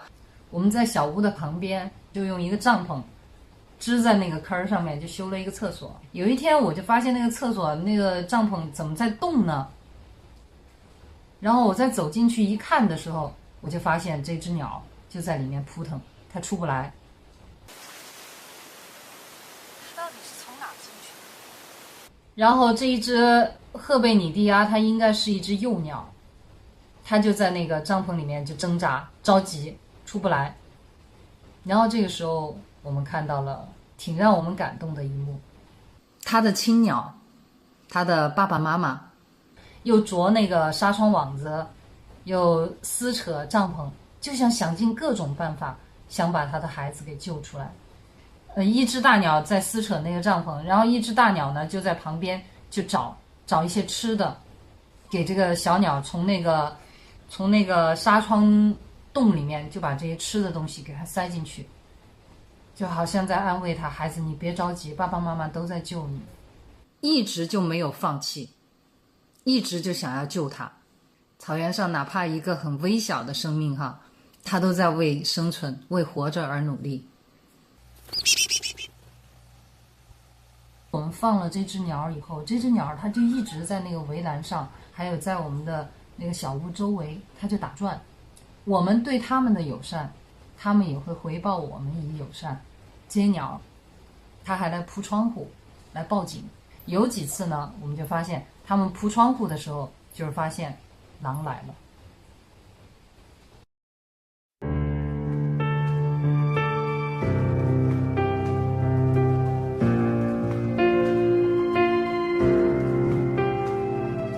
有人终将离开，雪花终将覆盖，遇见你那刻也是分离的开始，日暮会迎来散场，昙花会终将绽放，盛开那刻是消失的开始，遗憾堆积着过往。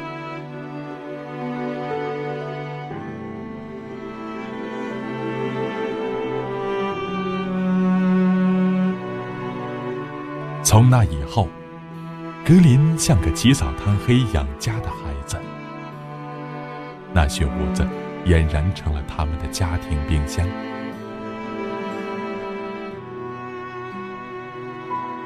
唯一往里面埋饼干，格林往里面埋肉。虽然格林的肉食也并不多，有时好多天也没有一只完整的猎物能埋下，但这已足够了。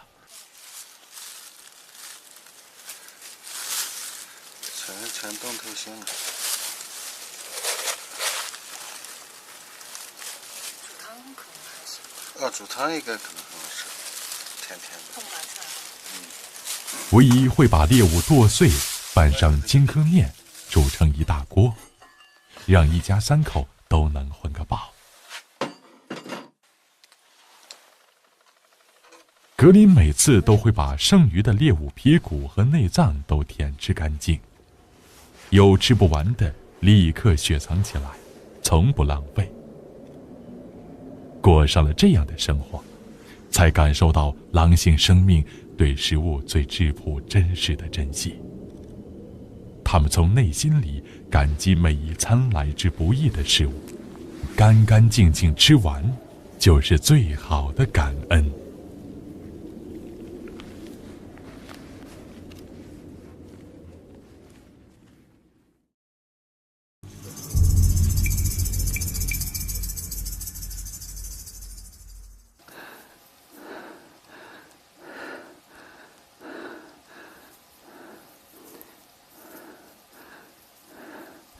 唯一和易峰成了困在蛮荒和现代夹缝中的人，拥有着诸多现代设备，却延续着一种人们早已摒弃的狩猎生活方式。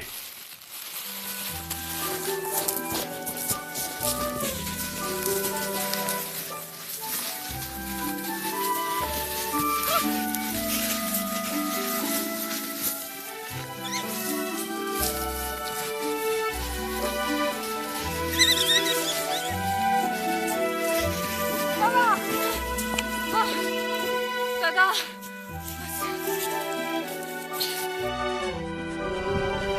太棒了，格林！让他先吃。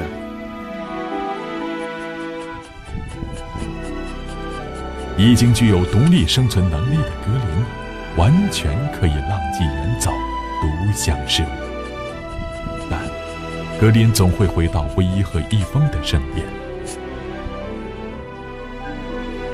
在狼山上的日子里，已经弄不清是他们在野化格林，还是格林在野化他们。格林，你是狼中之人，而我们成了人中之狼。跟你走进荒野，才知道每一口食物都来之不易。陪你饿过了，才懂得珍惜。我看见你捕猎时的虔诚，不是我要杀，而是我想活。走进格林的狼性世界，才体会到为什么格林从小到大，每次见到唯一回来，都会报以激情决堤似的欢迎仪式。因为对狼而言，生存不易，觅食艰难，亲人的每一次外出都有可能面临着殊死搏杀、猎人、陷阱、天敌，无数的未知与危险。能带着食物回家何其艰难！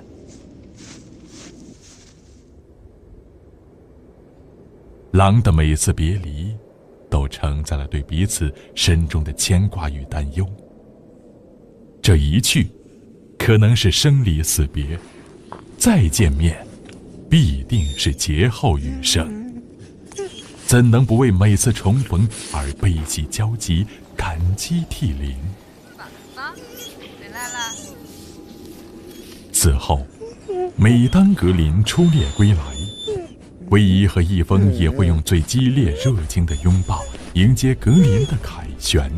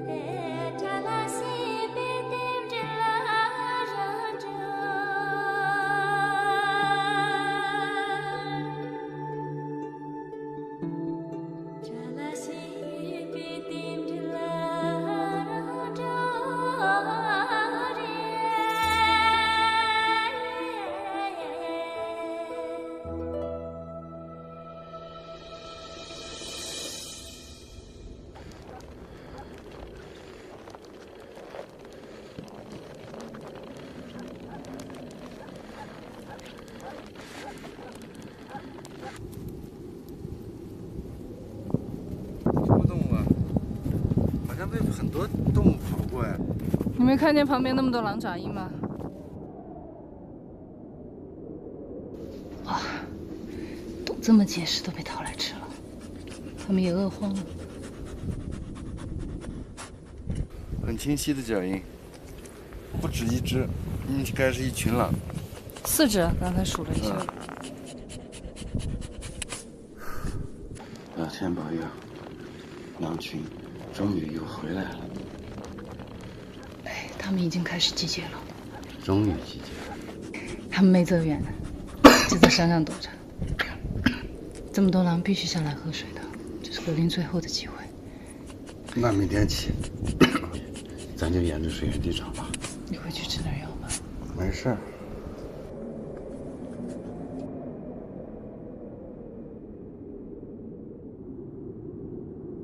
狼群回来了，苦等了几个月，终于等到了狼群集结，这也是格林重返狼群的最佳时机。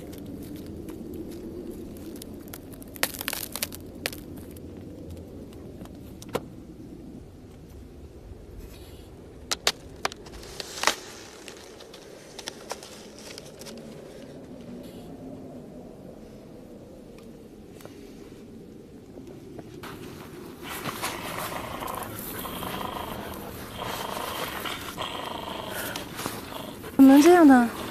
啊，我生气了，格林。走开，走开了。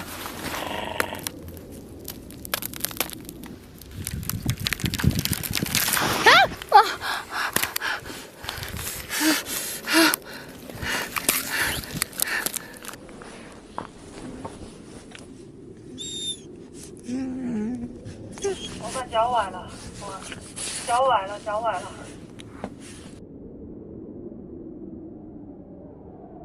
方位，看不见你啊。滨河上游2点钟方向找到没？看见你了，看见了。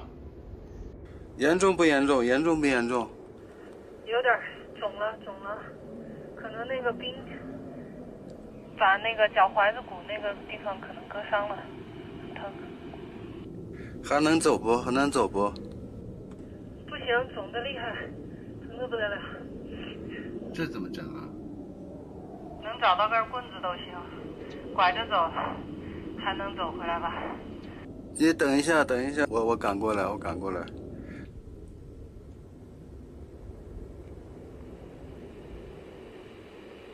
喂，格林跑了，我忘了一会儿，突然就跑了。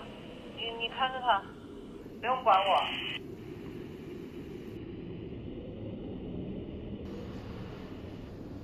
你把看紧点，山那头有牧民，我怕出事儿。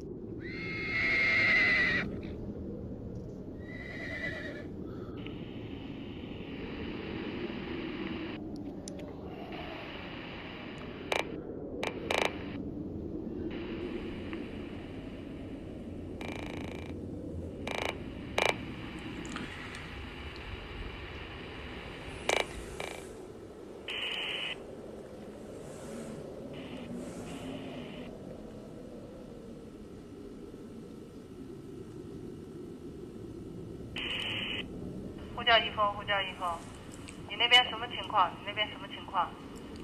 听到回答，怎么半天没回应了？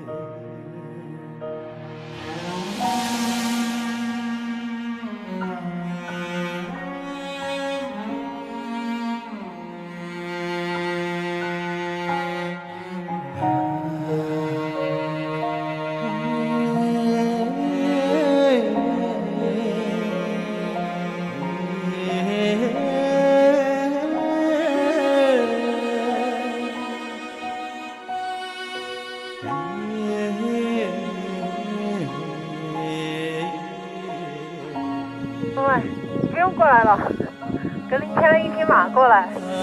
你看见没？看见没？我一直看着他，他是从山那头给你牵来的。是那俩小孩的马，这穿马甲的。他这样说他交给我了，太神了，这家伙。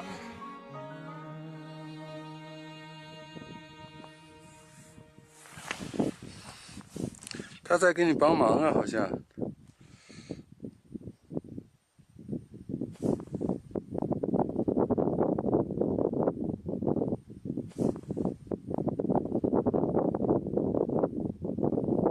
他把我往前头推。当我眼看着他牵着一匹马向我走来的时候，我都不敢相信这是真的。狼还有多少我们意想不到的智慧和解决问题的能力？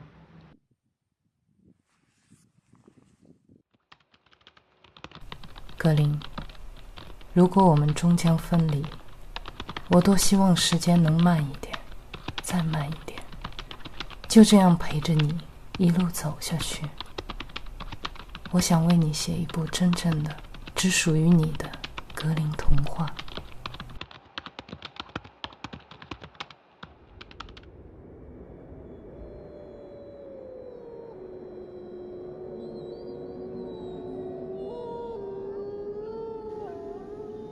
这群狼都熬了几天了，光吊嗓子不两下。他们已经开始集结了。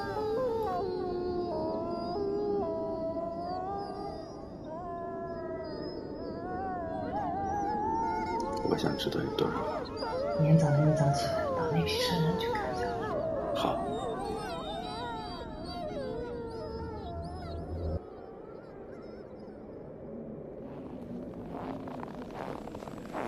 哇，这么多！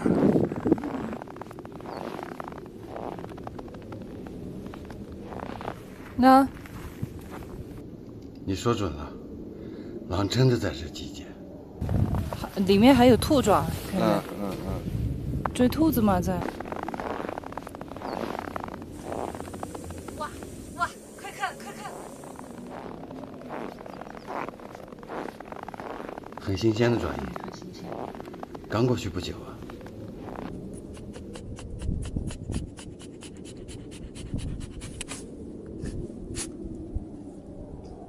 所以说，刚才的那些兀鹫，在这儿停着的，就是他们看见狼在那个地方，他们看见狼在那儿休息，所以想看看狼到底要在哪儿打猎。一群狼，这样，往那个方向走啊。这是入冬以来最大的一群了吧？我刚才判断正确吧？我说他们肯定在山上。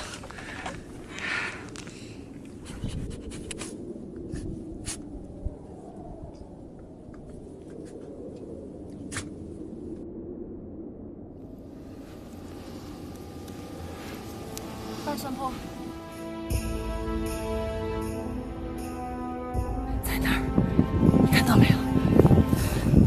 看到没有？哎呀，好多啊！快看狼群呢！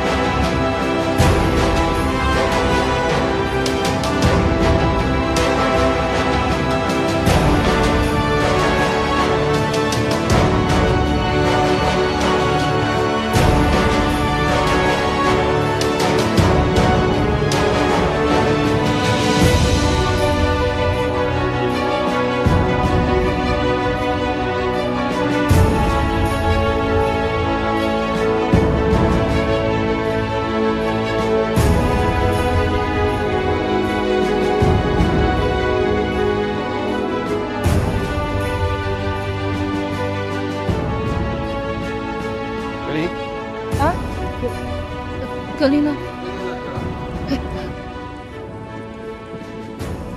还挂起爪子，快喊他们撒一脚！格林，快叫你的同伴，快叫你的同伴，快叫！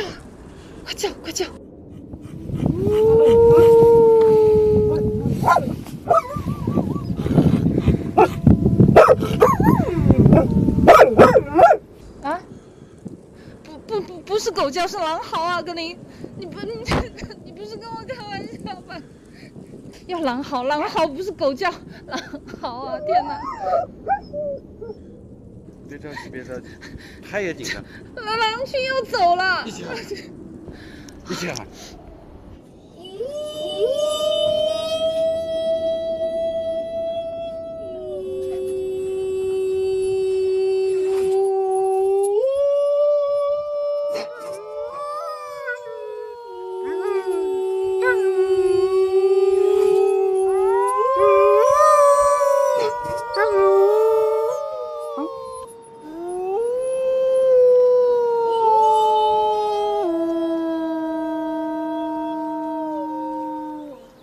加油！但现在在山上犹豫。反正没走，机会太好了，快去呀！快去！加油，格林！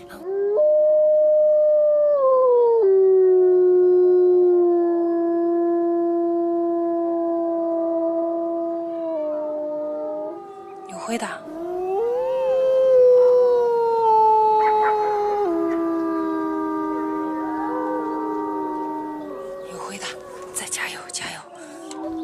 加油，格林！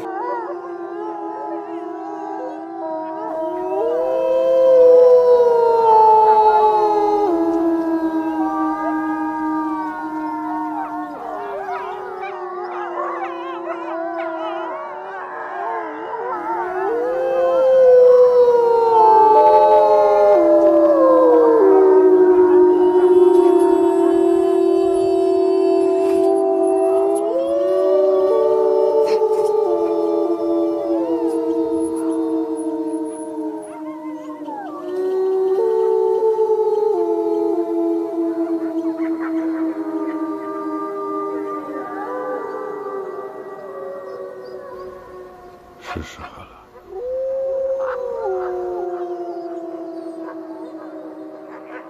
格林，你要走了吗？妈妈再也看不到你了，是吗？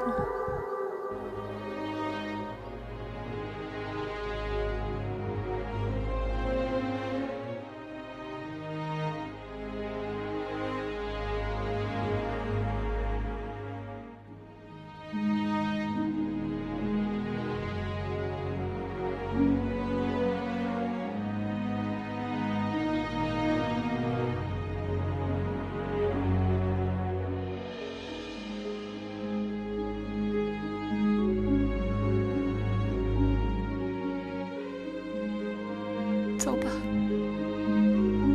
勇敢，妈妈看着你走，走啊，走，走。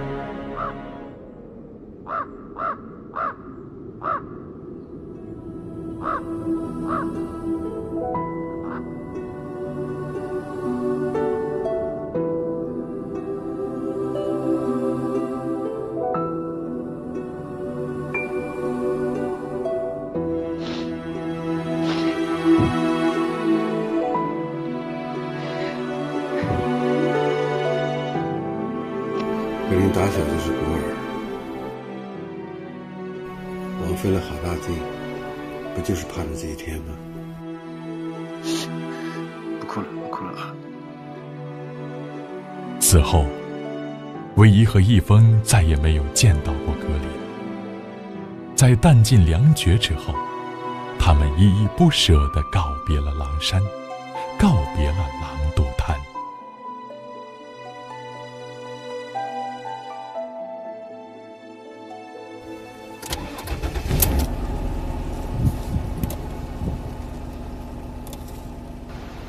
你看这儿，好干净的草原，恐怕看一眼就少一眼了。走吧，不知道咱们车子油够不够，但也开不出去了。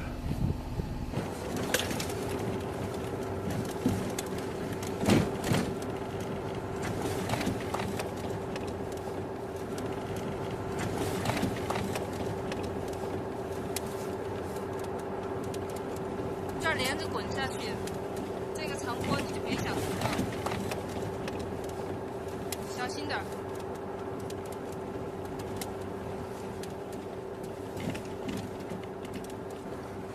可以多打一点哈，好，开始滑了。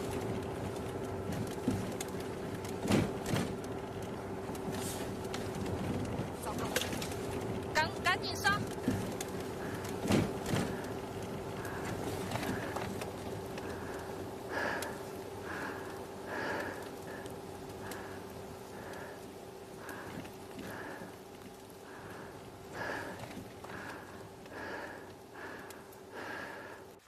你很棒，但是不能再有下一次了，太危险了，太危险了！开玩笑，那么高一个山，从上面侧滑下来，我们俩命都不在了。有雪绝对不能爬坡，你开玩笑，绝对不能爬坡。你看我们走过的路，就从上面山顶上侧滑下来的。你第一次这样控车了，太危险了。唉。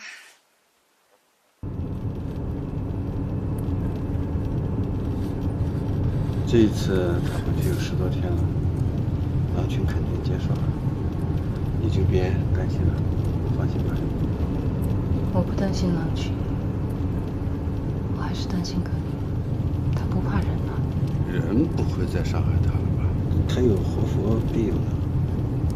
那只对有信仰的人管用。马上就进县城了。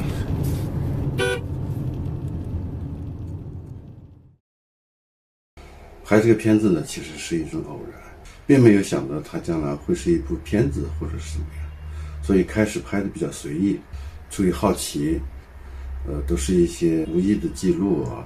一直这样下来以后，发现这个小狼身上有很多很多不为人知的一面，尤其是到了草原之后，它所表现出来的一些东西，常常令我吃惊。甚至感到震撼。再后来就是我们在狼山最为艰难的时候，其实是格林在用捕猎在养活我们，否则的话我们坚持不下来。的确那个时候是非常艰苦，你根本不可能忍心把它丢下你自己回去。那么就在这样的情况下，我们建立了深厚的感情，更加坚定了我们陪着他坚守下去，直到找着狼群这样一个信念。我发现啊，狼这个物种它发现问题和解决问题的能力大大超出了我们人类普遍对狼的这种认知。其实等你走到狼的世界里面，你才知道这个物种是多么的可贵，多么的智慧，多么的高情商。唯一受伤之后，格林给他牵马回来这一段，哎呀，我当时感觉到非常非常的震惊。我当时的第一反应就是说，去搀扶唯一回来，或者背他回来。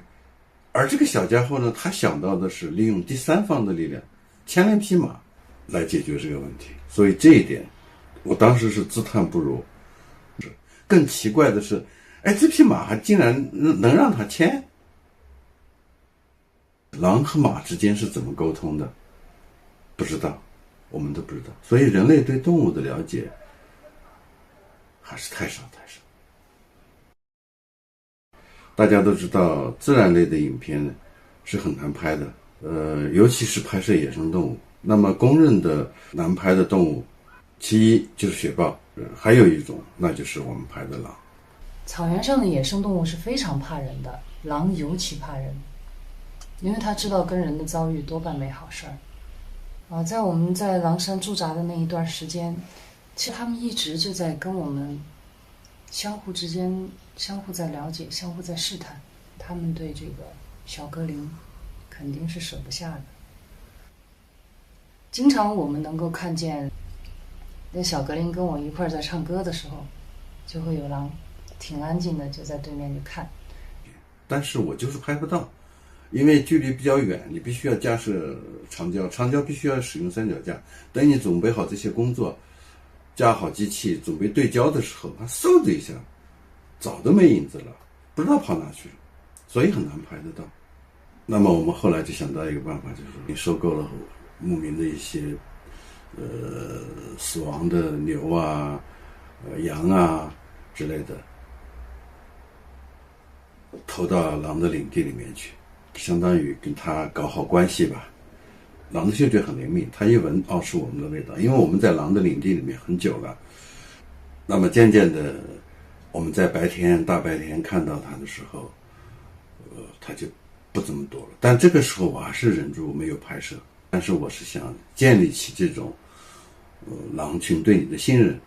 那么慢慢的我就靠它越来越近，最初是500-600米，慢慢的200米，50米。有一次是狼群猎食了一头小牦牛，我过去的时候，有一只狼就死死的盯着我，那个可能是哨兵。我呢也很坦然，我就装着看着别的，我很放松，就坐在原地，点了一支烟，看他们猎食。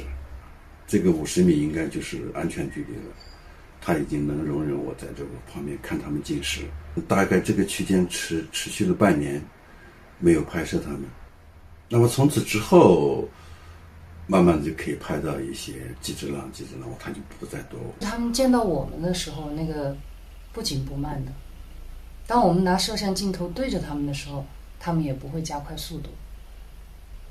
也就是说，他们并不怕我们。尤其是到后来冬季，狼群集结的时候，狼群一直的排着队在你面前经过的时候，我那时候大胆的架起摄像机，他们不再躲闪了。我就是我内心里面很感动，我就说这不光是一种难得的拍摄机会，其实是狼群对你一种信任。否则的话，他排着线，你如果是枪的话，架起枪一枪一个，是你长达半年来跟他们相处，狼群对你的一种了解和信任才让你拍。所以当时我拍的时候，心里面是非常的感动，非常的感慨，所以也拍下了狼群集结的这些画面。再就是格林回归的时候，其实那天大早上，狼群就在嚎叫，开始集结。上午一直持续到黄昏那个时候，你看他回归的时候大概有黄昏了，但是我就很想拍到他入群回归的这个画面。这时候天也黑了，光线也不好了。你不可能有什么照明设备，只能用自然光，所以我就，那个时候我很着急啊，那个抱着摄像机，又是长镜头，终于找到一个，在他回归的那一瞬间，我架好了机器，选了一个能够又看见天光，这种剪影效果是最好的，哪怕就是短短那么几秒钟，我抓到了这个镜头，不容易。我就是很怕错过，因为这个他入群狼群他回归的这些画面，而且，我觉得狼群很配合，是上天，也是一种保佑，拍到了他完整回归的过程，而且他到狼群里面回望的唯一在这面山上跟他像是一种告别。格林。最忘不了就是他那个眼神了。小时候他那个眼神啊，我形容他就像蓝天下的一颗露珠，清澈透明，里面什么事儿都没有，你一眼看得穿。啊，今儿就想那个肉骨头了，没别的事儿。然后到后来越来越多、越来越复杂的感情在那个眼睛里面。到后来，我送他回狼群的时候，我捧着他的脸，我说：“格林，你要走了吗？”他的那双眼睛就一直看着我。那个时候看到他的眼神就很复杂了，既留恋，舍不得，然后呢，又很向往自由。他又看我，然后又看看他的同伴，他不知道该何去何从。然后我就看见他那个眼睛里面突然就涌出一层泪。无论人们以前怎么评价这个狼，忘恩负义也好，或者是什么形容词也好，我只相信我看到的，我只看到我眼里的这个狼，他的眼里面渗出了泪水，因为他要离开自己的亲人了。那么格林回归了，按道理他的故事应该就是讲完了，但是后来又发生了什么事呢？我们还能再次见到格林吗？请看大结局，再见格林。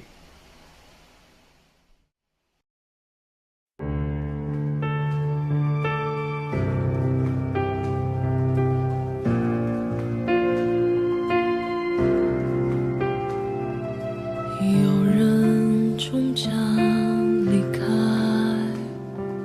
雪花终将覆盖，遇见你那刻也是分离的开始，日暮会迎来散场，昙花会终将绽放，盛开那刻是消失的开始，遗憾堆积成莫忘。担心咱们游不够，你看那是个啥？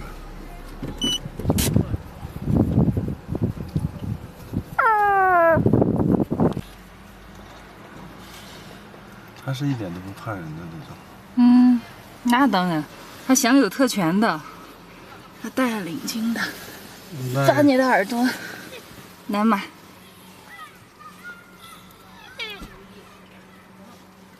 那问题是他在城里面吃啥？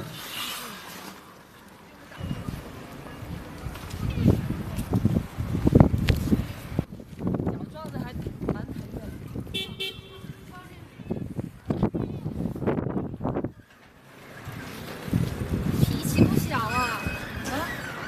你来摸一摸它。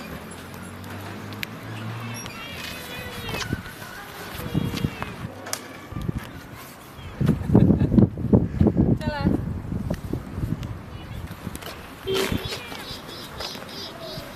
走了走了，身上还有没有钱？要去好好吃一顿。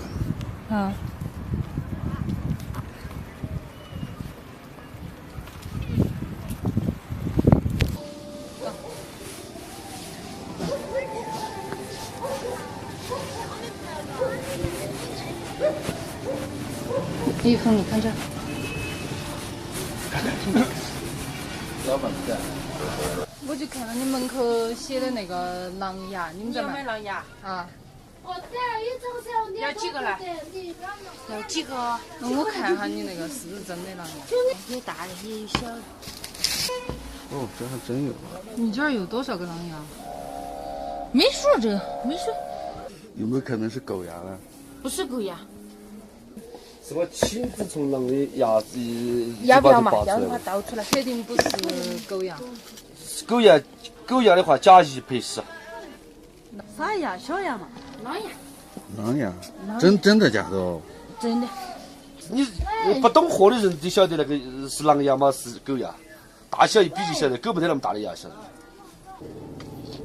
是带的肉还是什么？就你咱们这个大的，大的不好找，小的是就好找。小的是小狼。小的多少钱？有大小，大的有大的价格，小的有小的价格，晓得吗？留的那些，这些都大，你看到没？狗子会有那么大的牙齿？皮子是啥皮？狐狸皮啊？狐狸皮那个是，这狐狸皮是野生的，76、75。自己养的要皮子要好看的多，他们是在加工，这个是一点工都没加。有点短。狼皮了有没有？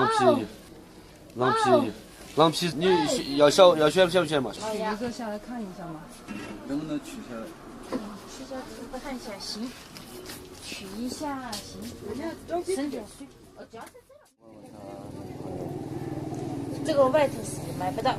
这个为什么卖到外头买不到？野生的嘛，外头人家肯定不让你买。那这个野生的你们怎么拿到的？打来的？这儿到处都可以打的。滨江那儿打的。哪里都可以打的。太多了，这太多了。还有其他人在卖。这件袍子都是你们的剩料拼成的。毛色看好不好？是什么部位？这儿。狼头皮啊。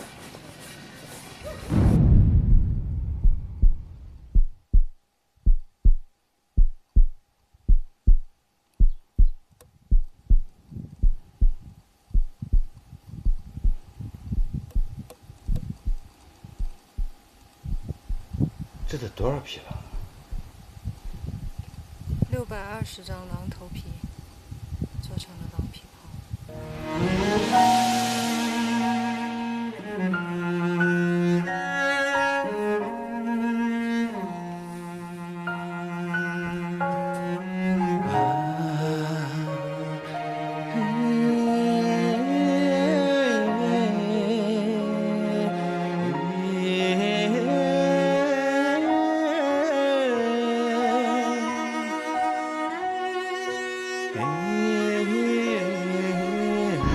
一双狼眼再也不会睁开了。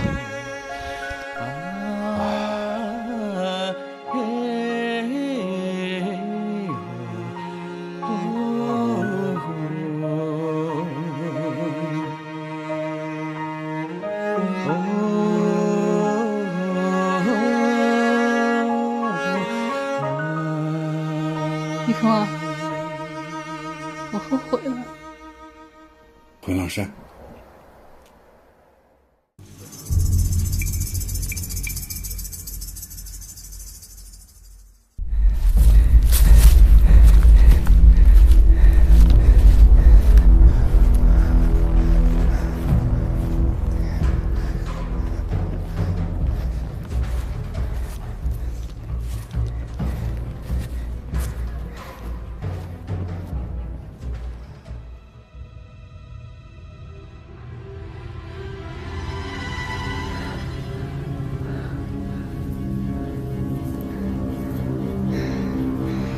被拔了，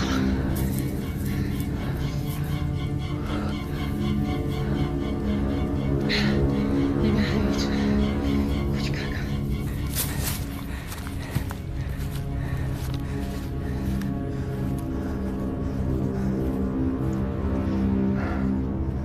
连狗都遭殃了。这就狗帮爆头。去了狗呀，当狼牙卖。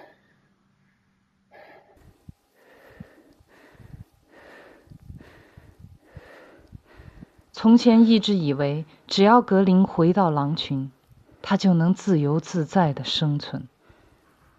我们历经艰辛送他重返狼群，而现在却更加担忧了。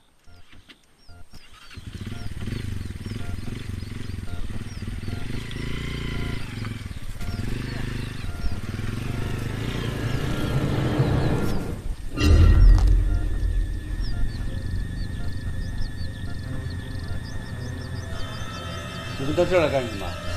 上山打猎。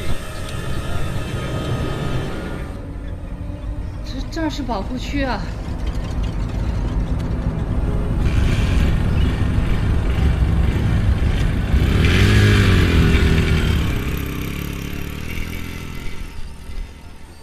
这两个是盗猎加打劫的话，你看那个没蒙面的那个，说两句话他就跑。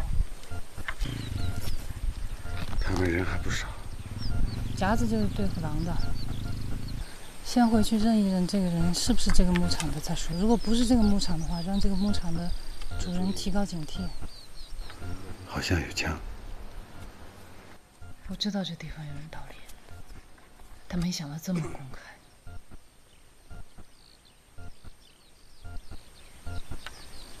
赶紧走吧，我感觉他们等会儿要回来的。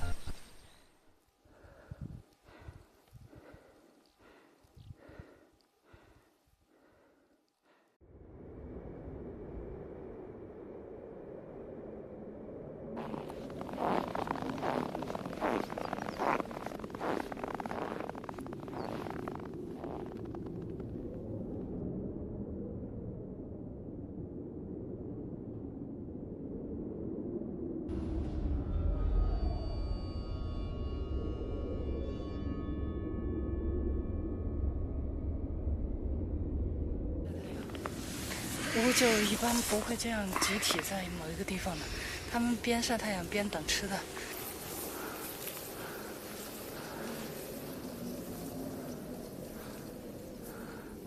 我们方向是对了的，我们现在说话小声一点，可能附近就有狼。那个往上爬的也是乌鹫吗？现在有多少只？1、2、3、4、5，6只乌鹫，可以是一个大餐。看他们往哪个方向跑，往哪儿飞？往山背后，全是乌鹫。那乌鹫在那儿聚集，绝对有东西。好大的乌鹫。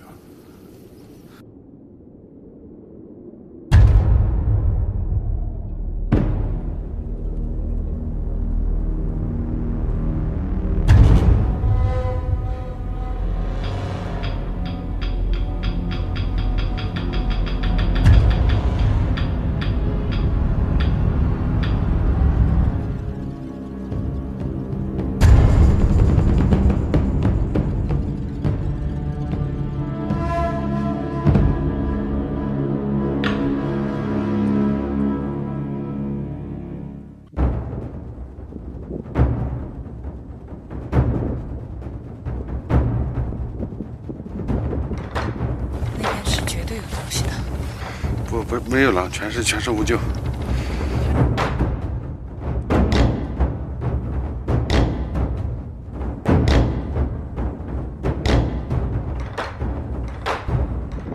我想带迪威过去。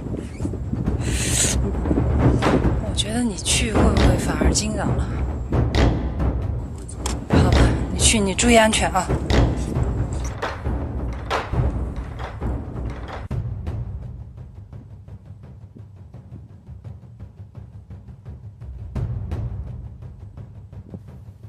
倒了一只牛，那我们错过了它倒围的。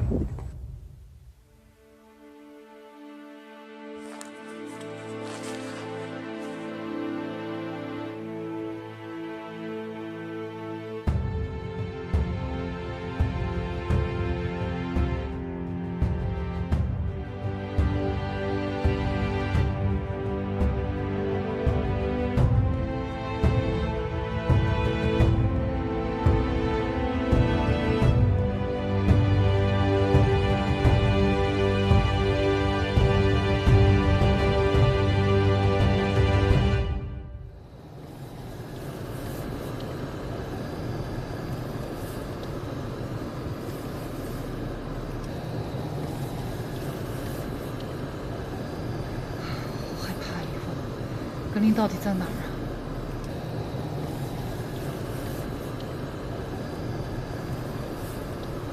只要能找到狼群，肯定就能找到格林。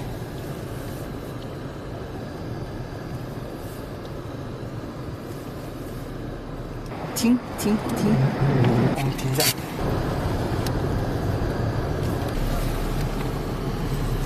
这个，哎呀，真是。是，你看吧，都是狼脚印，啊，都是狼脚印，特别大。我拿我的手跟它比，这就是狼爪，哦，特别大。你下不下来看？我不敢下。哟，这么多！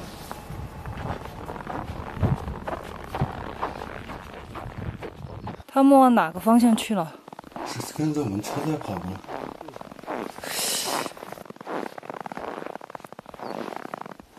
至少应该有3只。这个爪印挺新鲜的。我说这个爪印挺新鲜的，如果跟得到吗？走，咱们试一下。快点，快点，往前走。希望能够突然碰到。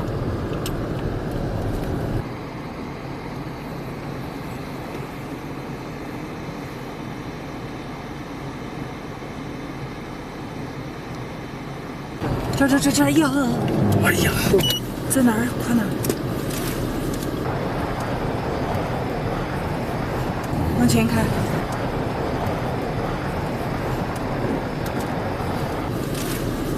哎呀，好，太精彩了！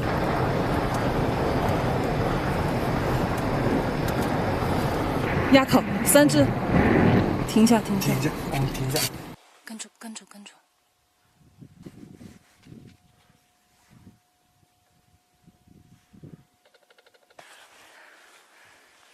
你说格林在不在里面？他没跑，再往这边看。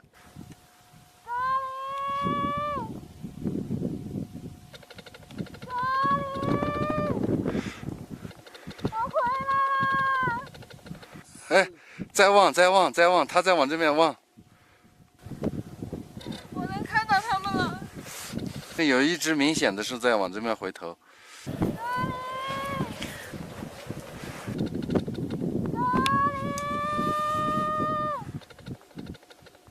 他越走越远了。就算是他也不敢脱团吧？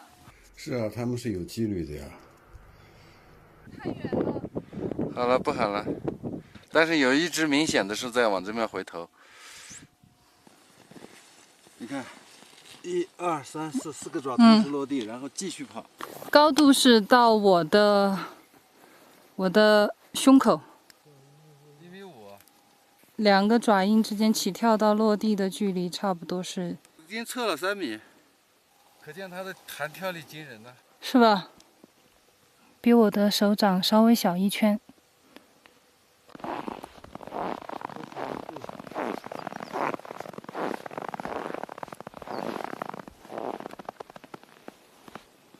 他们往哪个方向去了？走上山去看看。从这儿钻过围栏，这样往那方向走。钻过去，马上又跟那2只钻过去的狼汇合。停！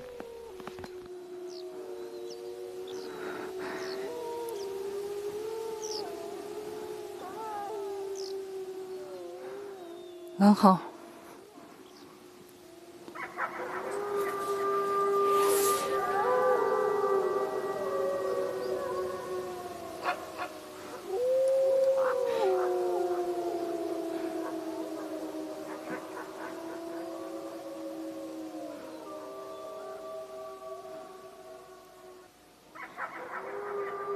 在正对面。停了。知道他们在这儿就放心了。我们看他们要干什么。你不是说他们集结了要打围吗？对。那边有牦牛。别动，别动。那边草丛里埋了2只。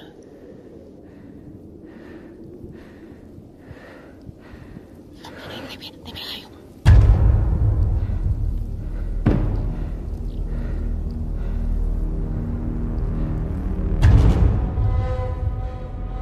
还是那群狼。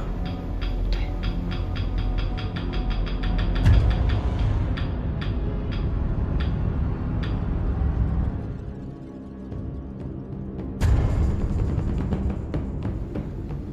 我看见格林了，就在里面。在哪？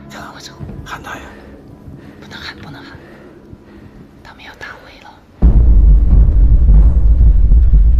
对，有的是，就他。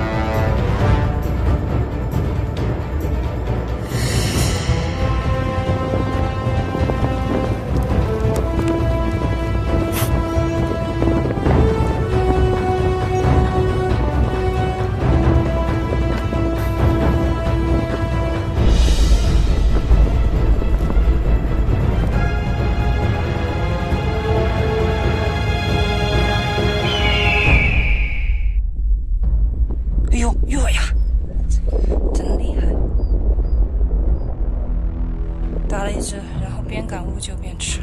现在我能喊他一声吗？别喊，让我儿子吃顿饱饭吧。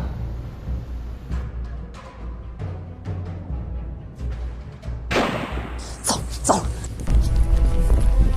格林，格林，快跑，快跑！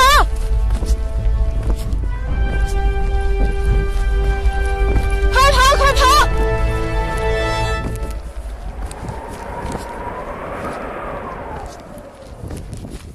不要看，不要看，快跑！跑，格林跑！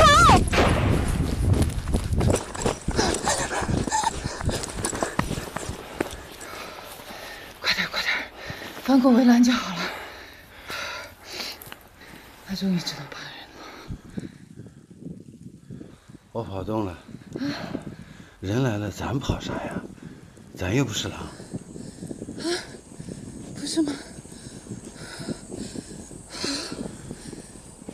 哎，这下好了，狼群上了山就安全了。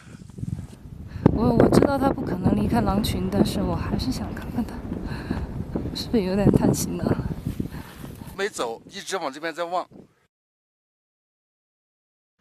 他往回走了。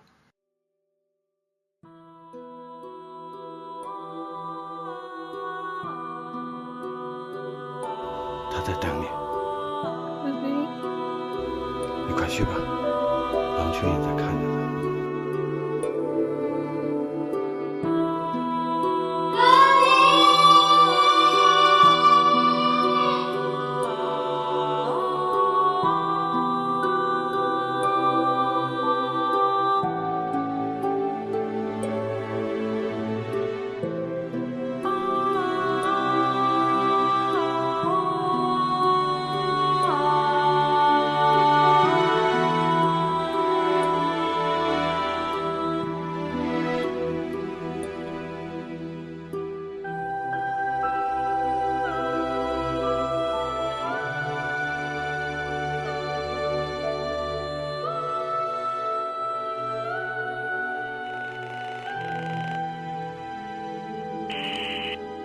你要是实在舍不得，就把它带回来吧，我们养它一辈子。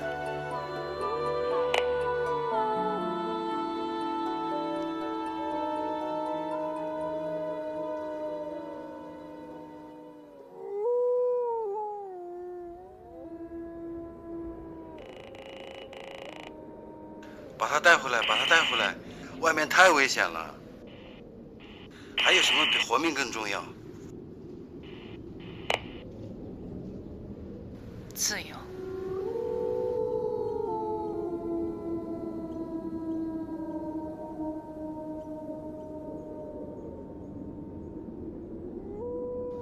孩子，走吧，别回头，一定要活下去。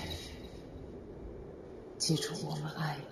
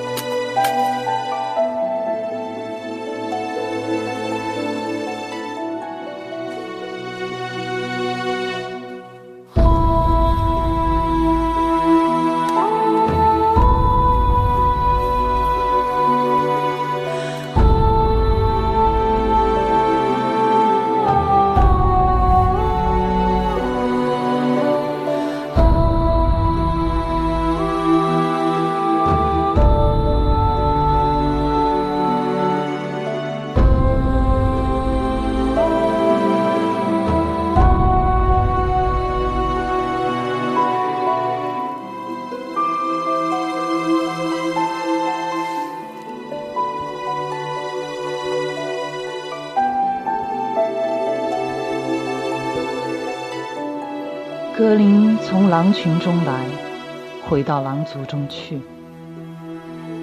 我们曾经相依为命，共度患难。狼是不屑于被人豢养的。格林的命运与这片大草原相连，他要在本应属于狼的大草原有自由、有尊严地活着。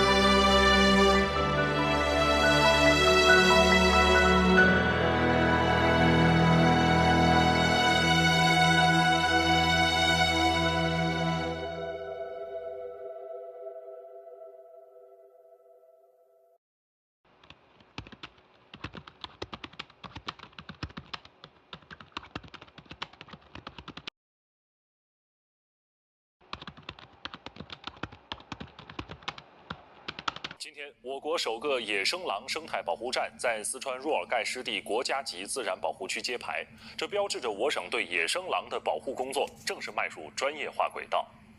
今天揭牌的若尔盖狼生态保护监测站是我省在保护野生狼领域的创新之举。昨天，我国首个野生狼生态保护站若尔盖狼生态保护监测站揭牌，这标志着四川省对野生狼的保护工作正式迈入专业化轨道。狼是具有重要生态、科学、社会价值的陆生野生动物，也是濒危种群之一。而该监测站之所以选址在若尔盖，是因为这里是四川狼的重要聚集区之一。昨天，我国首个野生狼生态保护站若尔盖狼生态保护监测站在四川若尔盖湿地国家级自然保护区揭牌，初步统计境内约有野生狼200只。我会跟格林说一声，跟所有的狼群说一声，也跟这么多年支持我们的读者，跟你们都说一声，10年了，这条路走得好难，我们做到了，不容易啊，是吧？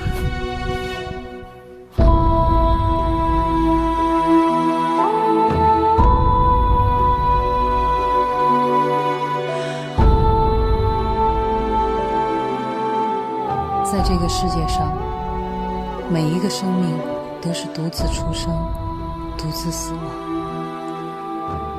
但是我多么希望在你生命的一始一终都能与你相伴。你选择了荒野，野生狼的平均寿命只有8年。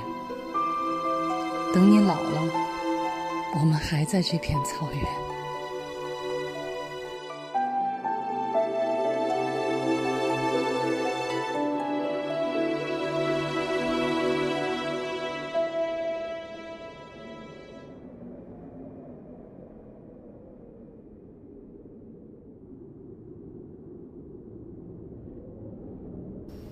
我不知道这会不会是我们最后一次见面了，格林，你老了，我也老了。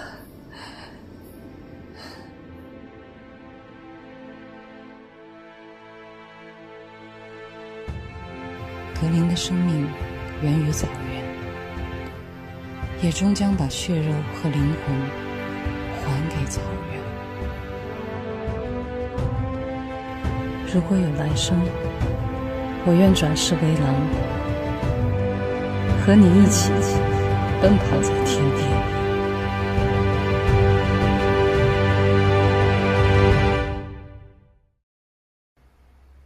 那么格林回归以后的这些年，我们也不光关注格林，那么更多的其实是我们在关注整个狼群。唯一出版写了重返狼群的系列小说，我就开始制作影片，希望更多的人能够关注草原，保护狼这个物种不被灭绝。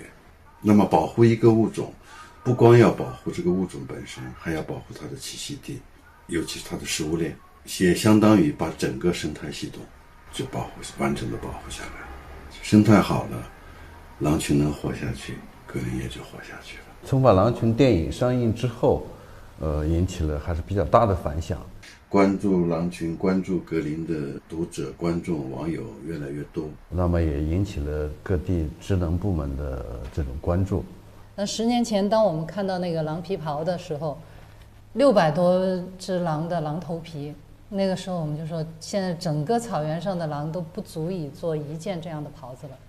但是现在呢，狼群已经从濒危恢复到了200只。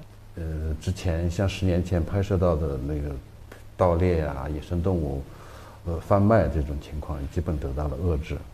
当然，电影上映之后，我还是有很多遗憾，因为篇幅很有限，只有90分钟，还有大量的故事没有讲。2020年，格林正好10岁，我就想重新制作一个剧集版的《重返狼群》，以此来纪念格林重返狼群10周年。那么，其实，在制作过程当中，好像重新又回到了跟他当初一起生活、一起共患难、一起寻找狼群的那个艰难的岁月。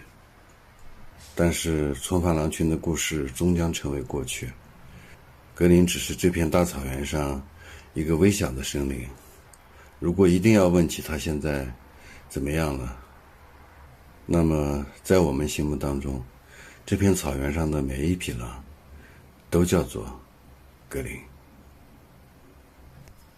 作为导演，我很想让格林的故事继续下去，因为随着格林的故事要制作结束了，我很舍不得跟格林分开。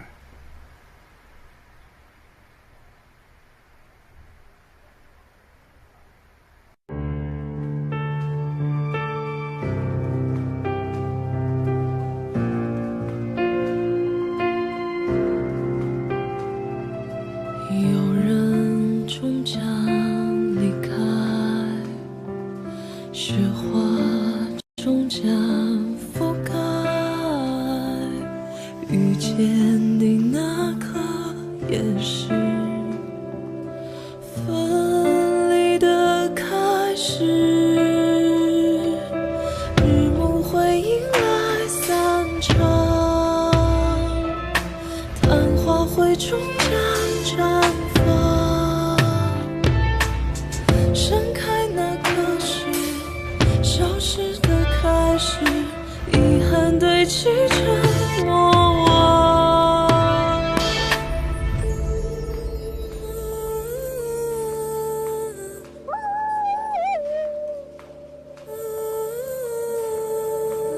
你看到了没有吗？看到了。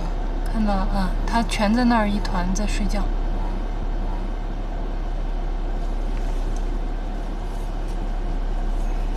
好了。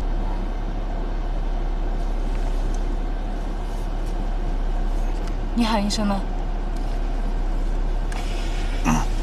格林，没反应，耳朵动了一下。我都走了。走。来车了。走。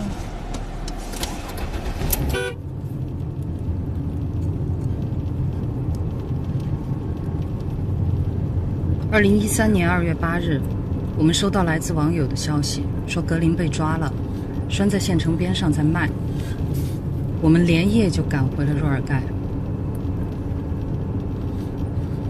但是深夜看不清楚，我们打算第二天再去看看。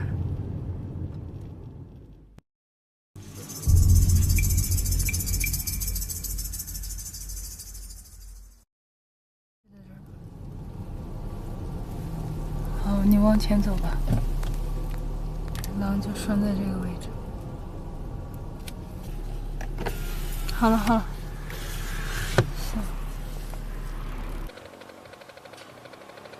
那尾巴比格林短，这只狼不大点，也就可能1岁多吧，顶多1岁多。眼睛颜色要深一些。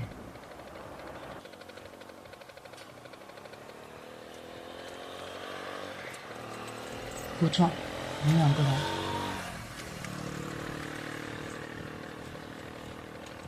你把那块饼干拿的，那块，小心点。啊，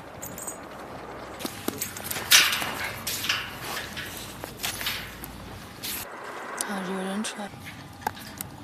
这边嘛，没给他个。啊，买的啊，买的好，我给身上带的，带这个卖不卖嘛？卖给你们。 真的卖啊！啊，真的卖。你们开个价。虽然他不是格林，可是当他把爪子搭在我的手上的时候，我还是觉得心疼。我们联系有关部门，救下了这只狼。若尔盖的狼死一只，就少一只了。那之后又有消息告诉我们。 格林被抓去松潘一个农家乐，供人参观。他不怕人，叫他的名字，他就会过来。我们开车100多公里，终于在那个农家乐找到了格林。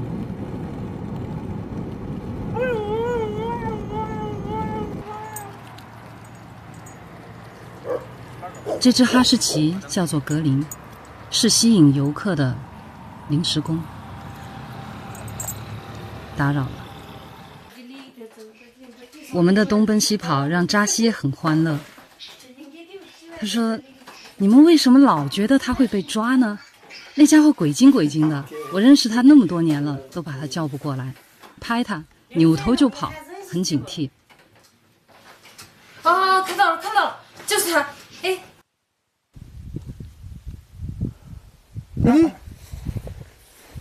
过来，给你，给你，给你，给你，给你，给你。哇！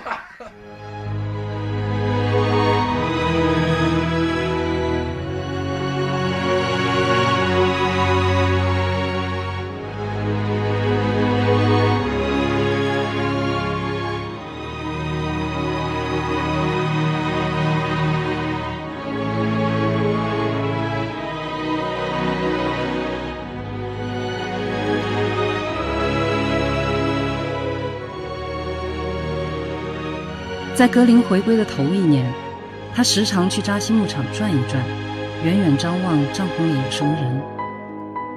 扎西发现了就会告诉我：“我看到你们格林了。”我很激动，真的真的，他在做什么？走路。还有呢，还有呢，跑步。消息很简单，但我们已经很满足了。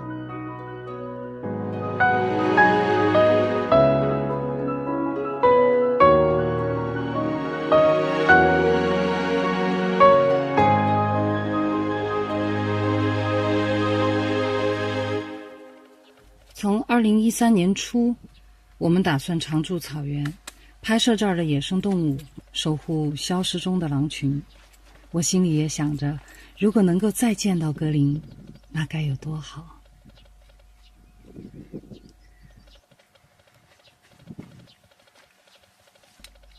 我们把小屋子重新修缮了，因为我们还是打算住在格林熟悉的老地方。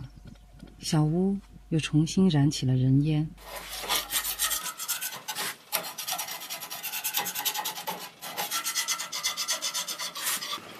这是我们的小屋，这就是我们的早餐。自从小房子修好以后的第一顿，5度有没有？但是屋子里面像春天一样，我还有点热。我们曾在凌晨4点爬上狼山去看狼群集结，我心里面特别激动。我已经2年时间没有见格林了，哪怕他在狼群当中只是一个末等的草狼，我也高兴。牧民告诉我们，格林回归的这片最高的山脉是现存狼群最集中的地方。爬上山顶就可以看到狼的踪迹，狼体质，狼脚印。他们在这个地方打滚，翻过围栏，到山那边去。原来这儿下面一片应该是湿地吧？哦，有个湿地。对，现在这个湿地已经干掉了，湿地退化了。有4个。我这个焦距太短了。真有4个。有4个。有4个，有4个。你看。再跑。你不要调太近了，不然跟不住。你太棒了，你太棒了！哎，真的，真的，真的在跟来。在追一个什么东西？哎呀，不是他们3个在追。这边我们看到了3只，是吧？这边3只。那边看到了3只。一共6只。这6只现在要汇合，那应该还有1只，一共7匹狼啊！你说格林在不在里面？哦，你后哈嘛，这个跟是不是这个后头这个呢？快看我！那个有4个狼，看。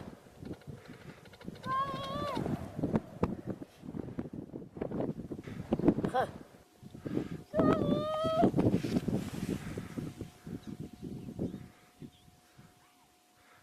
不得跑，你看。他不跑，往这边再看。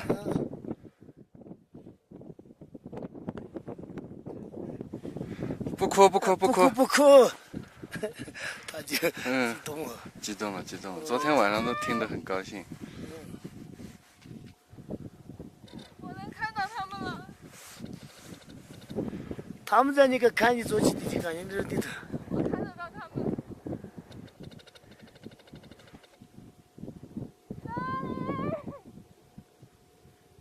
他们没跑，在往这边看。他们听不到我说话。有反应，他们在往这边看。太远了。格林。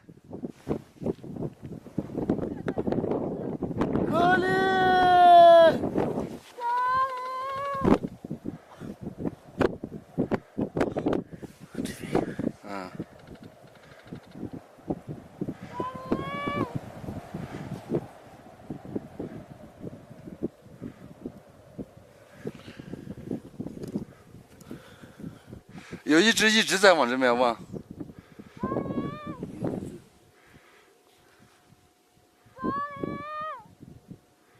不到的，太远了。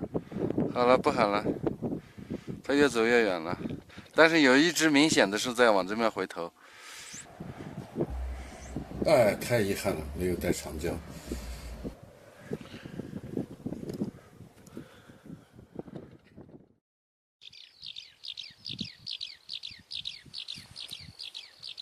刚回到小屋那几天，我总感觉有一双眼睛在注视我们，时隐时现。当我出屋去看的时候，它就消失了。一峰建议多印点寻狼启事贴到山里面，我觉得没有20年的脑血栓应该想不出这个办法的。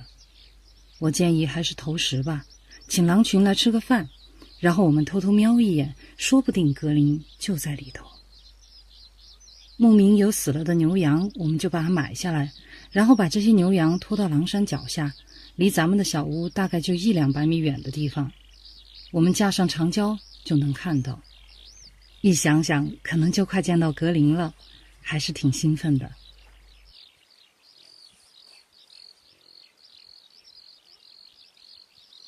我们看见天空中有盘旋的雾岫，不敢下来。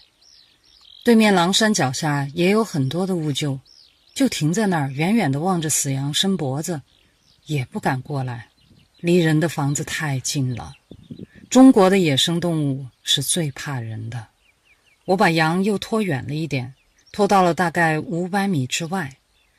当人走开了以后，雾岫一拥而上。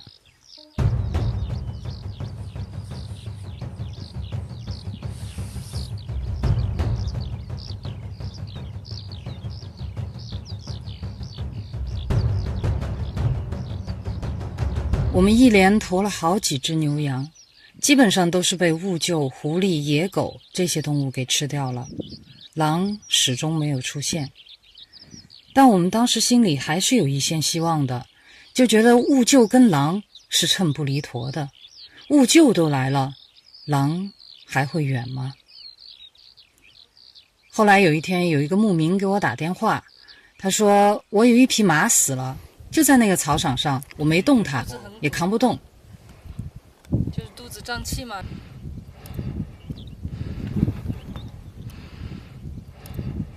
一峰买下了这匹死马，当时我们想，也许羊是小菜，但是马绝对是大菜。我们在马尸体的旁边装了2台监控，而这个时候我们就用长焦远距离观察着。我们想，等狼来了，那个监控就能拍到了。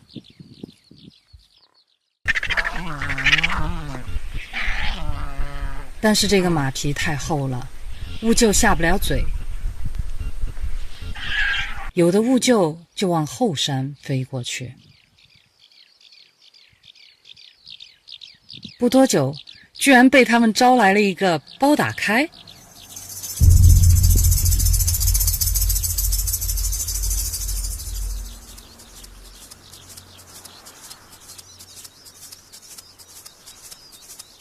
这只狼我们曾经见过的，它在狼群当中的地位挺高。由于它的耳朵被盗猎的炸聋过，听不见，有2只鹰长期给它报信儿，也跟着他觅食。而他虽然来了，但是并不急于下山吃马，他在观察，也在等待。现在兀鹫太多了，如果现在撕开马肚子，兀鹫一窝蜂围上去，不但没法吃到肉，还容易被灼伤。他就在等天黑。兀鹫是不上夜班的，一旦太阳下山了，这匹马就归狼了。但是让我们意外的是，狼突然果断地撤离了，再没回来。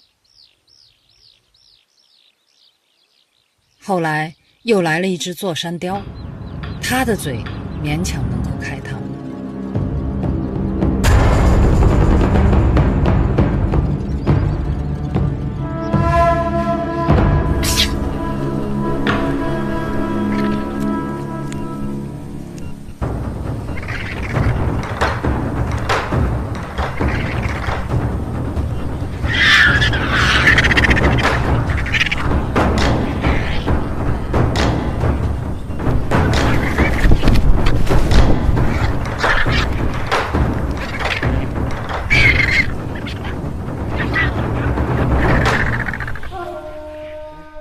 一匹马半个小时就被吃光了。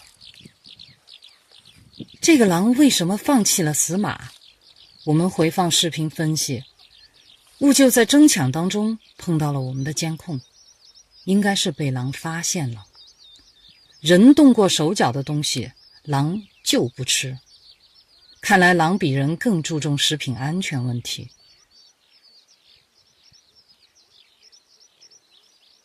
而我们投食的死马也没找到狼。一峰就越来越郁闷，这说请狼吃个饭怎么就那么难呢？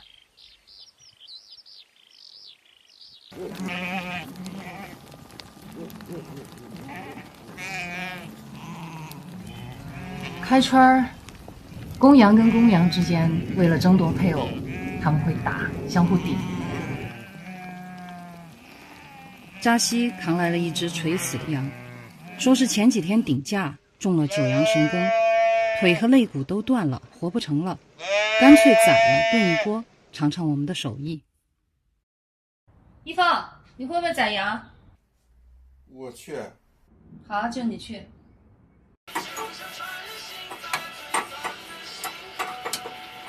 我把水都烧开了，就等肉下锅了。却听见羊还在屋子外面叫唤。我出屋一看，一峰拿着碘酒绷带在替羊包扎。你在干嘛呢？你在包木乃伊啊？你这碘酒哪儿医的活吗？别让他遭罪了，赶紧，我那儿等着肉下锅呢，不痛快的。手扒肉是吃不成了，扎西饿着肚子走了。好在当天下午，羊主动去世了。我剥了羊皮，晾在小屋前20多米远的地方，炖了一大锅羊肉汤，开车去扎西家一起吃晚饭。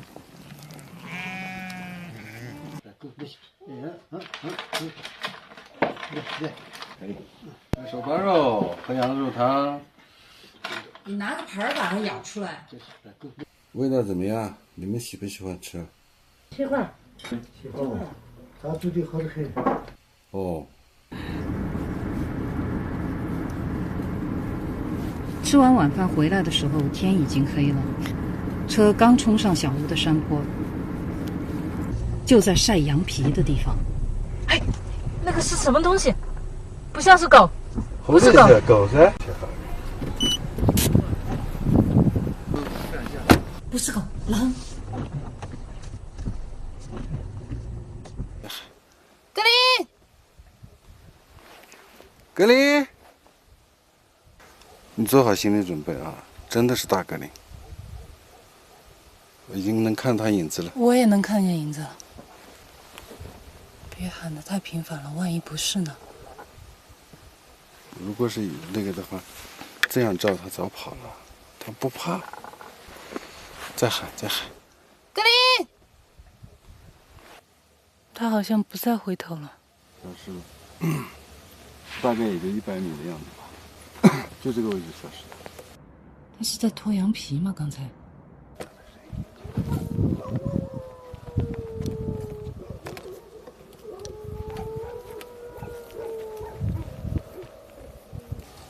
狼嚎是不是？有点像。掉头，请在适当位置掉头。你已经到家了，你想掉头去哪儿？心虚啊？我不敢下。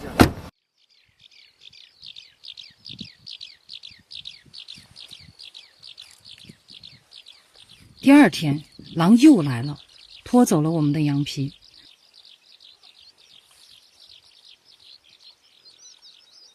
我跟狼匆忙打了个照面，它是只母狼。既然它不是格林，我也就没追了。我觉得挺搞笑的，我们投了那么多的死牛、死羊、死马，狼就不吃。这会儿扔了一个破羊皮，这主来了，狼也太不按套路出牌了。我回想起格林从小就喜欢用羊皮垫窝，这个母狼会不会是生小狼了，也拿来垫窝呢？于是我拜托牧民朋友们帮忙留意，最近是否发现了狼窝，或者是有新生的小狼。很快牧民就告诉我们，他们发现了一个狼窝。我记得那天我去狼窝附近装监控的时候，为了抄近道，2个人在草地上迷路了。天越来越黑，看不见脚底下，我掉进了沼泽里。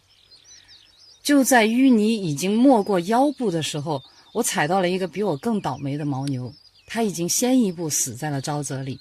我踩着它的头爬了出来，掉进沼泽里居然没死了。第二天又能看见太阳了，我命大，我嘚瑟。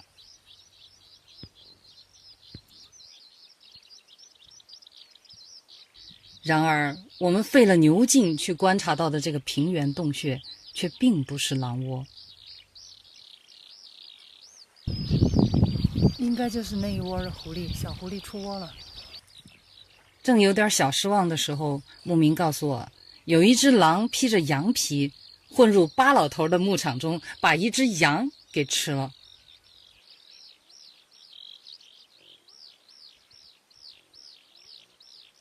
我查看了羊皮，就是我剥下来的那张，上面还有1封的碘酒。终于知道这张羊皮的下落了。我一直以为披着羊皮的狼是民间调侃的形容，没想到还真有这么干的。话说回来，巴老头家有些羊本身就像披着羊皮，也是挺给狼出主意的长相。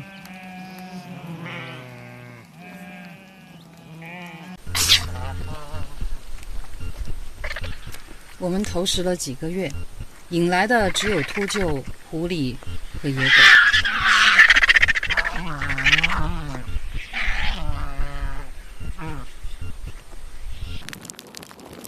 有一只狗吃了肉，对我们倒是越来越亲近。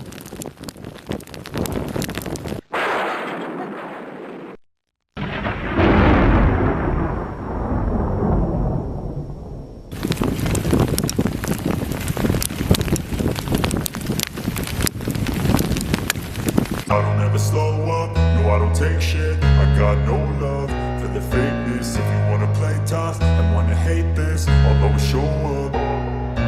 I don't ever slow up, no I don't take shit. I got no love for the fakeness. If you wanna play tough and wanna hate this, I'll always show up and make a statement. I don't ever slow up, no I don't take shit. I got no love for the fakeness. If you wanna play tough and wanna hate this, I'll always show up and make a statement. Everything I do so instinctive and so passionate. Every word I move so descriptive like an adjective. I got a vendetta against people who patented being negative when you should be getting after it. I got facts over tracks, this and that. Spitting slow, spitting fast. I could roast, I could gas. Think I'm okay at last, but I don't know if that can erase all the past. And the pettiness, a reflection of the emptiness. Hilarious, you think you're worth my time, you're delirious. Mysterious, because you hide behind a fake exterior. Inferior, you know I'll always be a bit superior. Get off of me, this ain't no humble brag. I want you to hear words, you can say them back. I want you to feel free from the chains at last, and to believe in what you got, it was built to last, yeah. Now that I've been put through hell, I never got anyone's help. I had to do it all myself. I don't ever slow up, no I don't take shit. I got no love for the fakeness. If you wanna play tough and wanna hate this, I'll always show up and make a statement. I don't ever slow up, no I don't take shit. I got no love for the fakeness. If you wanna play tough and wanna hate this, I'll always show up and make a statement. Gonna learn the consequence of being incompetent. Mental health is confidence, dreams and some honestness. I'm not here to save the day, that's for you to take away. I could play a million mind games, but instead I say something not illogical, something that is topical. Rub it on and watch it go, make yourself unstoppable. Dreams are irresponsible, but they're always possible. If you just believe, you could be so remarkable. Thoughts in my head, a collage and they spread. I'll be great one day, going off of my meds. No, I'm not giving up, no, I'm not giving in. I will make it to the top, taking off in the wind. I gotta make it, I'm saving every day to taste it. I'm patient, but my mind, it can hardly take it. I'm chasing a dream that I've had for several ages. A vacant, modern kingdom for the taking. Now that I've been put through hell, I never got anyone's help. I had to do it all myself. I don't ever slow up, no I don't take shit. I got no love for the fakeness. If you wanna play tough and wanna hate this, I'll always show up and make a statement. I don't ever slow up, no I don't take shit. I got no love for the fakeness. If you wanna play tough and wanna hate this, I'll always show up and make a statement. I don't ever slow up, no I don't take shit. I got no love for the fakeness. If you wanna play tough and wanna hate this, I'll always show up.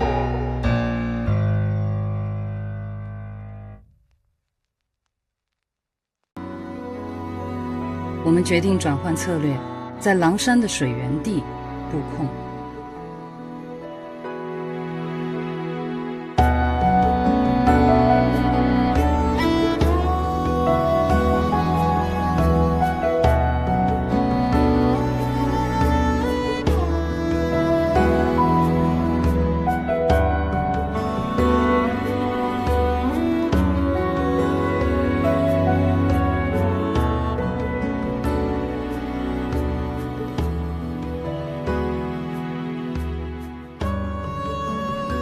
水源布控也没有拍到狼，他们竟然在监控的盲区重新挖了一个水坑喝水。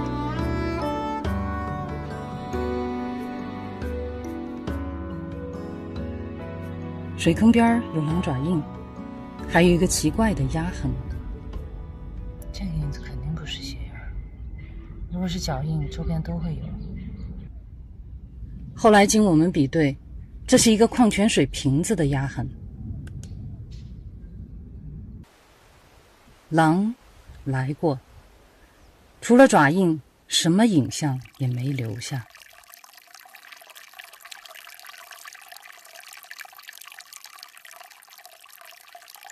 我们曾在河边狼可能会捕鱼的地方，也发现了狼爪印。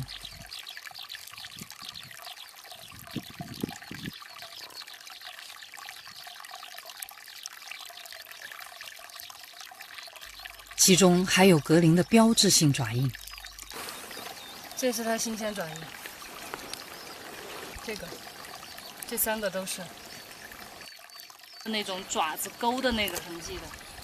这个前面没有爪子勾的。1、2、3、4，这4个都是。于是我们发了狠，在这个河段200米区域内装了6个监控，做了掩体。其中5个在廊道上，向着不同的方向。他到河岸边去旋了一转，然后在那个地方拱起来的地方翻过围栏，在那个旱塔的土丘上旋了一转，然后从这儿下来，就沿着这条绕过来，这条线直的线上去了。看这还有一条路。对。哦，然后从这消失了。这条路是往那边倒的草嘛，就是往那边走的。然后他在那儿旋了一转，就从这儿绕回来，然后草往这方倒，他是往那方走。临走时，我脑子一抽，总感觉狼会从这个地方上下坡。这是往上八抓的痕迹，最后一步往上跳。这是一个落脚点。这儿也有八爪的痕迹，顺着这儿爬上去。下面是河岸。于是我在对着这个斜坡的河道里一块突出的沙堆上装了最后一个监控。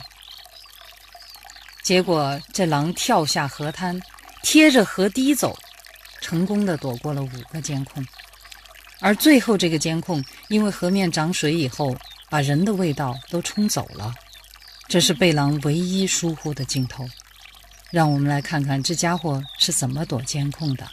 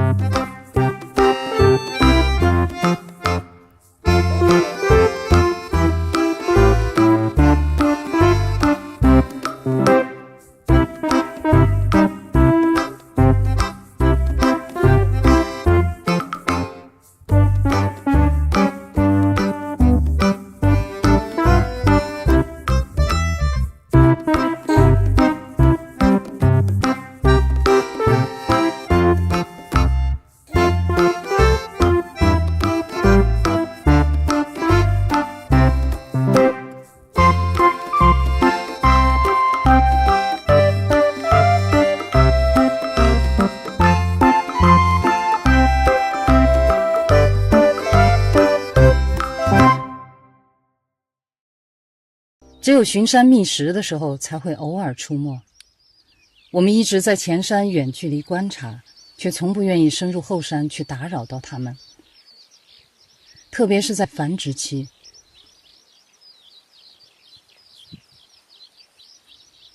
但是保护区的人员告诉我们一个消息，有盗猎的偷偷进山了，山里发现不少捕兽陷阱，狐狸洞被盗猎了，狐狸妈妈被毒杀，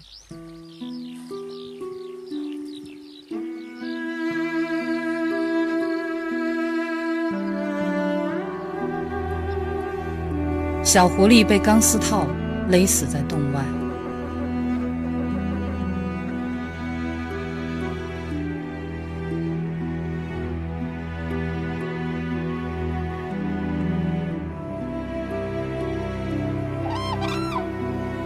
同时，我们一直在观察的黑颈鹤，它们正在孵的蛋被人拿了。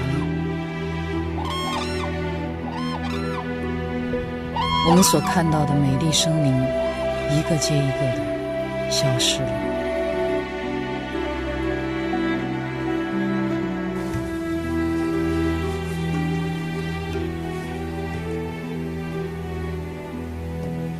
我坐不住了，巡山、拆捕兽夹，这是我们每天必做的事儿，包括后山。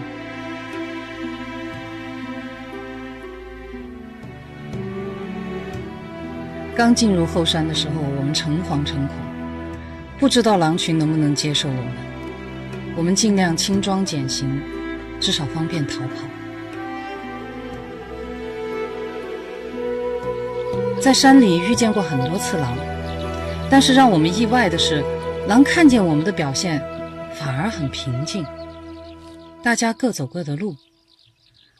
我不知道他们是不是认识我们，但是我们逐渐熟悉了他们。我们在进山的路上装了监控，这样如果有盗猎者来过，至少能留下影像。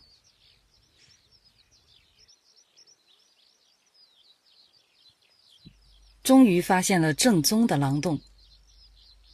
狼洞并不像通常人们想象的那么阴森可怕，虽然附近会有一些他们的生活垃圾，但并不影响它的好景。背山面水的地段，沙土的观景平台，高层视野，私家花园，翻身可见绿，出门可踏青。虽然不知道洞里面是套几，但知道它房间少，门多，不要钱。有小狼转移，旁边还有一个逃生洞。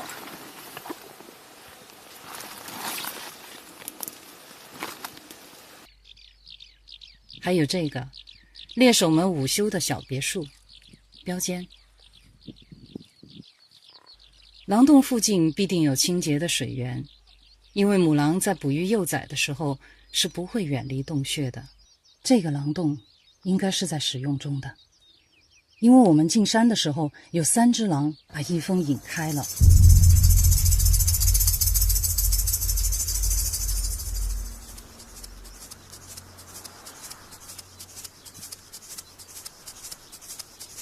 我察觉异样，循着反方向去找，才发现了它。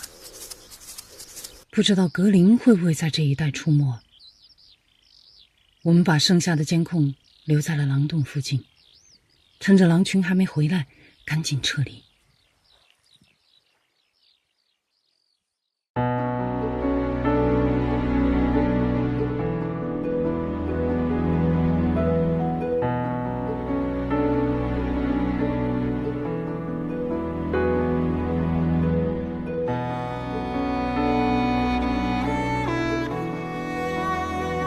10天了，我们提心吊胆，既盼望那洞里面有小狼，又担心盗猎的比我们动作快。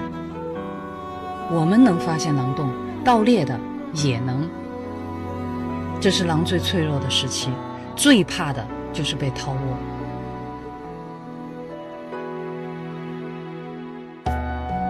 我们常说考古的干不过盗墓的，科研的干不过盗猎的，这些土贼总能找到机会，但究其根本，都源于人们的消费。今天狼洞很安静，5个小时过去了，没有狼出没。我过去走了，去吧。我们来到狼洞前，发现狼不在了，监控也不在了，很紧张，怕是我们最担心的事情发生了。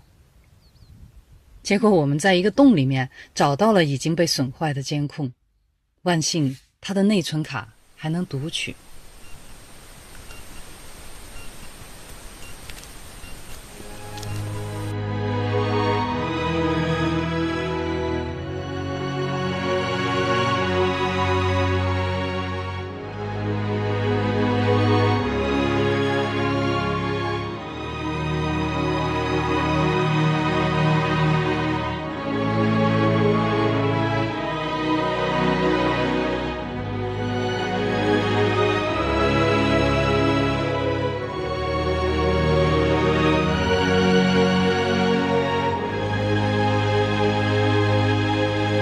终于看到小狼了。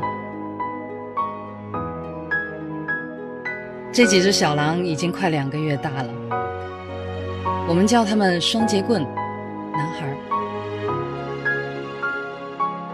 福仔男孩，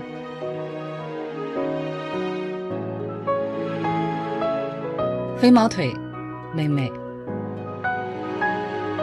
还有一个最胆小的小不点儿在这儿，因为他一直躲在角落里，我看不清楚他的性别。直到后来我才知道，他也是个小男孩。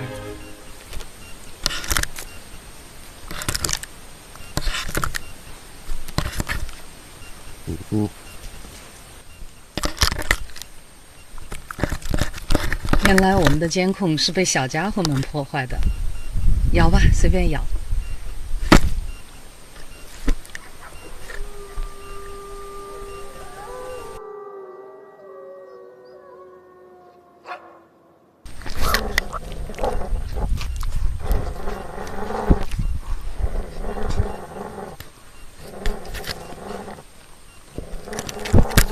而母狼回家后则把它扔进了洞里，似乎它并不喜欢孩子们玩人类的东西。它带着小狼挪窝了。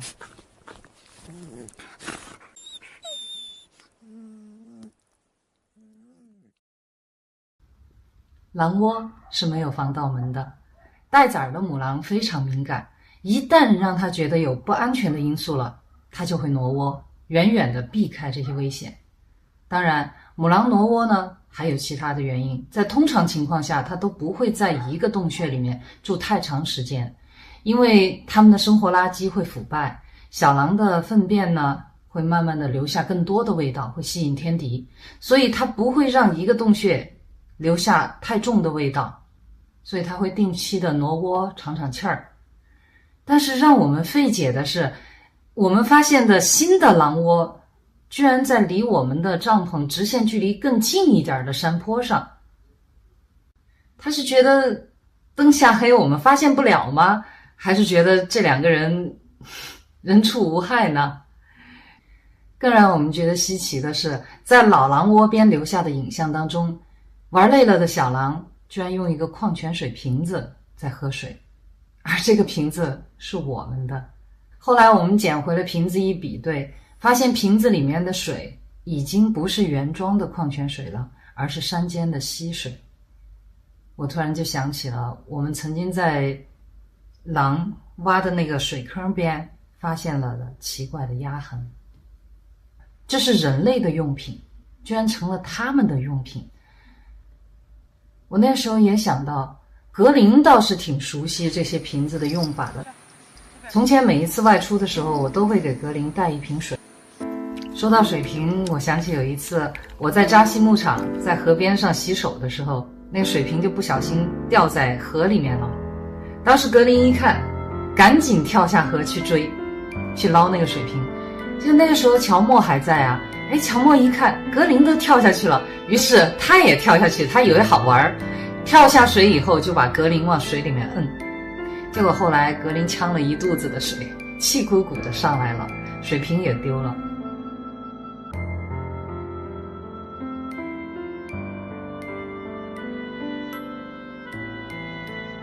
再到后来，格林经常到那个河边去转悠，刻舟求剑一样。水瓶是捡不回来了，他找了一个替代品，管他呢，老妈能用就行。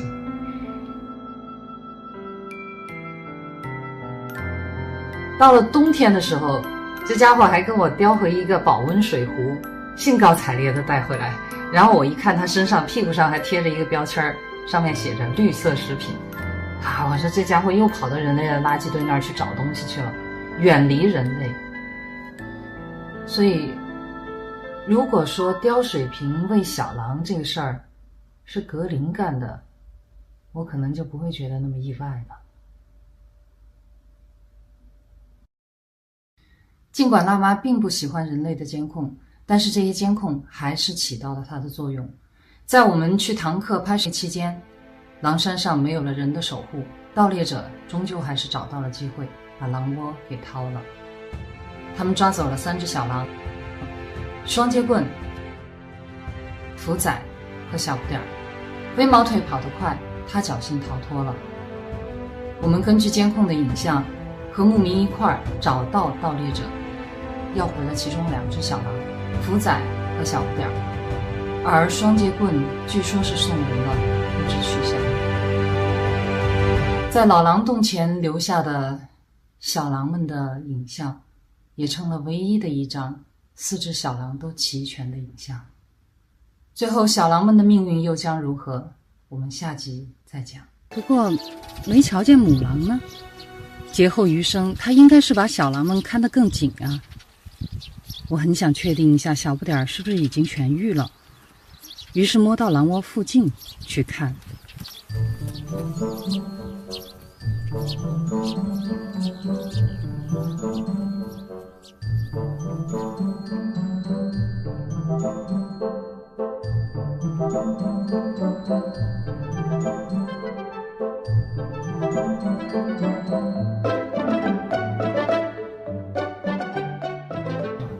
过去了之后呢，小家伙们还在那儿玩，而这个福仔和小不点儿，因为跟我们是打过交道的，不是特别的回避我们。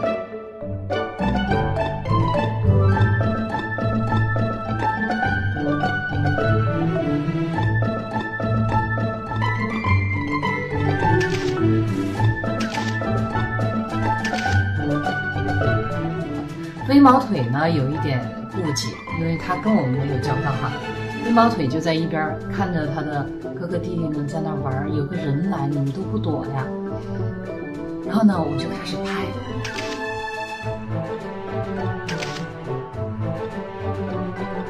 正在这个时候呢，辣妈回来了，叼着一只毯子。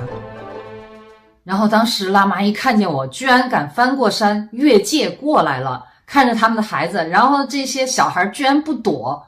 辣妈当时气坏了，浑身的毛都扎得像个惊叹号一样，直接就向我冲过来啊！我当时手里一抖，还摁了一下快门，结果就那一张辣妈冲我冲过来的那一张照片，我居然还留下了。然后接着就是我很狼狈的翻滚下山了。所以后来我们也就保持远距离，然后反正他们也接受我们的存在，我们呢也就持续远远的看他们。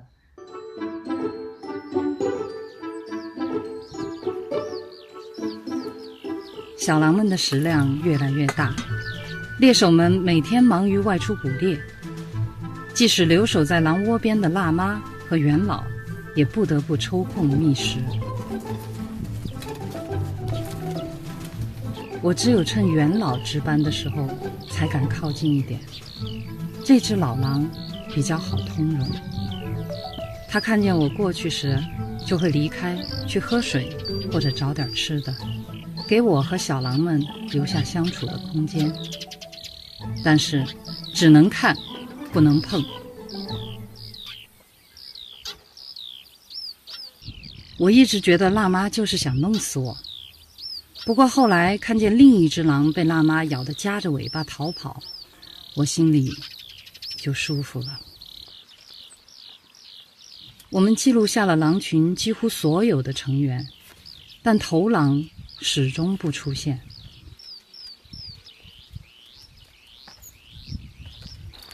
即使是他给母狼带回食物，也是在远离我们的冬季草场上交接。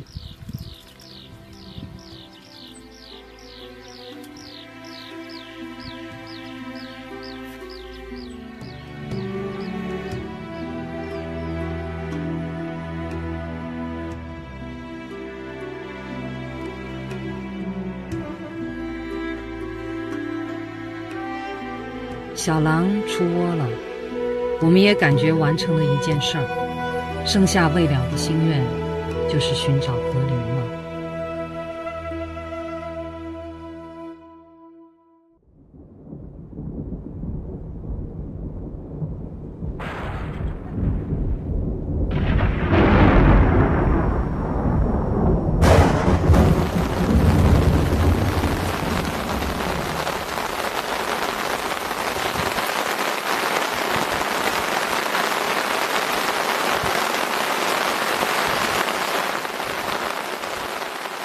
持续1个月的大暴雨引发了水灾，大草原成了一片泽国。你看，海都没远把头，你看水进了，这前头的这个水嘞，房屋进水，车辆抛锚，草木腐荒。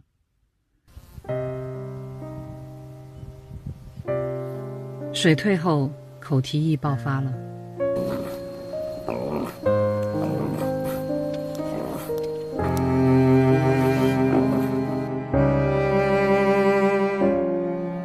草原上到处可见病死的牛羊。疫情期间的牛羊肉，人是不敢吃的。食物短缺，对人和动物都是一场灾劫。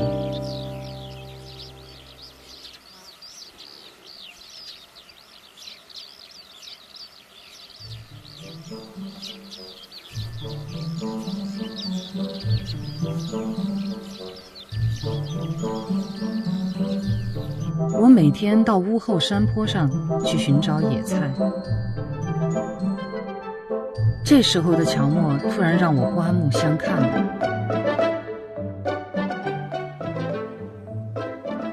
他总能奇迹般的在我挖野菜的后山坡找到猎物来打牙祭，我们也只有羡慕的份儿。有一次，我眼看着乔默叼回来一只挺新鲜的野兔，很眼馋，刚走过去想跟他商量一下，他立刻把兔子从头到尾舔了一遍。好吧，算了。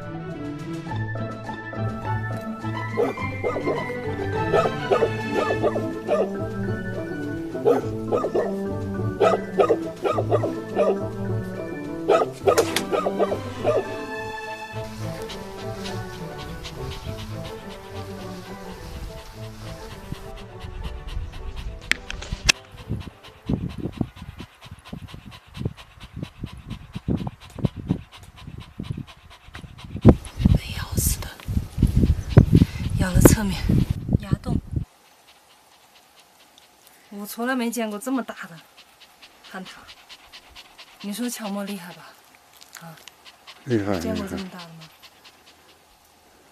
你说他有这么强的野外生存能力，他干嘛还要找我们呀？你来拎一下，很重很重，20斤以上，这么大的塔子。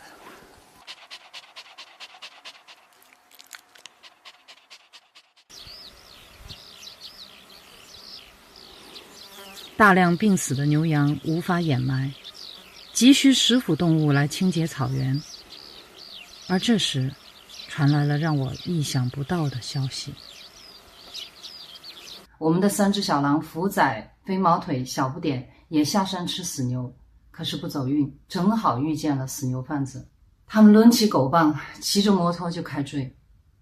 3只小狼赶紧逃命，福仔和飞毛腿跑得最快，他们已经越过了围栏。可是小不点腿上有旧伤，他跑不快，眼看着就快被人追上了。福仔突然掉头回去，挡在小不点和人之间。小不点逃脱了，福仔被当场爆头。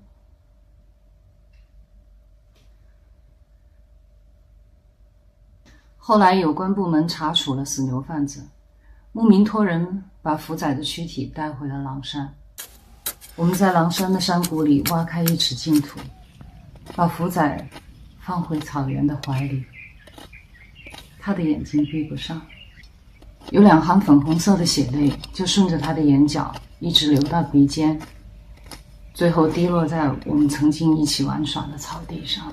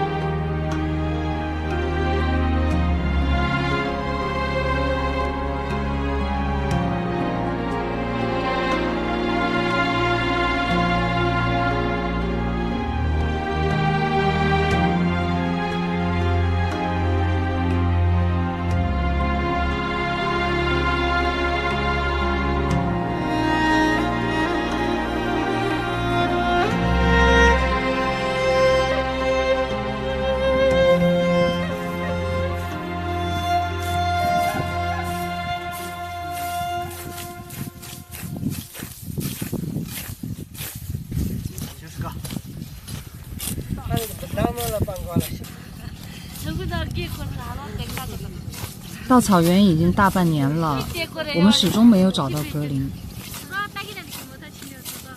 但却意外地得到了双截棍的下落。他被送到了几10公里外。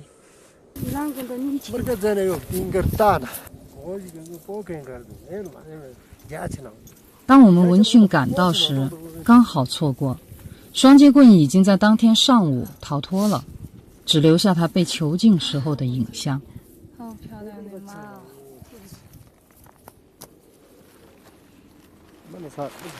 司主说，双截棍被抓来几个月，只做了一件事情：越狱。刚开始他不吃不喝，把自己饿瘦，从龙缝里钻出去逃跑。后来人们就用铁丝捆住他的脖子，把他拴在院子里当狗养。好嘛，我给你留个电话。没想到双截棍终究还是找到机会，挣断铁丝逃跑了。哦，这儿是不是这儿？这儿有个洞，这个地方。应该是大的。跑了就好，这是最好的结果。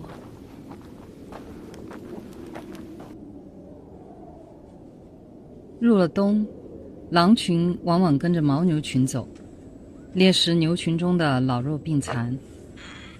牧民朋友动员我们也跟着牛群前去他们的牧场，或许遇见格林的机会更大一些。何况前些日子狼群才打了他们1头牦牛吃，可能还会再去的。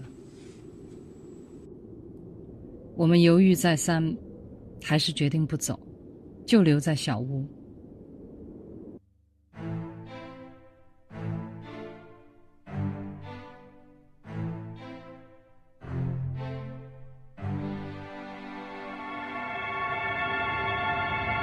结果牧民刚牵场的当晚，狼群就来了，一共4只狼。奇怪的是，我们的看家狗居然没报警，是易峰发现的。我们不敢开灯，黑夜里也看不清他们在做什么。直到狼群离开了，我们大着胆子出去看时，乔默才开始叫了起来。一峰，拿手电筒。你把那个灯光举到乔默这儿，我看看。好，跟着乔默走吧。你刚才出来就看见狼了？对。害怕吧？你才害怕呢你。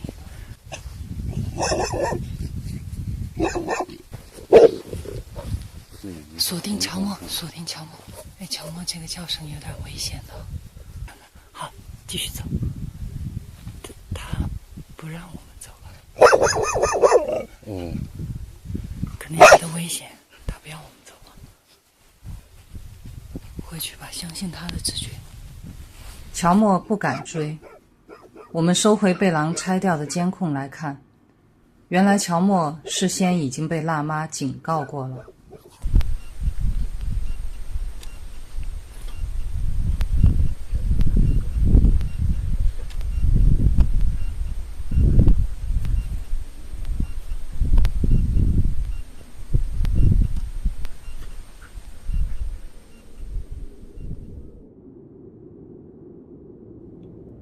第二天，我们再查看狼群的踪迹，延伸到屋后的山坡上。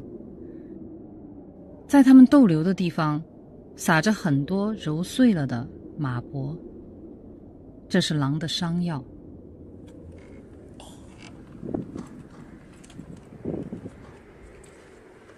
几天后，我突然在离小屋不远的草场上看见了辣妈。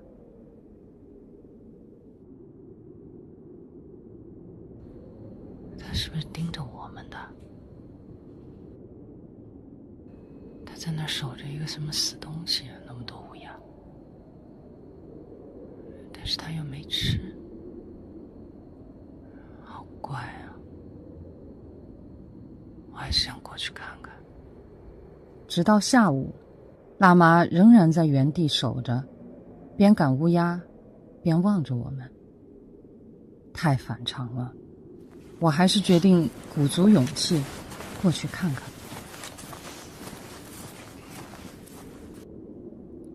我在离辣妈100多米远的地方跟她对视了大概20分钟，而她看我始终不敢过去，于是缓慢地离开了。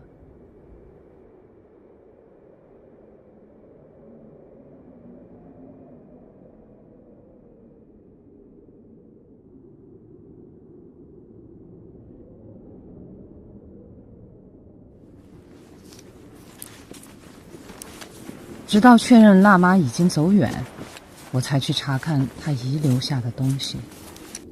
呼叫一峰，发现一匹死狼，就在这儿。怎么可能啊？是一匹狼，确实是一匹狼。快，你快过来看一下。好的，马上赶到。等等，他还在喘气，好像是活的，还在喘气。小心一点。哦，飞毛腿啊！那肚子上有个洞，你记不记得上一次那个牦牛，他去单挑那个牦牛，被牦牛顶了一下的那只？大狼呢？大狼撤了，我在这儿已经有点久了。你看看他眼睛有没有事儿？刚才渡鸦啄他眼睛。没有知觉了，好像。有，他的眼睛在睁。哎呀，2、3年了，都没摸过狼了。好烫啊！发烧。我去把急救包拿回来吧，但是没绷带了。你都拿去包羊了，有纱布就行，一会儿用我的腰带绑一下。去吧。死狼当活狼医了。飞毛腿的伤口周围裹着马脖的粉末，皮毛被母狼舔理得很整洁。从狼群打为牦牛时，飞毛腿被牛角挑伤，到现在已经快20天了。恐怕也只有狼才能坚持得这么久。也许他是在跟随辣妈去寻找马波疗伤的路上，再也走不动了。而辣妈，她把我们当做了拯救孩子的最后希望。消毒、缝合、消炎，保持体温，尽人力，听天命。野生幼狼成活率极低，一大半的小狼活不过头1年。它们从刚出生就要面对凶险的世界，狼的每次猎食都是在以命相搏。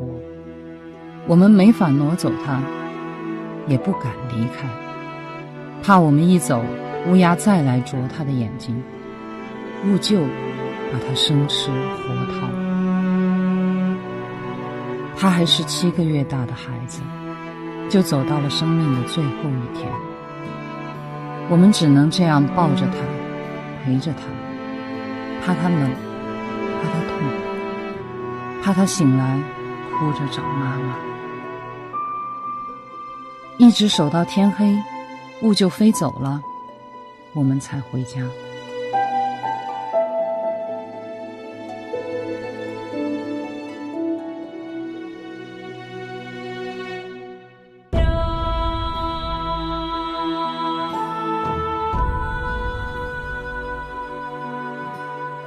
第二天天不亮，我们就去看飞毛腿。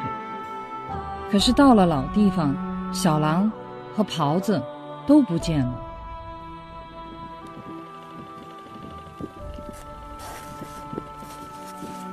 附近的积雪上留下了一串硕大的爪印。1、2、3、4，这儿是那个爪子的分界线，这2个后爪印，前爪印它就是圆一点的。屁股发麻，突然觉得，哎，怎么会是熊爪印？我们防着兀鹫和乌鸦，却没料想还有别的野兽。辣妈把飞毛腿托付给我们，我们却大意了。无论死活，得把小狼找到。可是这么大的草原，上哪儿去找啊？找了3天，也没找到飞毛腿。回到家时，被咬死的兔子倒是发现了好几只。看来乔默在家并没闲着。既然他这么能干，能不能带我们找到飞毛腿呢？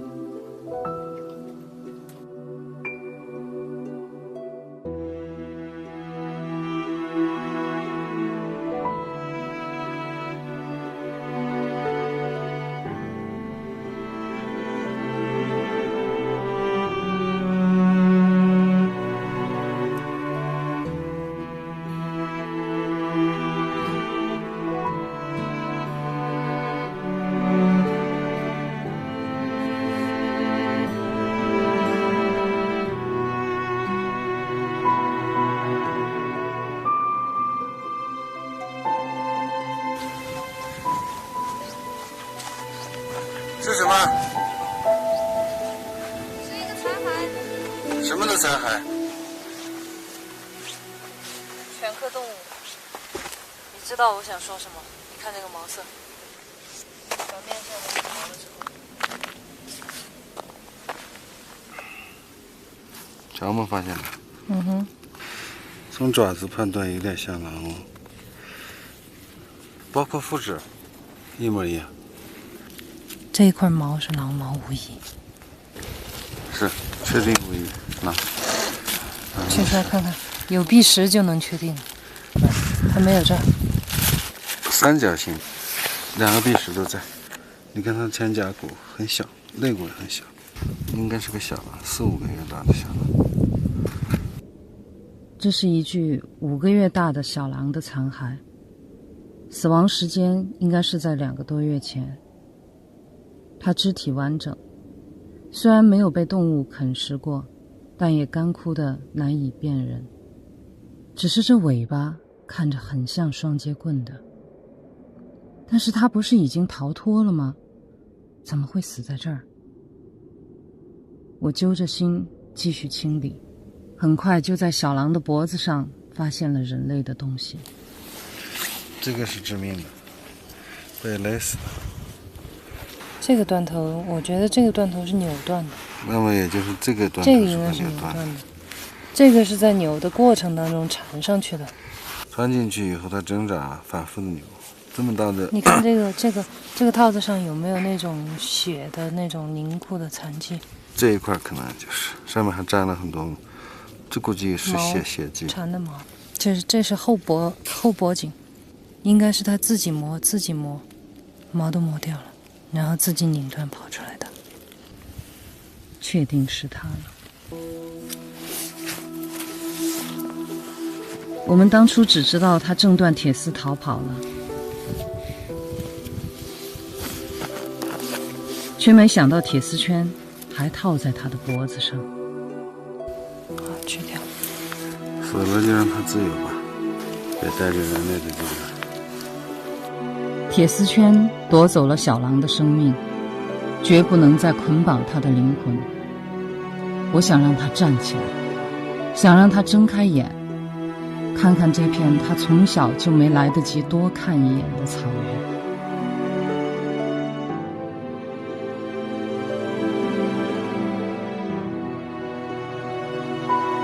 我们收集双节棍的骨骸，揉进粘土中，重塑狼身。它封存了双节棍的血肉，凝固了为自由赴死的狼魂。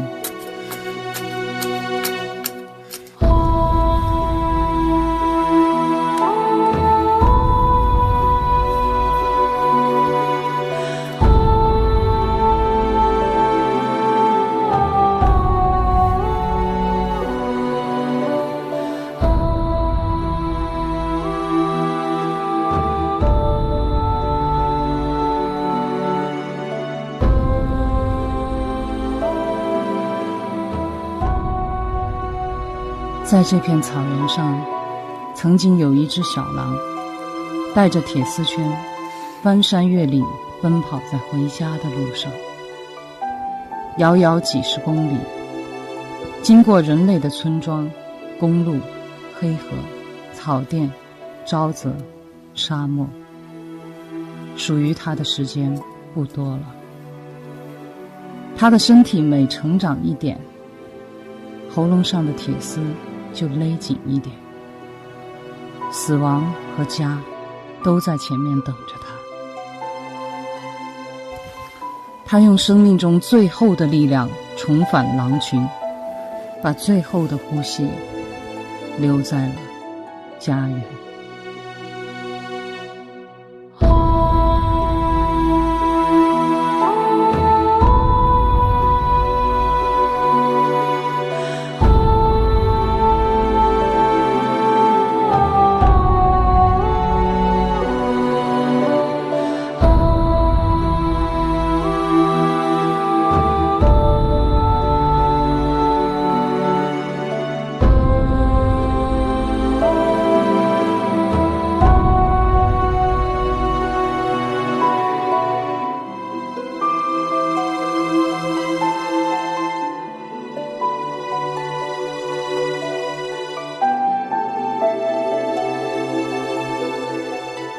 倒出来看有多少？7万人斤米。没有吧？哇！而且还很干净，一点土和沙子都没看，连耗子屎都没有哈。没有。我们的粮食被草原鼠给吃了，我们不得不冒着风雪出山备粮。在县城里，我听到了一个惊悚的传闻：狼群吃了一个人。这让我们很诧异，辗转打听了很多人，最后有知情者告诉我们，不久前他远远看见狼群拖了一个人上山去了。好，再见。好，拜拜。哎，谢谢了。拜拜。哎，好。后来还有人在山里发现了遇害者的衣服，我们问清了方位，去山里寻找。我觉得在那个山旮旯里吧。上来。啊？哦。放下你衣服啊！看这，把相机放下吧。来，过来看一下。你捡起来，里面有没有死狼？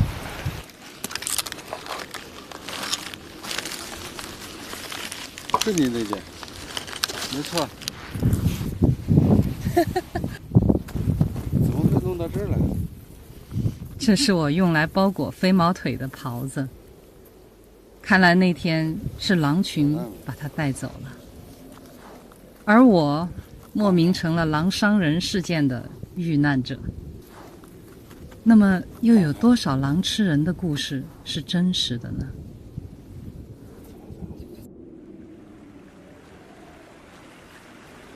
我们已经寻找格林1年了，如果他还活着的话，该4岁了。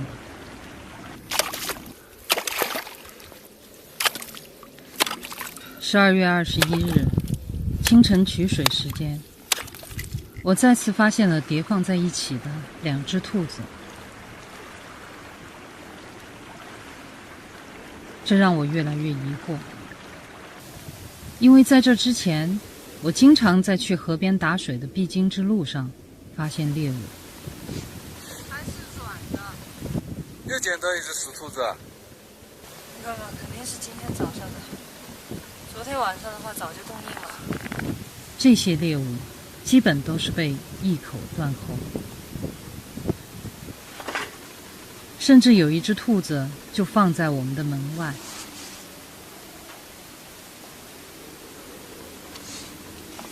这儿，爪爪，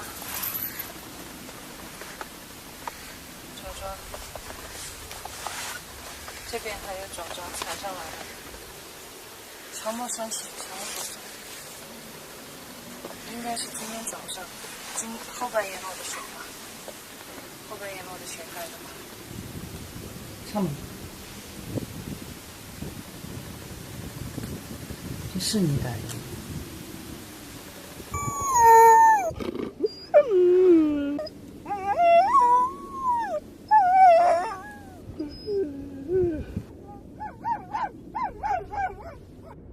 ？7只野兔，1只旱獭。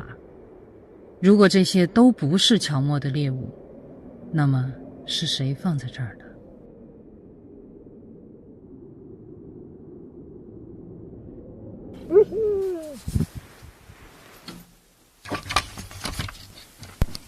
你看乔莫，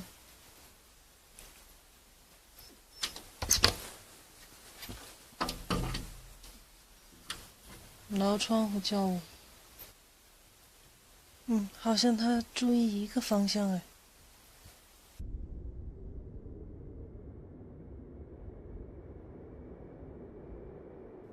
狼雕好像被什么动物动过，我们决定放一组遥控摄像机在狼雕周围观察一下。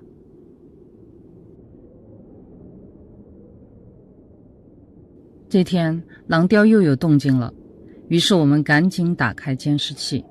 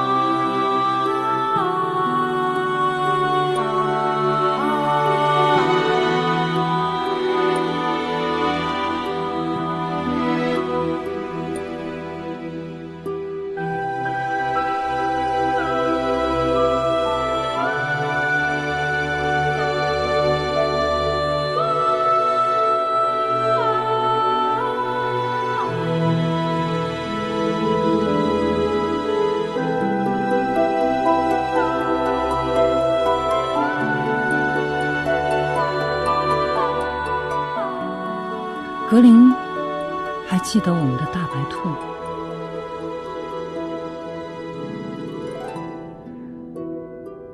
分别3年了，我曾经幻想过无数次与格林再见面的场景，但绝不是在他孩子的墓前。福仔没了，小不点失踪，双截棍没了，只有飞毛腿死里逃生。格林的命是人救的，他的家也因人而散。这些年他们是怎么活下来的？他们又能如何看待人类？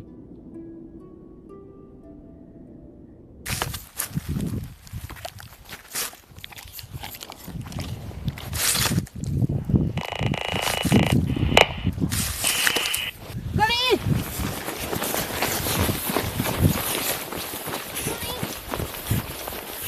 先别管，追格林，快！格林，格林，格林。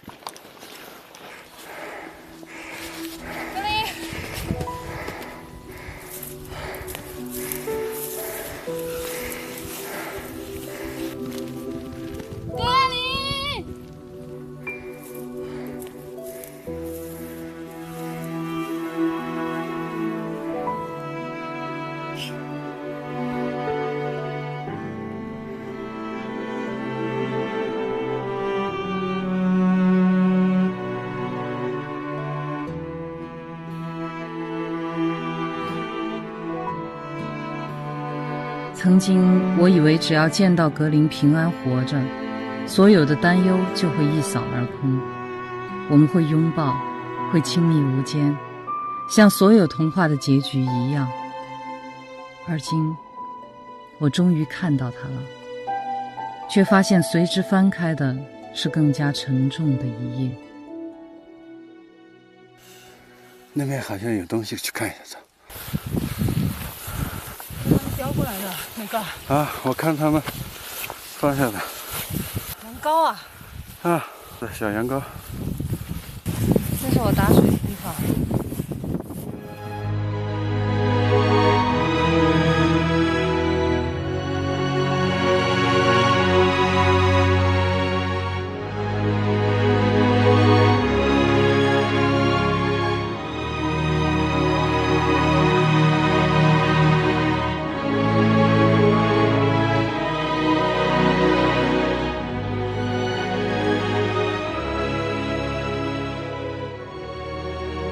他是从什么时候就知道我们回来的？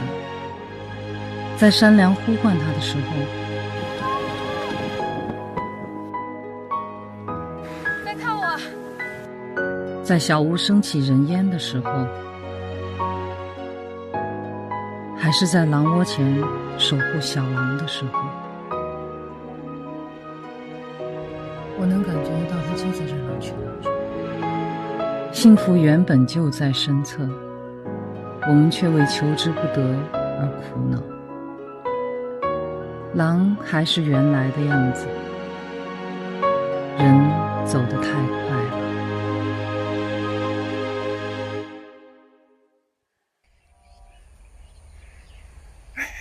他又来了，上叼了个啥东西？你不要喊哈，你喊了他也不会理你，还不如让我多看一会儿。东西在那藏啥呀？他在洗澡吗？抓鱼啊！你看你在那儿偷看人家洗澡。没看到有鱼啊？你刚才看他叼的是鱼吗？没看清楚，反正他放那儿了。还是打声招呼吧。格林，格林，你还看我们了？格林，格林，刮袜子啊！哎呦，他看起来有点瘦啊。那个夏天的狼本来它换毛嘛，夏天的狼本来就瘦。更何况他身上湿的，一身的嘎嘎。看到他真好。其实我看他精神都还不错的。他要走了，走，咱们过去看一下。他刚才叼了个啥？放哪儿了？走吧，走嘿。走。反正就在这块儿啊，我看他在放那儿了。对，然后这个是个什么？洗澡还带浴巾。像你的腰带呀。就是我捆飞毛腿的那条，你看，这里面，这当初应该是囫囵个儿脱下来的。哎呀，他们留了这么久啊！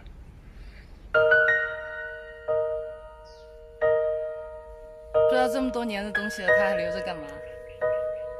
哈戳戳的哈。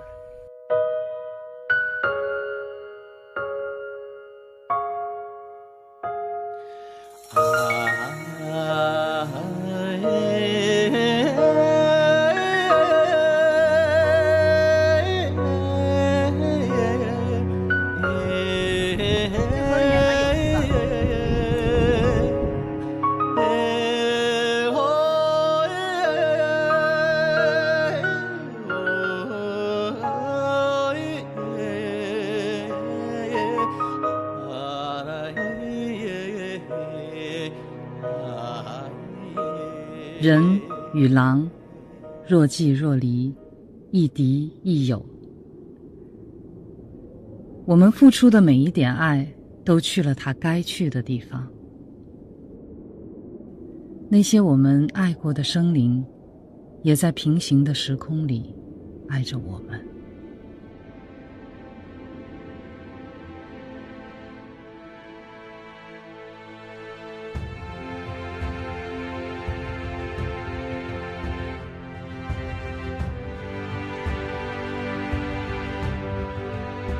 重返狼群的往事就讲到这里，更多的故事在天地间。